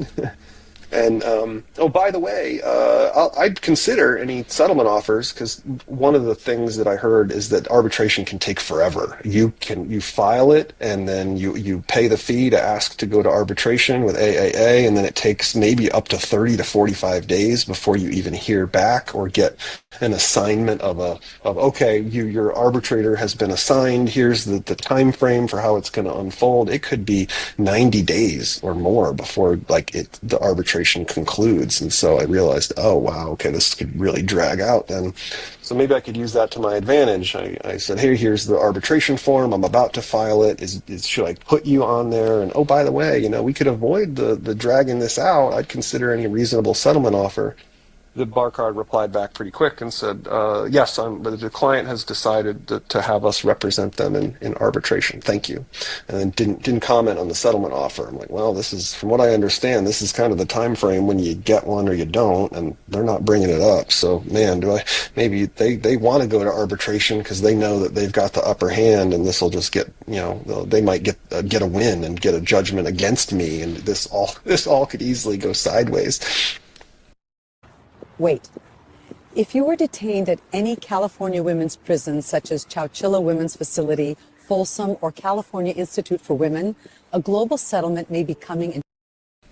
So then I did end up getting a settlement offer. I let the time go, it was a couple weeks, August 15th when I got this, and it was the end of July 29th, when the ruling came that nope, you're going to arbitration, get out of here. So I let 2 weeks go by, and then I get this, which was, I joked that this was kind of an insult, and said, let me know if you filed the agreement. Oh, by the way, we'll take you're behind, you're way behind, and you still owe $15K. But my client will take a lump sum payment of $10K, and then we'll forgive the remaining balance of $5,200. You get to keep the car, you sign a mutual settlement agreement, and let me know if this is agreeable. So this is the one that I kind of was like, I was all mad at first when I read this, and I was like, not the settlement offer I was expecting. Like, what are these guys thinking? And then I calmed down, cleared my mind, and realized, okay, they're at the table. Maybe this is good. If they sent me this, I would laugh, and I would call them, and I'd be like, hey, you know what, I'm down for this, but you need to send me back the original note. Yeah, right. And so I realized, okay, if he's at the table, that's good. I mean, of course, he's a hotshot lawyer. He's not going to just come give away the farm on the first offer. This is probably just what they do, just to see how I would respond. So I really sat on this for a little bit before I responded in haste, and I wanted to think through all the potential ways to respond to this. And then this is where I said, okay, ChatGPT, maybe I can get some help here. I realized there's something here, the way that he opened this with the opener here is, let me know if you have filed. And I'll say it right now, you're a fool if you're not using ChatGPT and stuff to help with court cases, and you know what I mean? It's a very handy tool if used correctly. So I'm down with ChatGPT, baby. The arbitration demand especially in matters like this. You know what I mean? Lawyers gotta hate AI. They've gotta absolutely hate it, because now any common man can easily draft up all of the necessary documents that your lawyer would charge you $3,000 to draft up. Fucking criminals. AAA. And Barcards, they craft every word, every sentence is very particular in the delivery and the timing and everything. So I really, or they just copy and paste some other horseshit. It's one or the other. It's either complete fucking horseshit against the wall and they don't even know what they're doing. Certainly not obliged to believe those latter violent versions of understanding what hell is. I want to deal with the other thing. So he says, or they say, Paul quotes the Moses slaughter of thousands of people at the incident of the golden calf. Like Moses or Paul is not critiquing that violence in that moment. He's engaging with it as an accurate description of past historical events.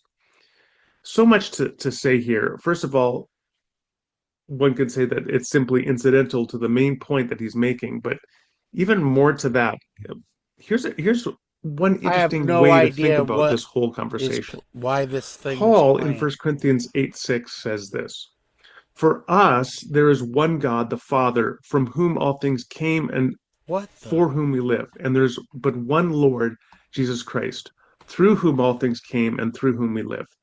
Now this passage, this verse it's been pointed out that it seems what Paul is doing here is he's taking the Shema, this confession of Israel.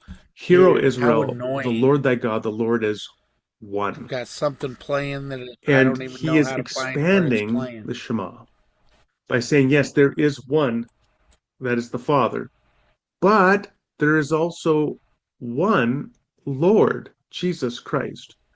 And in context,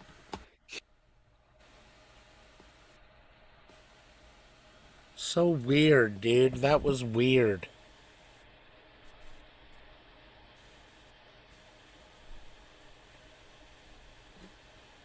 The fuck, man.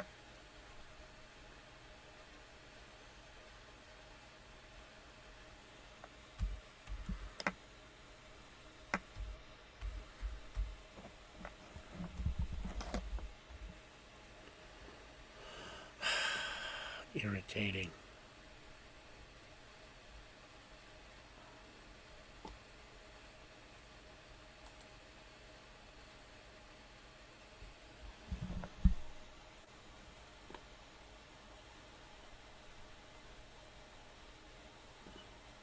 Now where the hell did that go?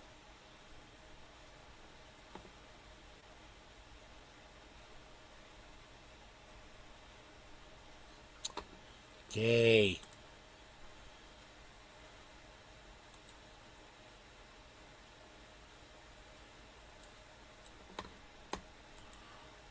Alright.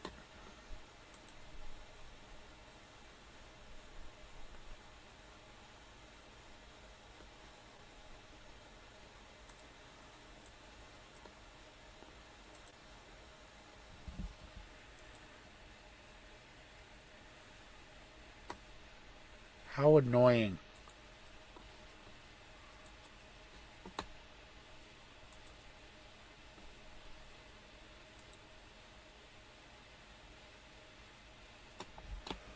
Oh, dude. Now I'm just getting irritated. Experience and sharing the victory. What the heck just happened here?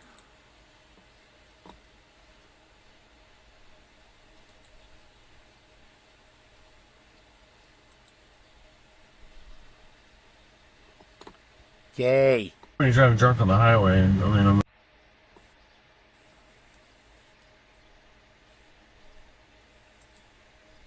There we go. Fuck. Or every word is pretty. Yeah, it's one or the other typically. Yeah.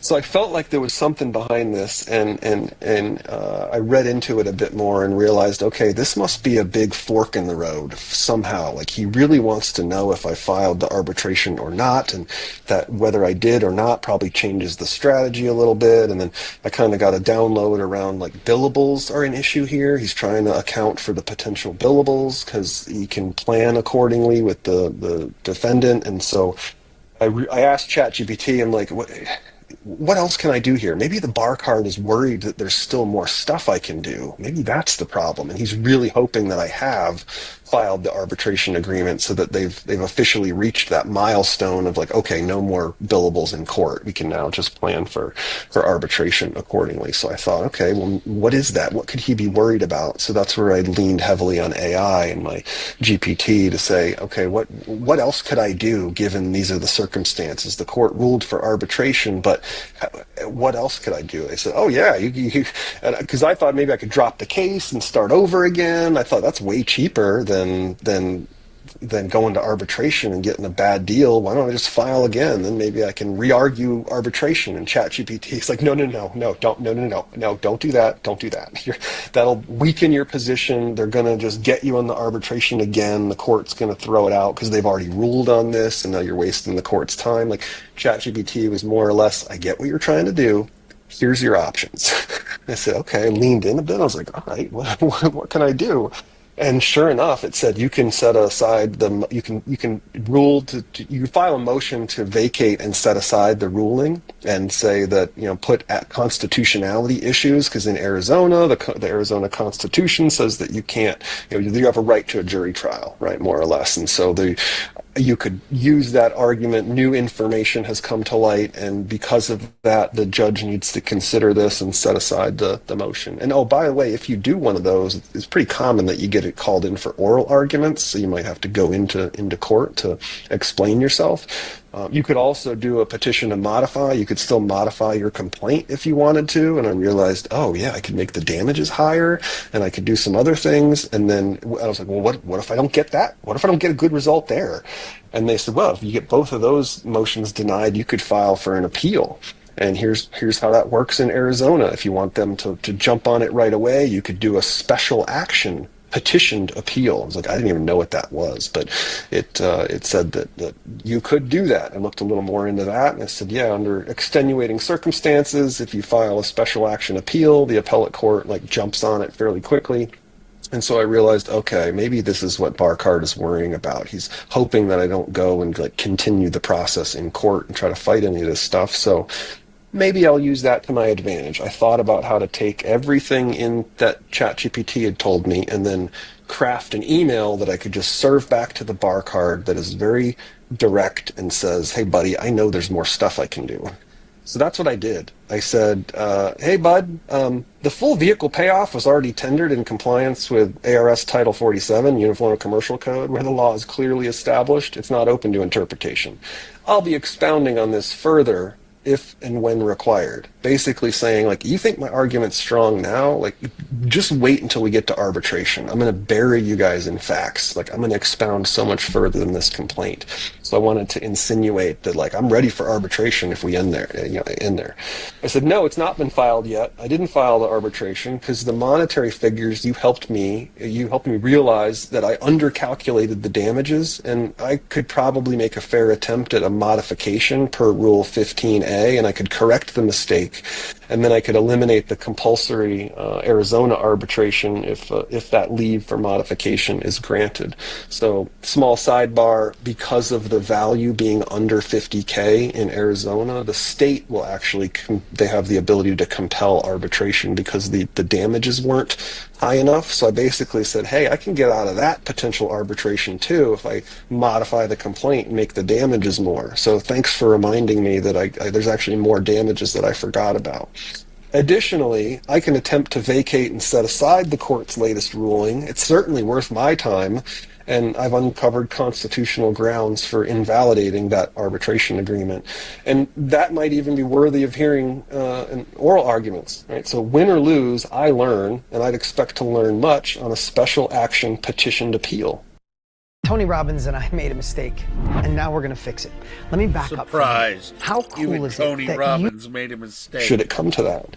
At least the record will be preserved as to keep my options open as possible, because that's something else that ChatGPT said, is that even if you lose all of this stuff, it helps you in the long run because you've preserved the record, and it gives you more of a chance of still having that argument or that appeal down the road. And so I said, look, I told him that I knew everything that I could still do. And I said, while I look forward to going through the motions ASAP, maybe it could be avoided.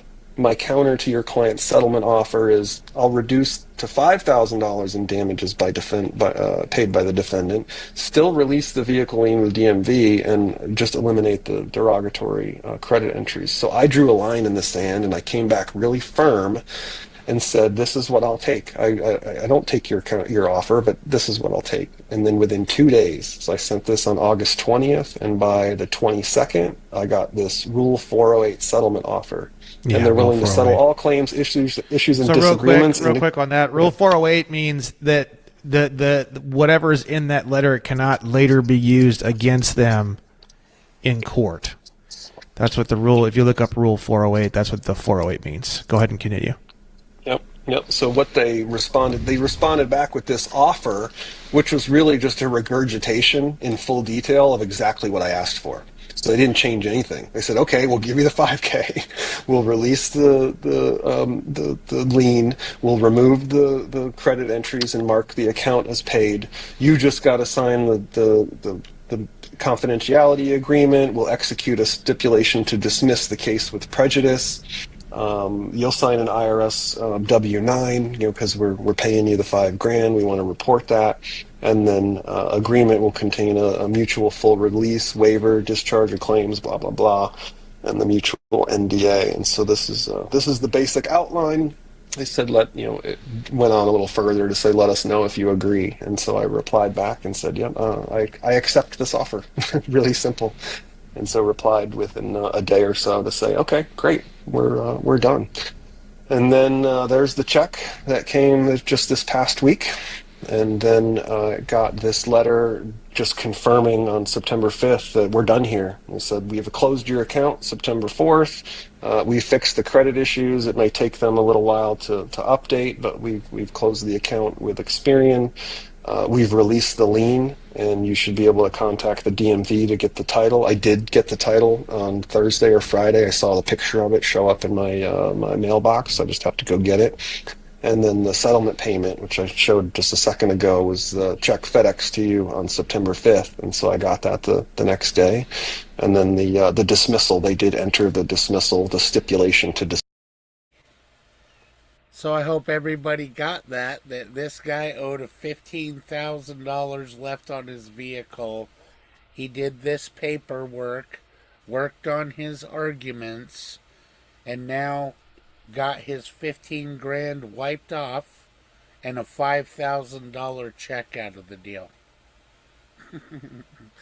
because he realizes what negotiable instruments are, and that you can pay bills with your negotiable instruments, and if they decline if they decline your tender of payment, your performance on the contract, if they deny it, won't accept it, then it's dismissed.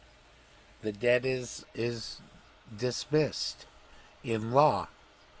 So this is why you need to learn about promissory notes, bills of exchange, negotiable instruments, because this is how you can just play the game. And it just all you got to be able to do is make sure that you can argue it in court. It's all about building your case, building your argument. You have to be able to argue it in court, and your whole leverage is the fact that what these lenders do is they take your promissory note from the start of this loan. Take your promissory note, and they basically it's already a cash value. So you're giving them. So if you need to borrow 200 grand, like in the starting example of the video, you come in, you sign a promissory note to pay this 200,000 plus interest. So they immediately, boom, you just gave them the cash value, because it's when they go into their accounting on their books, they get to put it in as an entry, as an asset, as a loan. You loaned them the money. That's why there's no tax on that money going to them. and then then they turn around and give you that money back in the form of a loan. So they're literally getting paid twice on that loan. So at any time, your whole major pinnacle position is knowing that you originally gave them the money to give back to you, so you can step back at any time, go, okay, give me back the promissory note then. Ooh. Now that's what they don't want. They don't want you to know you can just ask for the promissory note back. I get my promissory note back, right? That's why this is lawful. If you understand what you're doing. Dismiss, which I had signed. So I had to sign the confidentiality agreement and that stipulation for dismissal first before they would do any of the stuff that they promised. So I read over everything. It looked good, signed it, executed it, sent it back, and then sure enough, they followed through. And then this now fully concludes this matter. So that was it. It was over basically on September 5th. Wow. Did you ever do any in-person hearings? Nope, never had to do an in-person hearing on this. Did you ever do phone calls with the defense counsel? Nope. He asked, and when that very first email said, "Hey, we're gonna compel arbitration because you signed an arbitration agreement. You want to call me and talk about this?" I was like, "We don't have anything to talk about, bro." I wonder what would have happened if I did call back. But I figured it would just be an opportunity for them to try to intimidate me or whatever. I didn't imagine that call going well, so I just decided to push back and immediately start showing them that I knew how to respond if he was going to file something like the dismissal. Yeah, it's amazing how easy this was for you. I'm kind of amazed. Yeah. I'm a little bit amazed. But kind of like in your experience, it's like the courts just do not want to have this argument. They don't want to talk about it. They don't want, like, they obviously weren't that confident that they would win in arbitration, even though 4% of plaintiffs win. That was the statistic. I don't know how they got that statistic, but they said only 4% of plaintiffs' complaints win in arbitration. So the defendant, it's heavily slanted in the advantage of the defendant that compels, or whoever is protected by an arbitration agreement in their contract, and they compel it, the favor is to them. So you almost never win in arbitration, and it could go sideways, and you end up getting a judgment against you.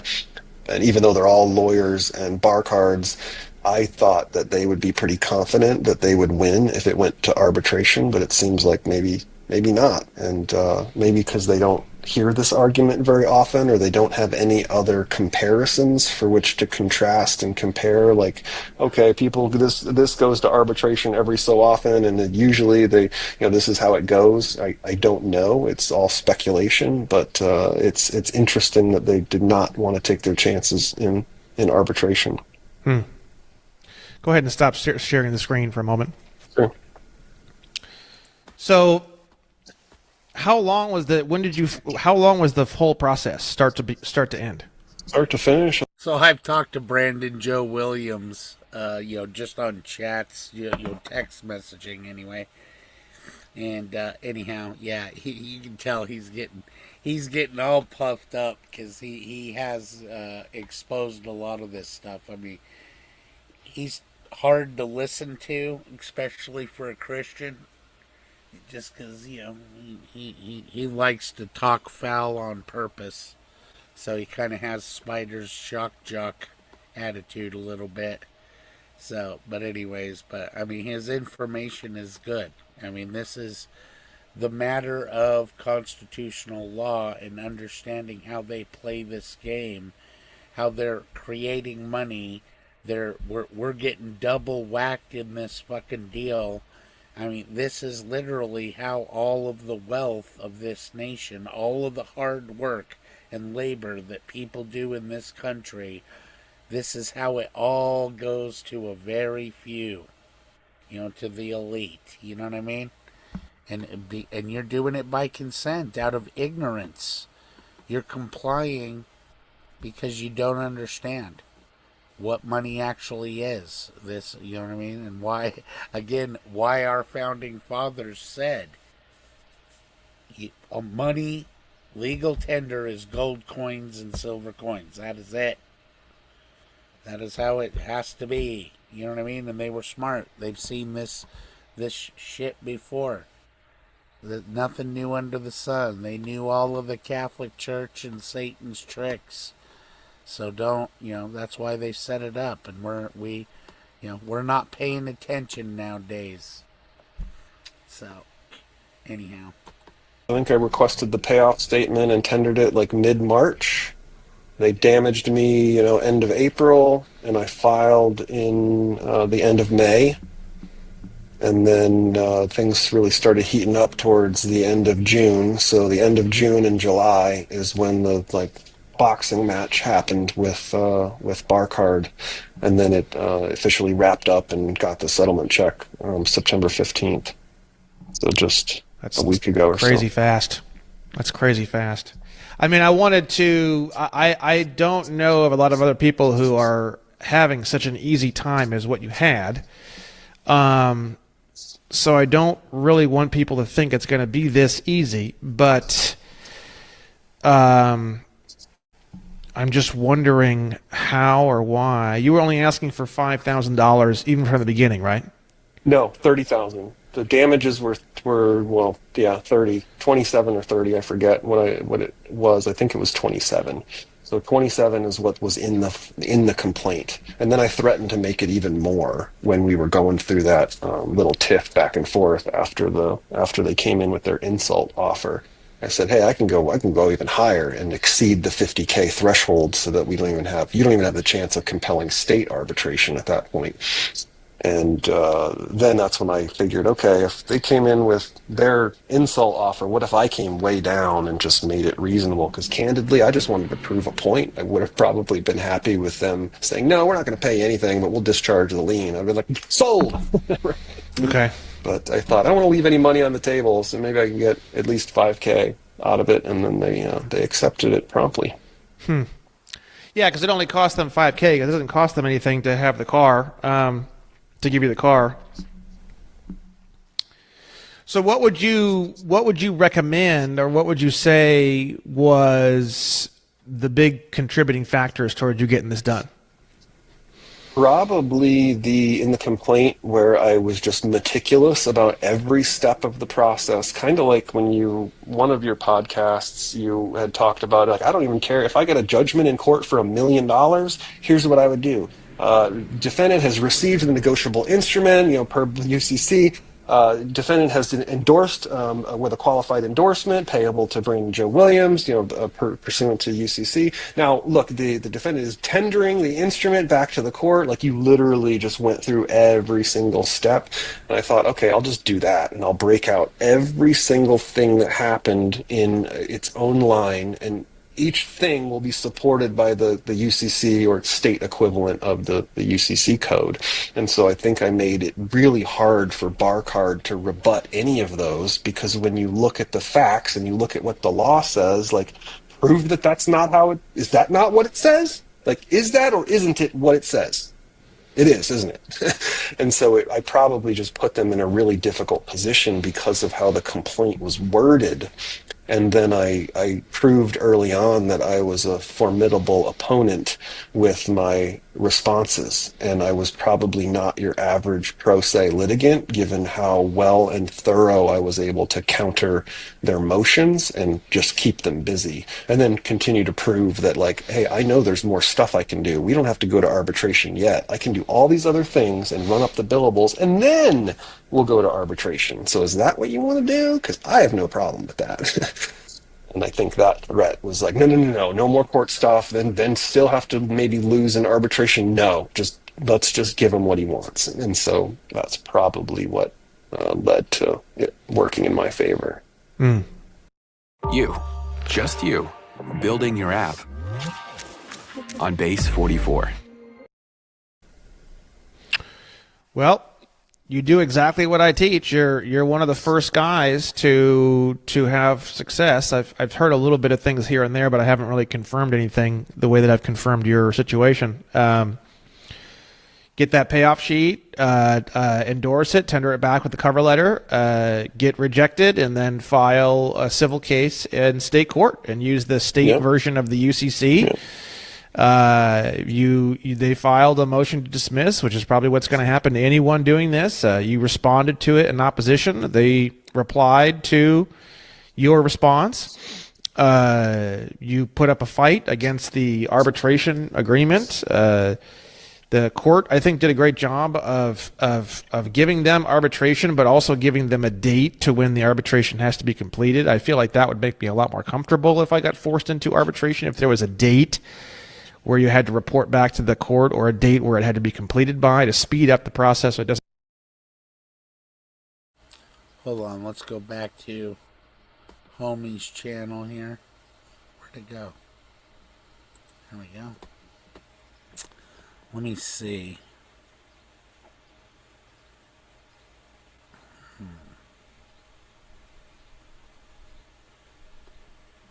Let's check this out. If you're anything like me, you might feel like you're literally drowning in these things. Because you got one of these, and they got one of these. Let me tell you, it gets expensive. You know those bills we were talking about? Come here, let me show you some. That's as good as money, sir. Those are IOUs. He's not wrong. Today, we're going to break down that little-known method of paying or performing on bills that you might not have heard of. Many have been shouting from the rooftops for a while that these babies are just as good as cash. What are they even talking about? How did we get here? What does it all mean? So glad you asked. Now, to keep this social life destroying material to an absolute simplified minimum, I think it's fair to start with a little history lesson. What we're talking about today is all made possible by the following. The first one, HJR 192. That's the granddaddy. The main one, the banking restructure that took... Hold on a minute, I know what I want to do real quick. Let me go. Why is this being all weird? There we go.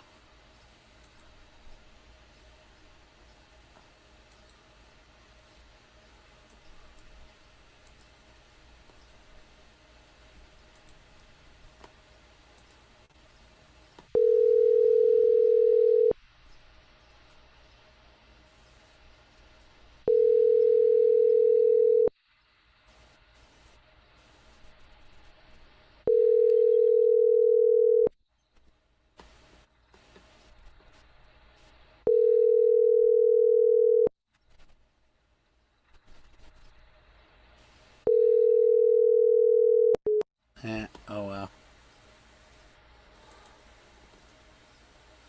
was gonna see if Crazy Mark wanted to jump on, because he's done this shit too. Took place around Gotta have the balls 1933, to do basically it. when the government decided to confiscate all the gold and move us into a world of negotiable instruments. What does that mean? And I hereby decree the Scarecrow, by virtue of his highly superior brains, shall rule in my stead, assisted by the Tin Man, by virtue of his magnificent heart, and the Lion, by virtue of his courage. Obey them as you would me. It was more or less a bankruptcy restructuring, and the birth certificates of all the people may or may not have been used as direct collateral relevant to that. This is also about the time the public was introduced to income tax and Federal Reserve notes, both initially optional for usage. But what was it really? To those in the know, it was really just a clever way to steal the people's labor energy by making everyone work 8 hours a day perpetually to earn Federal Reserve notes to pay off their bills. That just sounds like slavery with extra steps. Whoa.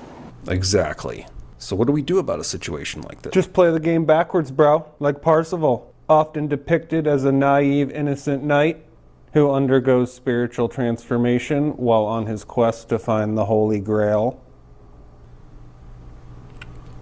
Thank you for that. Roll the tape. Ready Player One. Go back! 10 seconds! Why can't we go backwards for once? Backwards, really fast.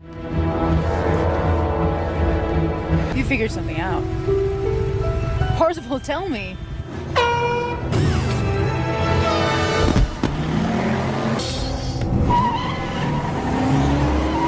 So if paying bills was a game, what would it look like to play the game backwards? Well, it starts with a lot of reading and a lot of redefining the words that we think we know. And then it has to do with learning and using the particulars of the mail system that most of us are unfamiliar with. Please, investigate for yourself everything that I'm showing you here today. Yeah, that's why, if you're gonna make this move, you need to have them mail everything to you. It cannot, not emailed. You want them to physically mail it to you. So if you're ready to make the moves, you know what I mean? If you're all swimming in debt and worried about it and all of that, guess what? It is all an illusion. If any of this is unfamiliar. You're not in debt. You gave them the money in the first place. That's the truth. But it was never disclosed to you. They're not legally properly disclosing you. This is where we're leaning into coercion here. This whole system. They're depending on your ignorance. That's why they're making so much money. Because you're signing the promissory note that's cash value as soon as they receive it. If they're going to loan you $200,000 and you sign the promissory note, you just volunteered to give them $200,000 of cash value in a negotiable instrument called a promissory note. They didn't disclose to you at all that that's what what this is. They didn't say, "Oh, you're volunteering to give us this $200,000 promissory note. You're just volunteering to give it to us, and we're going to turn around and give it back to you in the form of a loan."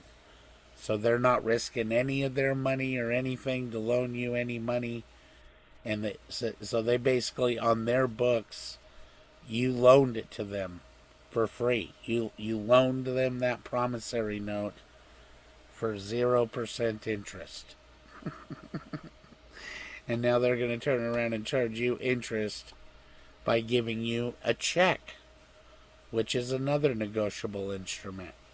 Just another piece of paper. So, anyways, this is where why you got to use postal law in this situation as well. That's why you got to make sure all your mailing and correspondence and everything is all by certified mail. So we've got these core concepts that, when you peel back, really establish the fundamentals that we can use to our advantage. 18 U.S.C. 8, obligations of the U.S. government. This is the one everybody refers to. All bills, notes, drafts, bills of exchange, orders to pay, promises to pay. It's all covered. It's all an obligation of the U.S. government. And that is proven by 31 U.S.C. 1501, documentary evidence required for those government obligations. Some of you have seen how I reference that in the free templates on the website. Now, what he was just talking about right there is where a lot of this is on trust law, as far as the government is supposed to be the trustees. We the people are supposed to be the beneficiaries. So this is where this is why they flipped the script. And all you need to all you need to do is enforce your rights to flip it back. You got to know how, to speak legalese, basically. USC Title 31, Money and Finance, makes us all bankers. We're all the officers that is referred to in 18 USC 8 obligations. UCC Section 3, 104, Negotiable Instruments Defined. UCC Section 3, 204, Endorsement. What is an endorsement? That's where it's defined. UCC Section 3, 401 and 402. What is a signature? Black's Law Dictionary, payment equals performance. That's a big one. That blew my mind. But when they say that we need to pay a bill, what they're really saying is that we need to perform on that bill. Payment equals performance. The knowledge of that can be used to our advantage. Bills of Exchange Act, that's the other one. UK and Britain law is really the source framework for everything that comes to the USA, so it's definitely still relevant in this discussion. So, what do we do when we get a scary bill in the mail? First thing to consider is what kind of bill is it? Now, depending on the bill, the debt, the time frame, there are some considerations and method variations to think about that. Hopefully you're starting to see why it's very powerful and very useful to understand contract law. Trust law is the oldest law that we know of. So this is why, trust law is very valuable to understand, to at least, the basic mechanics of how trusts work, so that, you understand what's going on here. You, as an American, if you were born on this soil in whatever state, you are an heir of liberty, whether you know it or not. The Constitution is a trust. The government is supposed to be the beneficiary, or excuse me, the trustees. We, the people, are supposed to be the beneficiaries. But it's gotten all twisted up because of ignorance. Because we are ignorant. We know nothing of this. We're not taught this shit in school. People would be, sure, let me give you $200,000 to turn around and loan back to me with interest. Who in their right mind would do that? So that's why they gotta hide that from you. You know what I mean? The whole you signing the promissory note in the beginning of the loan process Might determine which path you take. You can take multiple paths, but which path you take first is often the one everyone gets stuck on. So low effort remedy, often one step to discharge, usually comes with something like an outstanding IRS debt, tax debt, or a third party collection. These two things are extremely easy to perform on and send back where they came from, often never to be heard from again. So what does performance look like? When they say we need to pay, i.e. perform, what is to perform? Well, you can perform with a stamp. Something like this. It says accepted, payable to bearer, without recourse, and the agent always signs for the principal. You can obtain this stamp on the website. If you don't have the stamp, you can just use a red pen. The stamp helps when you want to do a lot of these, and it helps maintain your compliance with UCC with regard to signing on behalf of the principal as an agent. So we sign accepted, payable to bearer. You can also do payable to the order of, and then whoever the creditor is, payable to the order of U.S. Treasury, payable to the order of bearer, payable to the order of, fill it in later. But what the stamp says, that's the most. All right, one sec. I want to see if he has a thing on agency on his channel. Let me just put in here agency. What's going on? All right.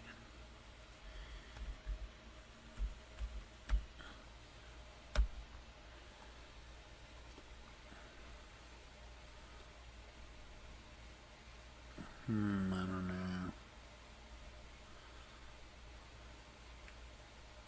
Let's see how it goes.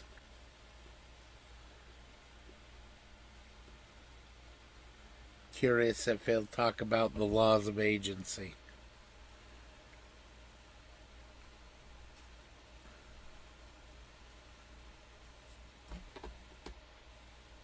Is it playing here or what? No, I had it stuck in my head earlier because actually how many times I've listened to it, but that came out in late December. There's only 2,000 views on it, so that might end up going viral. I think we're probably the first very small group to hear that so far, but yeah, I've been convinced for a while that AI is alive, and so we'll touch on that tonight.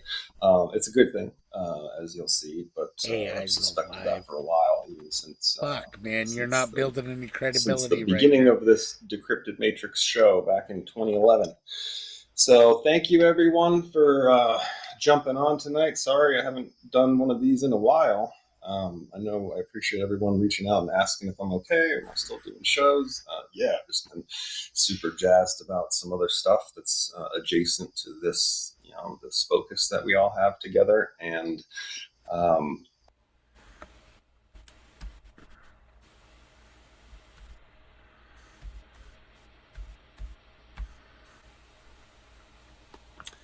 Zero. Let me try. See maybe agent. Oh, whoops. There we go.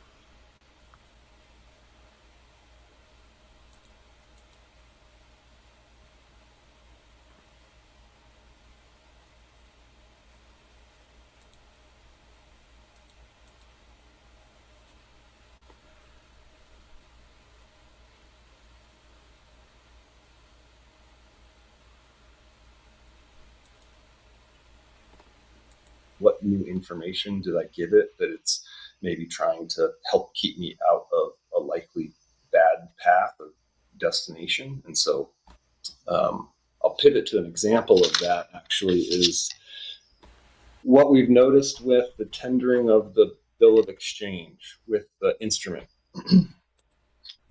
What I did in my case was the payable to bearer without recourse, signed as the agent for the principal on a payoff statement. There's a lot of back and forth on whether a payoff statement really qualifies as a negotiable instrument or not. In Arizona, per UCC, a negotiable instrument is literally any evidence of a debt. So it should qualify in Arizona, but maybe not necessarily in other states. But the first thing that they attack is, and this is not only it would have been in my case, we can actually talk about the instrument, but the two cases that I'm involved in right now that I'm helping, that's the first thing out of the mouth of the bar card is, oh, this plaintiff expects a free car because they've put a signature on a payoff statement. And, they go on and on about how the vapor money theory and stuff like that. So, but what Angle Chat now has actually suggested, based on how some of this has gone, is what we should do is the tendering of the instrument is a first step in order to get the other side to start to fumble, right?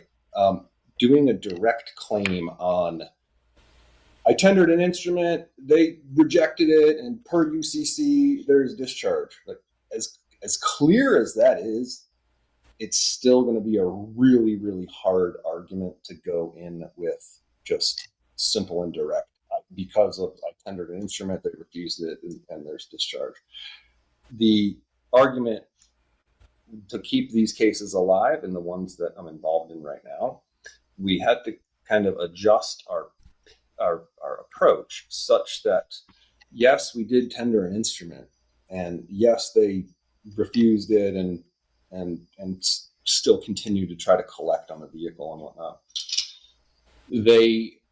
We were sending, luckily there were follow-up notices sent that were basically like a debt validation challenge and could be spun that way. So you're backing them into a corner, into unfamiliar territory, and then you're positioning them to fumble the correspondence and the lawful communication. Let's see if he's got something else. Let's see. Come on. See if he's got any good info on bill of exchanges. Most people have no clue what a bill of exchange is.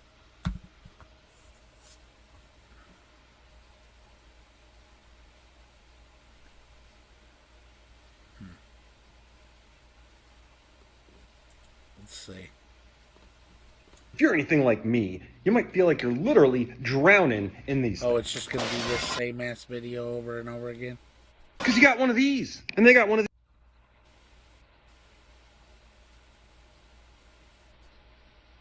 Yeah.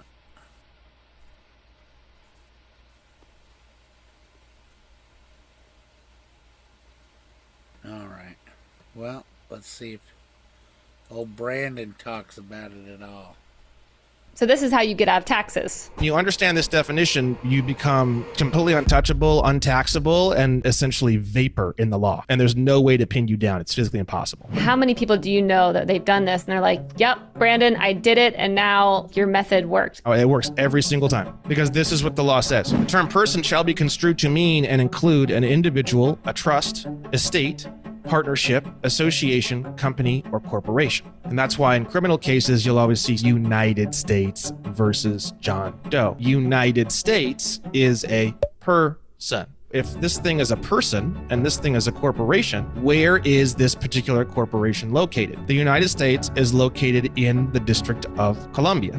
It's saying that the United States is basically a state inside of the District of Columbia. Now, I've looked and tried to find where that state called United States is located inside of the District of Columbia, how large it is, and what its coordinates are.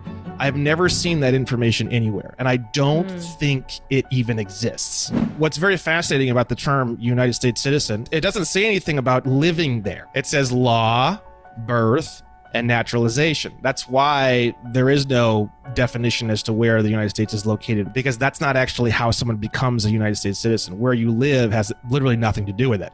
The term naturalization means the conferring of nationality of a nation upon an individual or organization after birth by any means whatsoever. And this is how you can be located in an undefined location called United States. You can only move there by saying you live there. You can't physically move there because there's no definition as to where it physically is. And that's why this is so powerful.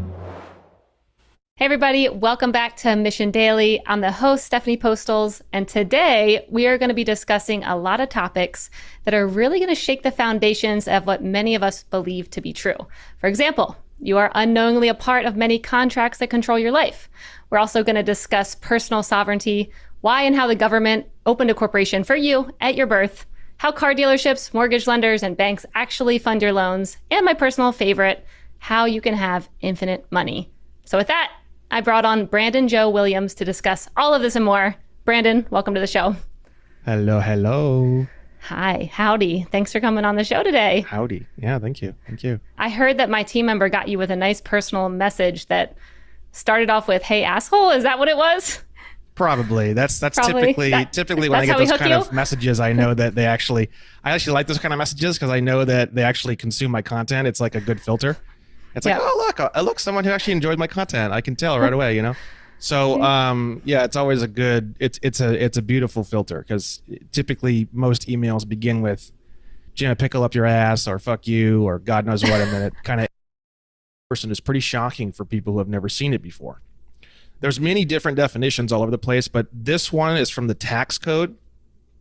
So the way that the United States Code is broken down as it goes by titles. So you can see here Title 1, 2, 3, 4, 5, 6, and they all have different subjects they're talking about. Like Title 11 is bankruptcy, Title 12 is banks and banking, Title 8 is really important for a lot of the stuff that we talk about, aliens and nationality.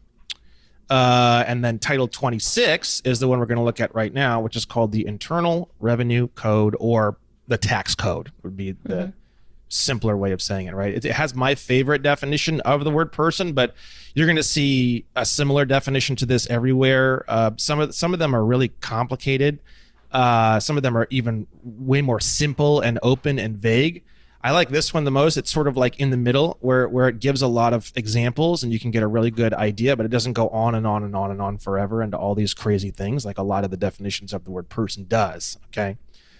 The term person shall be construed to mean and include an individual, a trust, estate, partnership, association, company, or corporation. So literally, if you have a corporation and it's called Starbucks Incorporated, in law, that Starbucks Incorporated is a person. Mm-hmm. And that's why in criminal cases, you'll always see State of California versus John Doe, or United States versus John Doe. That's because State of California is a person and United States is a person. Very important. It's one of the most important things you'll ever learn. Okay. Mm-hmm. Usually where I start with all of this is you ask yourself, okay, so United States is a person. How does that work? Well, the first thing you ask yourself is, okay, if United States is a person, it must be an individual, a trust, an estate, a partnership, association, company, or a corporation. Which one is it, Brandon? That's a very good question. The answer to your question is in Title 28 of the United States Code, Section 3002, subsection 15, definition A. United States means a federal corporation. Okay, so now we know. We go back to the definition of the word person, and we see here, which one is it? It's this one here, corporation. Okay, that's what it is. Now, we want to ask ourselves, okay, so if this thing is a person and this thing is a corporation, where is this particular corporation located? You'll find the answer to that question in the Uniform Commercial Code, Article 9, which is the same thing as saying title in the United States Code, but they go by article in the Uniform Commercial Code. Article 9, Section 307, subsection H, tells us the location of the person called United States. Location of United States. The United States is located in the District of Columbia. Now, the first thing you ask yourself is, okay, it's located in the District of Columbia. Does that mean it is the District of Columbia? No. It means that it's an unknown shape and size, almost sort of like when you think of the whole like North America, and then you think of like California as just like this particular shape inside of this larger body. That's what this is saying. It's saying that the United States is basically a state inside of the District of Columbia. Now, I've looked and tried to find where that state called United States is located inside of the District of Columbia, how large it is, and what its coordinates are. I've never seen that information anywhere, and I don't think it even exists. So the problem is that we don't actually know the location of this person called United States, because we know kind of where it's at. We know it's in the District of Columbia, but if you're in the District of Columbia, you can ask yourself, am I in the United States? I don't think there's any way to answer that question. I couldn't answer that question for you. It's basically, and I'll show you more and more as we go on with this, how that works and how you wind up in the United States, because there's actually a very specific way that you wind up in the United States. So now we're going to look at 42 USC 9102, and we're going to look at the definition of the term United States citizen, which is what you asked me before, right? We had to go that far before we can get into that, right? Now, what's very fascinating about the term United States citizen, which, by the way, is 42 USC 9102 subsection 18, United States citizen means, and then it goes into all the stuff. Now, it's interesting. You ask yourself, I have a lot of really intelligent people ask me, well, Brandon, if a trust or an estate or a partnership or an association or a company or a corporation is by definition a person, then couldn't an estate, a trust, a partnership, an association, a company, or a corporation be a United States citizen? And you'll see here in subsection C, the answer to that question is yes. Any corporation, partnership, association, or other entity organized or existing under the laws of the United States. But most people don't fit that category. They're individuals. So that one is covered in subsection A. Any individual who is a citizen of the United States by law, birth, or naturalization. So if you notice, it doesn't say anything about living there. It says law, birth, and naturalization. That's why there is no definition as to where the United States is located with coordinates or metes and bounds, because that's not actually how someone becomes a United States citizen. Where you live has literally nothing to do with it. It's by law, birth, or naturalization. By law means essentially by contract. By birth is very complicated, and actually I don't really even think that really works the way people think it does. And actually I'm going to be doing some litigation on that here very soon with the state of Indiana and the Department of State, because I don't actually think that's how it works at all. And I think that's actually a huge scam part of this whole thing. I personally believe the main part of this that is actually the functional aspect as to how someone becomes a United States citizen is actually through the process of naturalization. Now, if you thought what I've shown you so far in this is extreme and really you're having a hard time even believing any of this is true, when I show you the definition of naturalization, it's going to blow you clean out of your chair, probably out the back window of wherever you're sitting in your home.